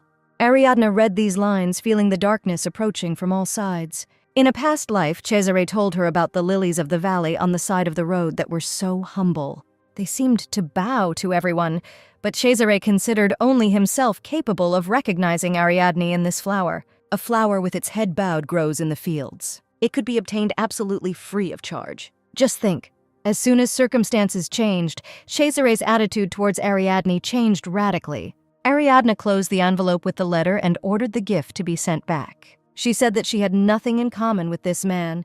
It was necessary to explain this well to Count Cesare and return the dress with flowers to him. The messenger was amazed by such an answer, because if he had to do this, if the miss wanted to return the roses, then they would not reach the sender, they would wither on the way, and Count Cesare would take revenge for the failure on the servants. Ariadne looked sternly at the man. She asked if he would be in trouble because of her refusal. The messenger blushed and said that it was true. Ariadne said that she would accept the roses, but the dress would still have to be returned. She told me to leave the flowers outside and leave. This bouquet had to be taken away from her eyes. The bouquet was placed in the common room, where Arabella discovered it and was absolutely delighted. The girl exclaimed with delight that she was seeing such huge roses for the first time, and her emotional reaction really irritated Isabella. "Hey, be quiet there!" the cardinal's eldest daughter screamed angrily. "My head is already splitting!" Arabella left the room sadly. Isabella was furious that Giulia de Baldassare had arranged a tea party without her, and even invited Ariadne to her place, and now this had happened. Isabella would like to understand why Count Cesare sent Ariadne a gift. Just recently he asked for Isabella's hand, but something suddenly changed. This infuriated the girl, because Ariadne was not even particularly beautiful. How dare Cesare be infatuated with her? Suddenly, someone approached Isabella and asked why the lovely signorina was so upset. This man was Genobi, the nephew of Lady Lucretia. He invited the girl to share her problems with him. Isabella rushed towards him, exclaiming that she had been offended and calling the young man her brother. She began to complain about her troubles in a verbose and emotional manner. Isabella's story outraged Genobi. He cried out that there were simply no words to describe how terrible that girl was. Genobi promised that he would give Ariadne a lot of trouble. He was flattered that such a beauty was complaining to him about her troubles, and Isabella was glad that someone was ready to help her. Genobi was going to brag to his friends back home later, but now he felt like a hero and told Isabella she could trust him. But he didn't know if he should ask for a kiss on the cheek in return. Arabella went to Ariadne's room. She told her about the hunting competitions that her older sister was going to attend. The girl was envious. She thought about who would win and dreamed about how she would participate in such entertainment when she grew up. She wanted a handsome knight to win them. Arabella dreamed of how she would definitely give her handkerchief to the winner and then even marry the handsome and brave knight. That's how it will be, Ariadne agreed with a smile. At the royal hunting competition, influential aristocrats chatted casually in their tents, and the armed youths went hunting after the game. As a reward, the young girls gave the winner their scarf as a prize for being the first. There were cases when a girl gave her handkerchief to a non-winner if the young man seemed like a brave knight in her eyes. In other words, it was an event where young people could exchange and meet glances, thereby spending more time in each other's company. Arabella dreamed of how she would soon make her debut in high society, like her sisters, going to tea parties with friends, and also wearing lovely dresses and attending balls with handsome young men. Ariadne admired the girl. She thought that she could help her. No matter what happened, Arabella would grow up and be able to meet a handsome knight. In this life, Arabella must avoid dying from the plague at such a young age. Ariadne thought sadly and resolutely that she would definitely change this fate. Sancha ran into the room and announced that her mistress had received a letter. Ariadne wondered with surprise who it could have been from. Perhaps it was a message from Alfonso. Ariadne asked if it was time for Arabella to go to class, and the girl did not argue. Ariadne took the letter. It was the first letter she received after her debut. The girl opened the envelope. She was very curious about what was written there. She didn't expect to see what was actually there. The letter was from Cesare, and so Ariadne tore it to shreds. She had no words to express all the feelings that overwhelmed her. She believed that Cesare was devoid of conscience. He wrote it that he intended to win the royal hunting competition.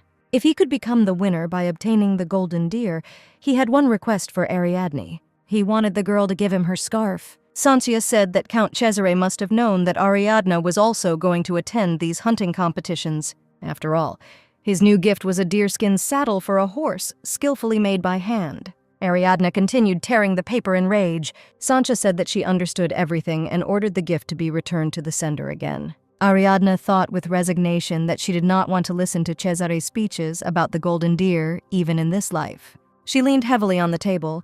It was all just unbearable. Every day, Cesare sent letters and gifts that she did not expect at all, while there was not a single letter from Alfonso after the ball. Ariadne thought that maybe something had happened to the prince. But it could also be that, having seen how huge and ugly her body was, he no longer considered her worthy of his attention. Thoughts of Alfonso and the possibility of meeting him in the competition made Ariadne clench her fists. On the day of the hunting competition, the king was informed of the arrival of a diplomatic representative of the Kingdom of Caligo. King Crown Prince Alfonso greeted the guests. Duke Miret, the head of the delegation from the Kingdom of Caligo, spoke to them in his own language. Count Marquess, who was in charge of negotiations for the Etruscan kingdom, noted that when visiting that country on an official visit, ambassadors must follow local laws, so Duke Miret was able to communicate easily in the Etruscan language. This was known to many. Duke Miret smiled and asked where it was ever seen that a great state would follow the rules of a small kingdom. Prince Alfonso looked at these people with alarm. For a moment there was silence in the reception hall. The courtiers glanced sideways at the king, watching his reaction. His Majesty deigned to laugh out loud. The king said that marrying his son had always seemed like a difficult task to him. He raised his glass and said that soon the two kingdoms would become related and create a strong bond for the sake of a common future. So such personal issues as language could be put aside and they could drink together. The king said that this would help the ambassadors to finally relax. Alfonso remained sad despite his father's cheerfulness. The young men had already gone hunting at this time. They were discussing that the prince was unable to participate in the competition due to the reception of the Caligorian envoys. Although his skills in hunting and swordsmanship were considered outstanding, perhaps the representatives of Caligos should be thanked by the rest of the participants in the competition for the chance to win. "It's always better to rob an empty house," Cesare said with a grin. Ottavio asked his friend if he meant to say that in a forest without a tiger, the fox rules, and Cesare did not like this comparison. Cesare said that he was going alone today and that his friend could not follow him. After all, Count Takumo was going to find the golden deer. A girl in a hat was watching this conversation, keeping her distance. It was Ariadne, and her mood was the darkest, because everything reminded her of a past life in which Cesare also believed in the golden deer. Rumor has it that if you wash yourself with the water of eternal life that the golden deer drank, you will gain a charm that no one can resist. But rumor has it that what will happen to the person who catches the golden deer is even more important. This man will ascend the throne. Ariadne remembered that in her past life, Cesare had been very insistent on this. He claimed that he was handsome precisely because as a child, he washed his face with the water of eternal life after meeting the golden deer. Of course, this couldn't be true, the girl thought. Suddenly, she noticed a man walking towards her. Prince Alfonso stood frozen in front of Ariadne, who was sitting on her horse. He looked at her worried face and the leaves swirling around her, raised by the wind. Alfonso turned away from his friend abruptly. Ariadne looked after him sadly. She thought that the prince behaved this way because it was a public event. She touched the reins of her horse. She could understand the prince's actions. Ariadne's horse headed away from this place. The girl thought that she would be happy to sit in the tent now, but instead, she was riding on horseback through a beautiful forest. She remembered Lucretia's family and thought that it would be better to wander through the forest than to be near these people. Hey! Suddenly, there was an unexpected call. Genobe was catching up with Ariadne and offering to talk. Ariadne thought that the mood was already terrible, and now he had appeared. Ariadne stated that she had nothing to talk about with Genobe, so she would rather leave right away. The young man was angry at this behavior. He said that everyone says that Ariadne has forgotten about respect for her elders. Genobe declared that if Ariadne ever again caused inconvenience to poor Isabella, he would not let it go. Ariadne turned around and looked at this fool with a poisonous grin. She suggested out loud that he was getting excited and so nervous because he hoped to impress Isabella, but he forgot that this girl could not be anyone for him except a relative, because she was his cousin. Hearing such suspicions, Genobe turned purple with anger and shame. Ariadne continued and said that before getting involved in other people's affairs, you need to sort out your own life. The girl accused Genobe of not even earning a single ducato with his own hands. Genobe called Ariadne a cheap whore and told her to shut up. Ariadne called him a good-for-nothing scumbag with a smile. "Shut your mouth!" The young man growled in rage. Shouting that she dare not behave like that, Genobe drew his crossbow and asked if she was going to obey him. Ariadne exclaimed that he had gone mad. Genobe fired, and the arrow pierced the croup of the horse on which Ariadne was sitting. Mad with pain, the horse reared up. Genobe looked at what was happening in fear. Ariadne's horse galloped away from that place. Damn it, thought the girl, clinging to the horse's neck and barely staying in the saddle. She didn't know if she should jump off, because if she dismounted at such a speed, she could break all her bones. On the other hand, if nothing was done, she and the horse would fall into the abyss, which was already very close. Ariadne closed her eyes and grabbed the reins with all her might. She could no longer stay in the saddle during such a furious ride. "Loosen your grip," the girl heard someone scream. "Ariadne," the voice repeated, causing her eyes to widen. Cesare rode his horse next to her, shouting for her to relax her hips and then stretch her whole body forward. "Just a little more," shouted the young man. Ariadne tried to follow this advice from her unexpected savior. "Oh, damn," he said, "it's not working." "Ariadne," Cesare shouted again. He ordered her to take her feet out of the stirrups and then picked her up in his arms. Ariadne didn't understand what exactly he did. She came to when they were both lying on the ground, pressed tightly against each other. "Listen," said Ariadne and asked if everything was okay. Cesare did not answer, his eyes were closed. The girl was afraid that he had fallen to his death. She jumped up. It was necessary to check his breathing. "Ah," Cesare suddenly said. He regretted that she had gotten up because he had enjoyed hugging the beauty, but she had run away too quickly. Ariadne asked worriedly if he was hurt. Cesare replied that his arm hurt, so he would lie down a little longer. Then he smiled and added that since his arms were open, perhaps Ariadne would like to join him. Ariadne thought he was out of his mind. She said he should stop talking nonsense and get up off the ground, and if he didn't, she would kick him in the sore arm. "Come on, hurry up," she said and grabbed his hand. Cesare was indignant. He was in pain. Perhaps it was a fracture. Ariadne resolutely tore the fabric into bandages. She bandaged Cesare's arm quite skillfully, and he was surprised that she could do that too. And the girl explained that when you grow up on a farm, you have to learn a lot of different things. She rose to her feet and said that they needed to hurry. She did not want to stay in these mountains all night. She did not need to give such a reason for gossip. A little further away, Ariadne saw her poor horse lying on the grass. Cesare approached her and said that the horse was dead. Ariadne said that it seemed that while the mare was raging, she broke her neck. Suddenly, Cesare noticed something. It was a crossbow bolt, and the young man asked why it was sticking out of the horse's rump. Ariadne replied that it was a long story, but Cesare still pulled out the crossbow bolt. He shrugged and noted that Ariadne could tell everything on the way, since they would have plenty of time. He pointed to his horse and told the girl to mount in front, but Ariadne said that he should ride alone because she intended to go on foot. Cesare asked why she refused. Ariadne replied that she had her reasons for that. In fact, she simply did not want to ride a horse in the arms of this man. Cesare laughed. He assumed that the chaste and pious Miss de Marais wanted to spend the night in the forest alone with him, but Ariadne told him to be quiet. He wanted to know the reasons for her refusal, but the girl was not going to reveal them. And then Cesare noted that every rose must have thorns, which angered Ariadne even more.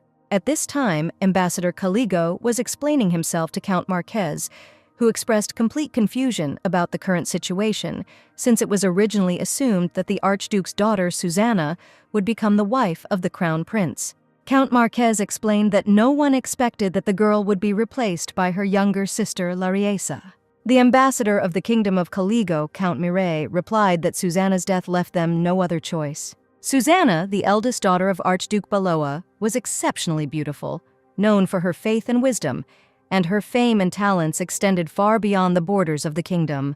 However, she left this world as a result of a severe and sudden illness. Therefore, her place had to be taken by her younger sister, Lariesa de Balloa. Count Mireille asked if his interlocutor wanted this story to cause a stir. Duke Marquez noted that if the bride changes, the dowry must match. He wanted the Etruscan to receive 20 cannons, and also that the method of making gunpowder, which was used in the regular army of Caligo, be added to the bride's dowry. After these words, there was silence in the negotiating tent for a while. Then Ambassador Caligo asked if Duke Marquez was asking too much in demanding both the guns and the recipe for gunpowder. Count Marquez responded by asking whether the daughter of the Caligorian Archduke intended to take the place of the wife of the heir to the throne of the Etruscan kingdom.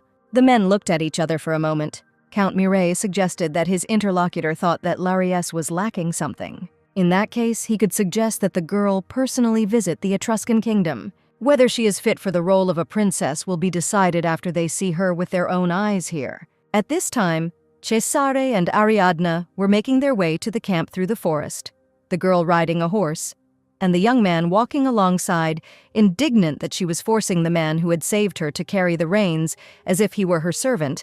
It was somewhat selfish of her. Ariadne objected that he had put her in the saddle himself. She could very well dismount, and he could mount the horse. But Cesare replied that it was impossible to be a gentleman while sitting on horseback and leaving a woman behind. It would be easier if they simply rode together. He did not fail to remind her that if he had not saved Ariadne, something irreparable would have happened. He wanted to know why she was trying to get on her step-cousin's nerves. Ariadne angrily asked if she was supposed to listen silently and obediently. Cesare replied that she should have plunged the knife into the croup of Genobe's horse first. Ariadne looked at her interlocutor.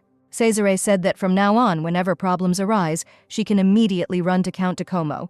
He will immediately appear and take care of everything. Ariadne said that he was lying, and that he was not such a person at all. Cesare asked how only she could know about this. Cesare said that one way or another, he came today for one purpose. But because of a woman, all plans were ruined. Suddenly, a golden glow attracted the attention of the companions. They looked through the bushes and saw the golden deer drinking water from the spring. Ariadne was amazed that this beast actually existed. She glanced sideways at Cesare, who was staring at the deer. The man who catches the golden deer will ascend the throne. Cesare probably wanted to go down in history as Count Cesare de Como, who had royal blood in his veins, and who managed to catch the golden deer. Ariadne understood that her companion would immediately leave her and run to catch the deer. She dismounted and told Cesare that he could mount his horse and go and catch up with his golden trophy. Cesare replied that nothing would work, because in order to catch him, he would have to leave the girl behind and go into the forest. He could not do this to her. Ariadne looked at the young man in disbelief. He had so dreamed of catching it, she reminded him that he wrote to her about it in letters every now and then. Cesare triumphantly asked if this meant that she still read his letters, because since there had never been an answer, he had decided that he was tearing up and throwing away his messages without even reading them. He said he was glad, and then asked if he should write more often. Ariadne realized that it seemed he had just said too much. She tried to object and claim that she had not read anything, at which time Cesare noticed that the deer had escaped. "Let's go," he said to Ariadne. "Even though he couldn't catch the deer, they can consider this river water a source of eternal life." He leaned towards the river and advised Ariadne to also come and wash herself with this water. Cesare suggested that if he washed Ariadne's face with the water of eternal life, perhaps it would become beautiful. The girl replied that he should stop making her angry. Cesare washed himself with water from the river. Ariadne suggested that it was painful because of the abrasions and cuts, and the young man agreed. Ariadne noted that in such circumstances it was most common to say that everything was fine in order to appear more noble, but Cesare objected that he always appeared noble, no matter what he did or said. Ariadne thought that this man was the same one she once knew. Cesare watched attentively as the girl washed herself. Ariadne thought that the cold water was helping, and as soon as she washed her face, she felt a little better. Cesare suddenly leaned towards her. He touched her hair with his lips and froze for a few moments, closing his eyes. Ariadne was stunned by this action of his. She didn't understand at all why he did this. "What are you doing?" the girl exclaimed and recoiled sharply. Cesare raised his hands, feigning repentance. He even asked for forgiveness, but stated that the water of eternal life suddenly made Ariadne beautiful. The girl gloomily replied that she was completely serious in demanding that this never happen again. She stood up, but at the same time, she understood perfectly well that she couldn't even get angry at him. He had managed to do it too cleverly. She was surprised how he always got away with everything. Ariadne turned away and said that it was time for them to continue their journey before the sun set. The girl was riding in the saddle again, and Cesare was walking alongside her, asking if the knight who had thrown himself onto a galloping horse to save a lady did not even deserve this. Ariadne asked why she necessarily owed him something. At this time, the royal tent was cheerful and noisy. Only Prince Alfonso looked gloomily at Isabella de Mare, next to whom her sister never appeared. Alfonso thought that Ariadne might have been hunting, but she didn't look like the kind of person who would be into that sort of thing. The thought that came into the prince's head made him clench his fists. Ariadne could go out for a walk in the company of another man. Alfonso didn't want to believe it. He preferred to imagine Ariadne's smile. He remembered her sly mischief. He thought about how she pretended to be cruel. Alfonso believed that he was the only person who saw the fragility and tenderness hidden behind it all. Other men will never know. This Ariadne showed only to Alfonso, forever striking his heart. The servant whispered to the king that the Count of Como had still not returned. The king jumped up. He was worried about Cesare. He ordered people to be sent into the forest to search, because the sun was already setting. Suddenly, everyone noticed someone coming out of the forest. They were Cesare de Como and Ariadne de Mare. Alfonso was shocked to see Ariadne in such circumstances. The girl walked with her eyes downcast. There really was another man next to her. It turned out to be Cesare. The king rushed to his illegitimate son. Cesare bowed ceremoniously and said that His Majesty's loyal subject greets King Leo III, the son of the Etruscan kingdom. Cesare said that because of his broken arm from falling from his horse, he unfortunately could not greet the king properly, but hoped for leniency. The king was very surprised. He asked how this could happen. He did not believe that his son was capable of falling off his horse. Cesare explained that he was rescuing a young lady who was in trouble. He quickly glanced at Ariadne, but failed to catch her gaze. Then the young man said that some bad man had attacked Miss de Mare with a hunting crossbow, which had left her on the brink of death, and if Cesare had not met her in time, something irreparable could have happened. The king cried out in rage, wanting to know who dared to commit such an outrageous act during a sacred hunt. Ariadne was amazed to hear Cesare's voice, who confidently named the nephew of Cardinal de Mare's mistress, Lucrezia, as the culprit. Cesare said that this young man came from a family of knights and was currently preparing for an initiation ceremony. Cesare believed that this man did not have knightly honor. The king ordered that this scoundrel be brought to him immediately. Genobe was found and thrown to the ground in front of the king's chair, after first tying the offender's hands with a rope. The king asked if it was true that Genobi de Rossi had shot an arrow at Cardinal de Marais' second daughter, Ariadne. No, Genobi cried, declaring that he had done nothing of the sort. He assured that he had been in the tent the whole time, and therefore he could not have shot from there at the rump of Ariadne's horse. Ariadne thought that this man dared to tell such an obvious lie in front of someone who had taken a direct part in what happened. It looked like a real mockery. The girl took a step closer and addressed the king. She bowed and asked to be forgiven for disturbing the inner peace of the son of the Etruscan kingdom with such a trivial matter.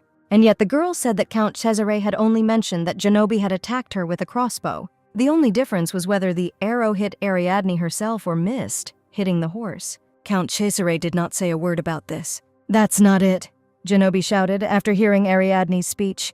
He claimed that he had been misunderstood. Now he claimed that when he saw Ariadne returning from the forest on foot, he simply thought that something had happened to the horse. Ariadne bowed and said that Genobi had followed her while she was walking and then shot her from behind her back. But the girl's speech was interrupted by the cry of Lady Lucretia that it was all a misunderstanding. Lady Lucretia rushed to Genobi, claiming that her nephew was an innocent and virtuous man, and that his stepdaughter was slandering him because she had personal scores and grievances against him. Genobi shouted that this was true, because in fact Isabella had shared with him that Ariadne was bothering her and tormenting her, and then he had scolded the younger one, and now this girl was angry with him and accusing him of some unheard-of crime. Ariadne cursed under her breath. She understood that to everyone around her, Mrs. Lucretia was considered her stepmother, whom she did not dare to openly oppose in public. Cesare looked at the girl. Her confusion did not escape his notice. The young man quickly walked past the surprised Ariadne. "Your Majesty," he said with all respect, and handed the king an arrow that hit the horse in the croup. It was engraved with the coat of arms and the name of the owner, Genobi de Rossi. Ariadne looked at Cesare with disbelief. The count continued his speech, and his gaze was stern. He said that fortunately the arrow hit the horse. Because of the wound it received, it began to rage. For this reason, Miss de Marais almost died from falling from the maddened animal. Cesare added that while saving a man from death, he himself almost died. The king shuddered when he heard these words. Ariadne realized what Cesare had just done. She looked at the young man's back and thought about how he had just helped her. She didn't understand why he did this, because he wouldn't get any benefit from this act. The king announced his decision to Genobi de Rossi. He had harmed a young maiden whom he, as a knight, was supposed to protect, and then lied to cover up his evil deed, and the victim was his cousin, which meant there was no family affection between them. The king sentenced Genobi to 40 lashes, 20 lashes for losing his horse, 10 for lying, 10 for disrespecting a relative. Lady Lucretia smiled at these words of His Majesty. Ariadne thought gloomily that the punishment was typical for crimes involving damage to property, since only the horse had suffered, which meant that the king had not acknowledged the fact of the attempt on Ariadne's life. Moreover, the king added, Genobi de Rossi did not understand the moral principles of knighthood, so he was banned from initiation for the rest of his life. "No!" the young man screamed desperately, trying to break free from the hands of the guards. He was ready for any punishment, just not this. Genobi screamed that he should become a knight, and it all happened because of that smug girl. Ariadne thought that not only was he not relieved by the ridiculously light punishment he had received, but he was also lamenting out of self-pity that he would not become a knight. This young man seemed disgusting to her. "No," cried Lady Lucretia. As Genobi was led away, she repeated his name and cried that he was her nephew. There were tears in Lucretia's eyes. This unfortunate girl, Madame Lucretia, turned her anger on Ariadne, blaming her for everything that happened. But the lady was unable to get to her stepdaughter because she slipped and fell. Isabella ran to her mother in fear. Mrs. Lucretia was lying on the floor and someone started shouting for a doctor. At this time, Genobi was tied to a pole to receive his punishment. Ariadne stood opposite Cesare de Como. She didn't want to admit it, but Cesare had helped her a lot. She didn't know what she should do now. She looked at Cesare and thought that she needed to thank him. The count was silent, and also did not take his eyes off her. They did not notice that they were being watched. Prince Alfonso looked at Ariadne and his brother, approaching unnoticed. In the evening, a difficult conversation took place at the de Mare residence. Cardinal de Marais told the kneeling Genobi that he had provided him with food, clothing, and shelter for the past 22 years. Yet the young man still dared to harm his daughter. The cardinal looked sternly at Lady Lucrezia's nephew. Genobi did not rise from the floor and only stuttered as he tried to justify himself. He said that Isabella asked him to do it. Isabella cried out indignantly that nothing of the sort had happened. She quickly turned to her father to say that this was a blatant lie, because Genobi had lied in front of His Majesty and was now continuing to lie even after he was home. Genobi persisted and stated that Isabella had spoken with her own lips the request to teach this girl a lesson. Isabella objected that he was the first to say that he would cause Ariadne a lot of trouble, and Isabella had no need to ask for such a thing. "Isabella," said Cardinal de Marais, he wanted to know what Ariadne could have done that made her elder sister hate her so much. "Father," said Isabella, looking at him with an anxious look. The cardinal asked what terrible thing Ariadne had done that Isabella had arranged things so that she had to be rescued by a strange man in the forest, and if she had to spend the night there, it would have destroyed her reputation. The cardinal ordered Isabella to stay home and read the story, The City of Noble Maidens, as punishment, and then write a conclusion about it. Until that time, Isabella was forbidden to leave the house. After this, the cardinal ordered Genobi to be captured. He ordered all the tendons in his hands and ankles to be cut. As Genobi was dragged away, he screamed for his uncle to stop his order. He begged to be saved. Cardinal de Marais turned to Madame Lucrezia, who was shaking with excitement, and reminded the woman that as a priest he had no right to officially create a family. That is why he was unable to provide the mother of his children with the status of a legal wife. He felt guilty about this and always tried to treat her well. The cardinal said he had no idea how great his gratitude had been until that day. But the cardinal had no intention of being lenient either towards Lucrezia herself or towards the fact that she was secretly sending money to her family.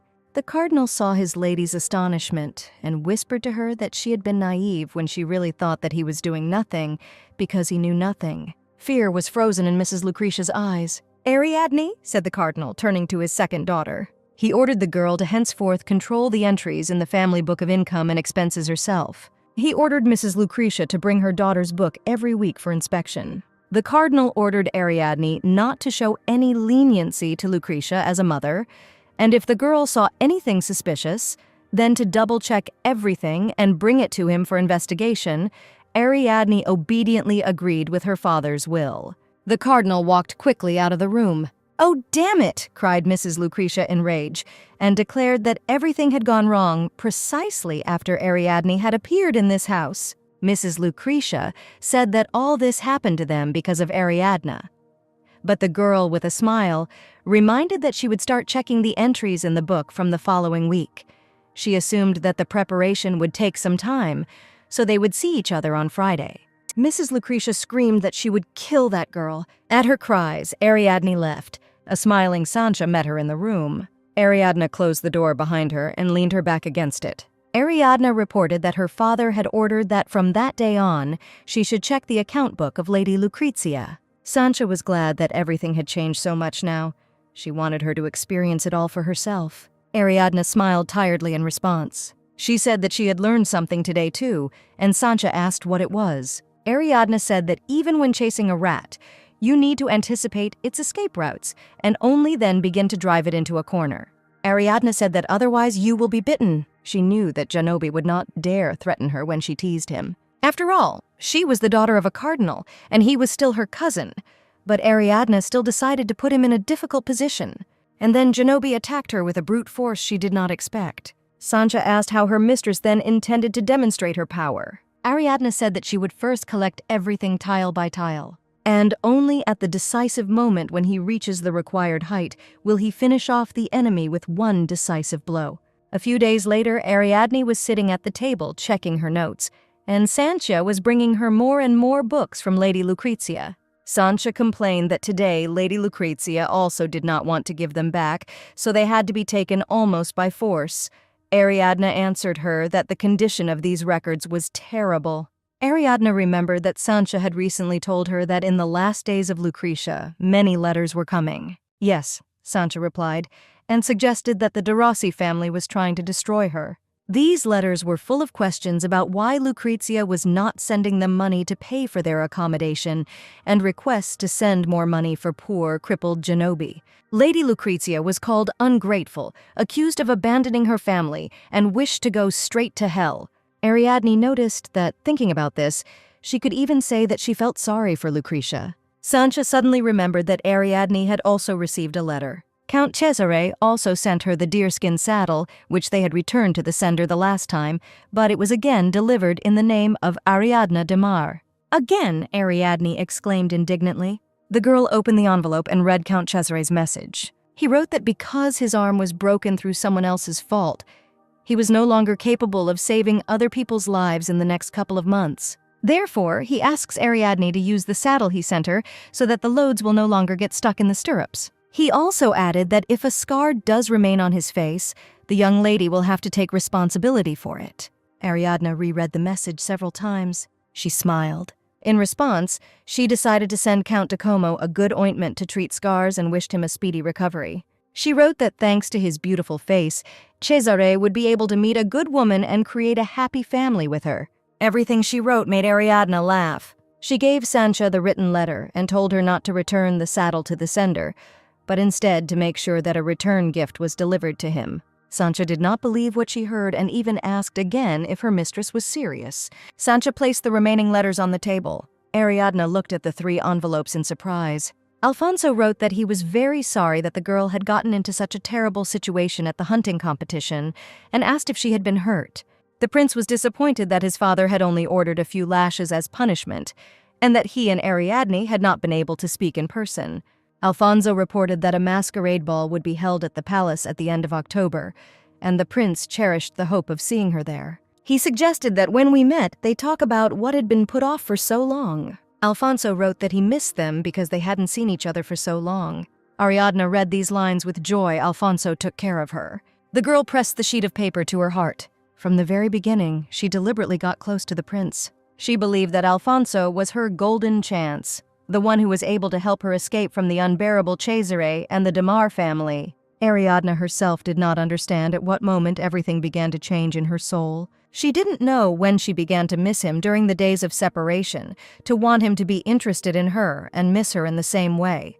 Ariadne closed her eyes, thinking about Alfonso. Unfortunately, she couldn't allow herself to love him. She thought it was a win-win deal.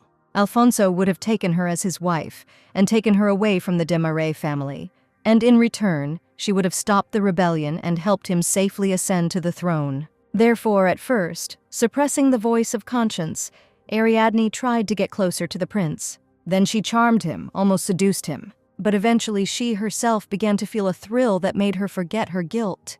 And now, having lost sight of her original goal, she was reading the letter from Alfonso that touched her soul so much. Being in love made Ariadne stupid, since she was ready to sacrifice everything and give up her own life. Ariadne convinced herself to come to her senses and think only about what she had to do. In this life, she absolutely must become Alfonso's wife, so that he can save her from her own family. And, of course, she had one more goal. She will stop Cesare, who has sworn allegiance to the throne. Ariadne will not fall in love with Alfonso or anyone else.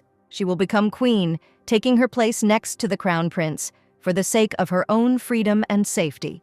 In the reception room of Lazione, the craftswoman talked with Ariadne a few days later.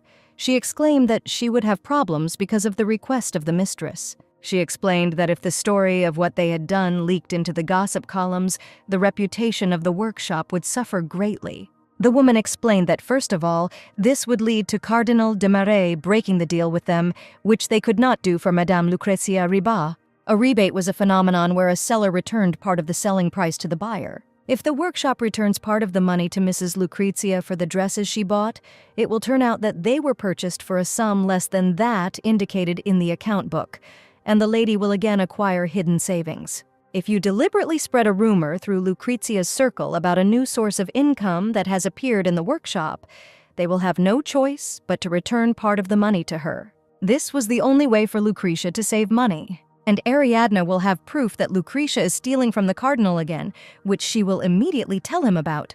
Ariadne wanted her father's trust in this woman to dry up, and for power over de Marais' money and household to pass into her hands. Ariadne asked if her interlocutor had noticed any changes that had occurred after she had shown off the outfits from this workshop to high society.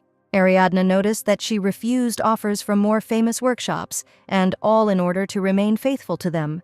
Ariadne asked the owner of the workshop how long she thought she would continue to do business with someone who did not dare to fulfill just one of her requests. The owner of the workshop thought seriously. Ariadne said that if her plan worked, the deal between the workshop and the Desmarais family would indeed be broken. But at the same time, Ariadne herself will continue to demonstrate the workshop's outfits, and with this help, they will be able to further expand their business. This idea surprised the owner of the workshop.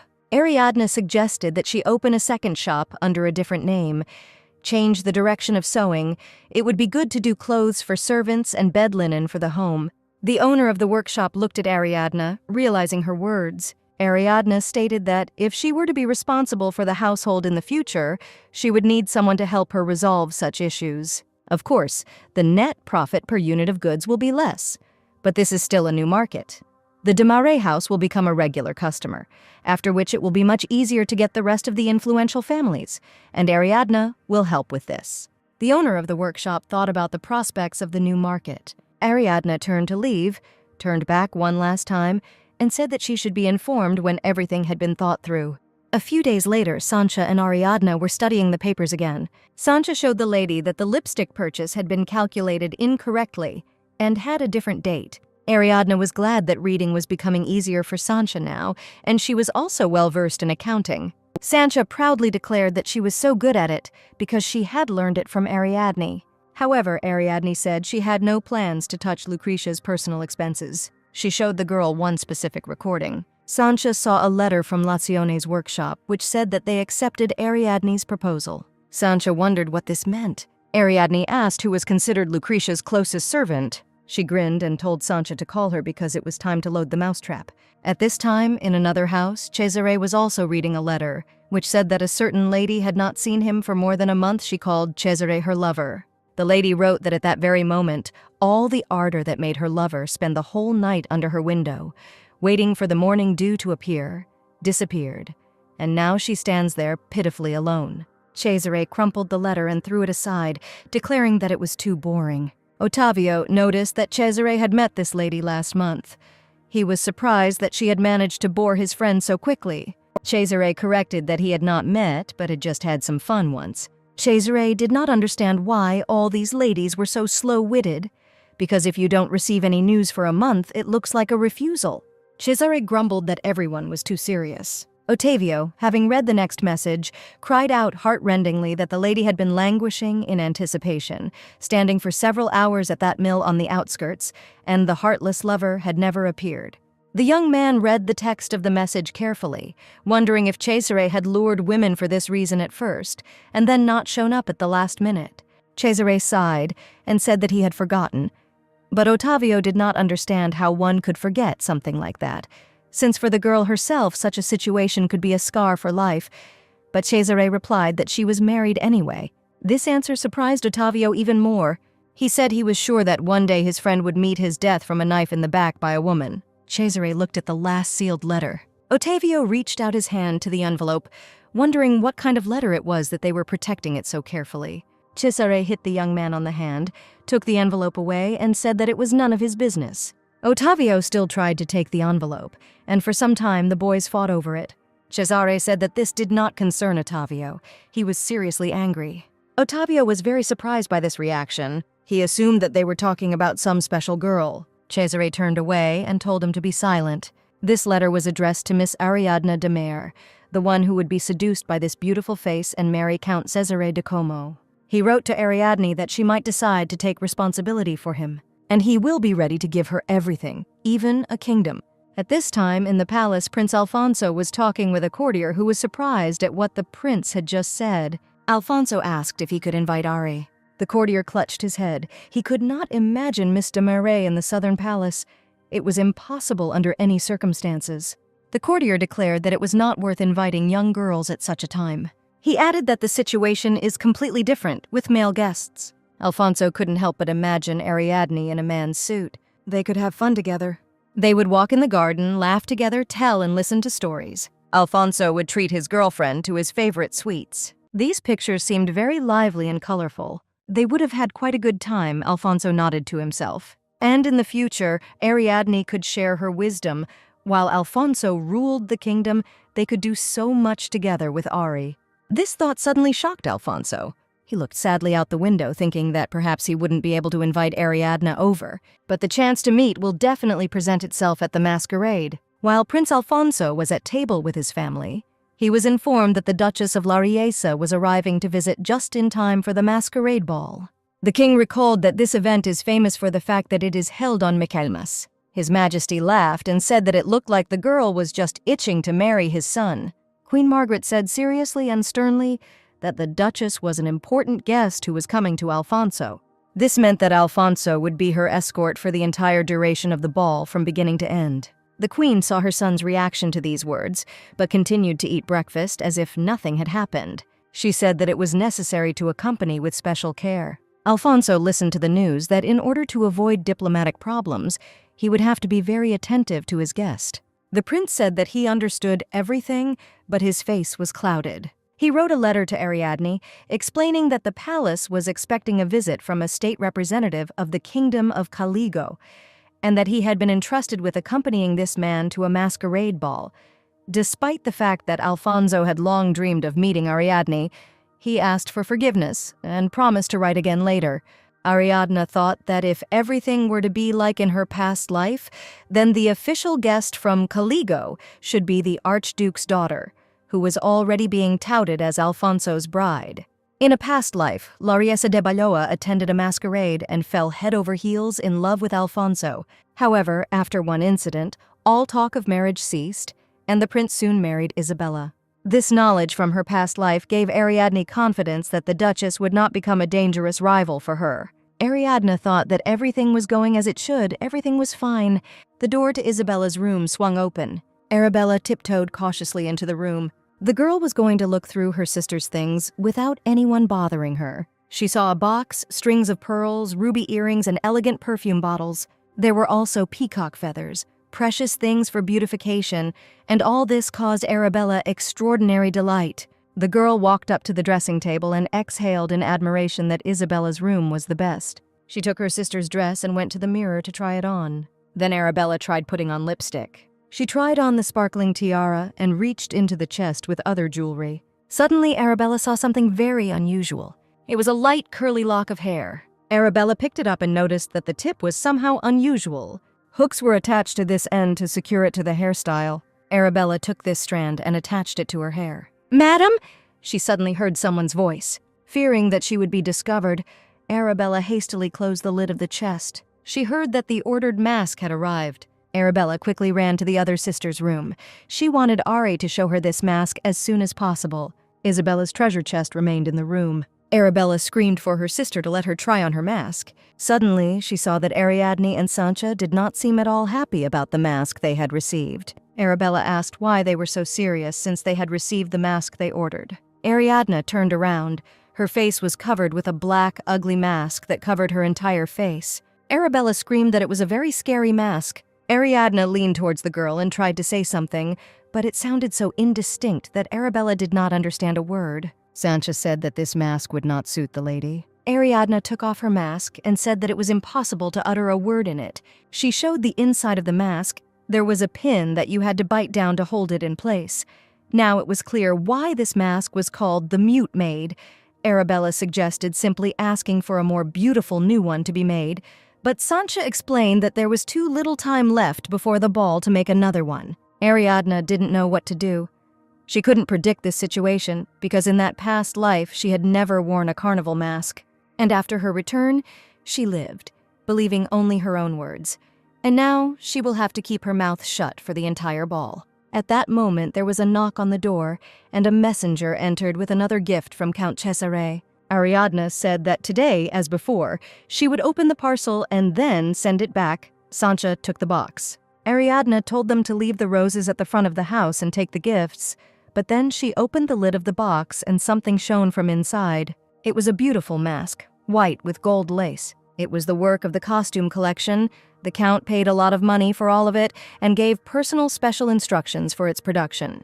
If the young Lady de Marais returns the gifts today, the Count personally promised to kill the messenger. Ariadne thought that Cesare sent the parcel just before the masquerade ball, and by accepting the gift, she would be able to solve the problem with the mask. Sancha and Arabella looked at the mask with delight. saying that it was beautiful.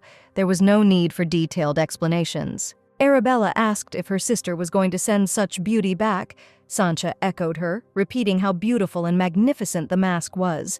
Ariadne thoughtfully wondered if a girl who was not in any relationship with a man could accept such a wonderful mask from him. "Madam," said Sancha. She whispered that Ariadne simply had to have a great time at the ball so as not to lose to that man. Ariadne thought deeply, because Alfonso would still spend all this time with Lariessa. Ariadne said that she had already accepted a saddle from Cesare once. Sancha and Arabella exclaimed something jubilantly. On the day of the masquerade, an elegant carriage awaited Ariadne at the gates of the residence. Arabella waved goodbye and told her to have fun there, and Sancha wished her a good time. Ariadne, in a dress and mask, approached the carriage. She thought that she should spend this time well, in her own way. She placed her foot on the carriage's running board. Suddenly, she saw something she didn't like at all. Isabella was sitting in the carriage, also wearing a smart dress and a mask. Ariadne realized that she and her sister would have to go to the palace together. Arabella asked to be brought many interesting stories. Ariadne waved her hand at the girl through the window. Isabella was going to ignore both of them. The two young ladies de Marais sat opposite each other in the carriage. Ariadne looked closely at Isabella. Isabella wore a mask whose design would only become popular a couple of years later, and her fashion sense was something to behold. But still, in this mask, anyone will recognize Isabella de Marais. This costume is just itching to reveal her identity. Ariadne's case was different. If we exclude the trip in the same carriage with Isabella, in a costume like Ariadne's, no one will recognize her and no one will see her face under the mask. No one will guess what kind of facial expression and emotions this lady might have. Ariadne felt strange, as if she was running away from something. At this time, in the palace, Prince Alfonso was spending time with his guest, who said that she had heard a lot about him. The guest reminded that she came from the kingdom of Caligo. She gave her name, Lariessa de Balloa. Alfonso said he was pleased to meet you and also gave his name. The prince said that if the girl was more comfortable communicating in her native language, they could switch to it. Larissa smiled and said that she would try to speak Etruscan. She said that their father was actively involved in his daughter's education, and he was especially strict with Susanna's education, thanks to which his children are well-versed in literature, embroidery, music, and art. Larissa said that they were most knowledgeable about poetry and painting, and then she started talking about her sister. She told Alfonso that Susanna had very deep knowledge. Larissa thought that Susanna was very beautiful. She said that Susanna's white, almost transparent skin was incomparable to anyone else's, so she, like everyone else, always admired her sister. "But listen," said Alfonso. He told this girl that she was also very beautiful and her skin was also white. He wanted to know why she only spoke about the late Susanna. The prince asked Lariessa to tell him more about herself. Lariessa grew up all her life in the shadow of her older sister, who was outstanding in every way. She loved Susanna very much, but at the same time, deep down, she hated her. But she never showed it, always admired and praised her. Because everyone was only interested in Susanna. Nobody cared about the stories about Lares. They only loved her when she talked about her sister. But Alfonso smiled at her and asked her to tell him about herself. This happened to Lariessa for the first time.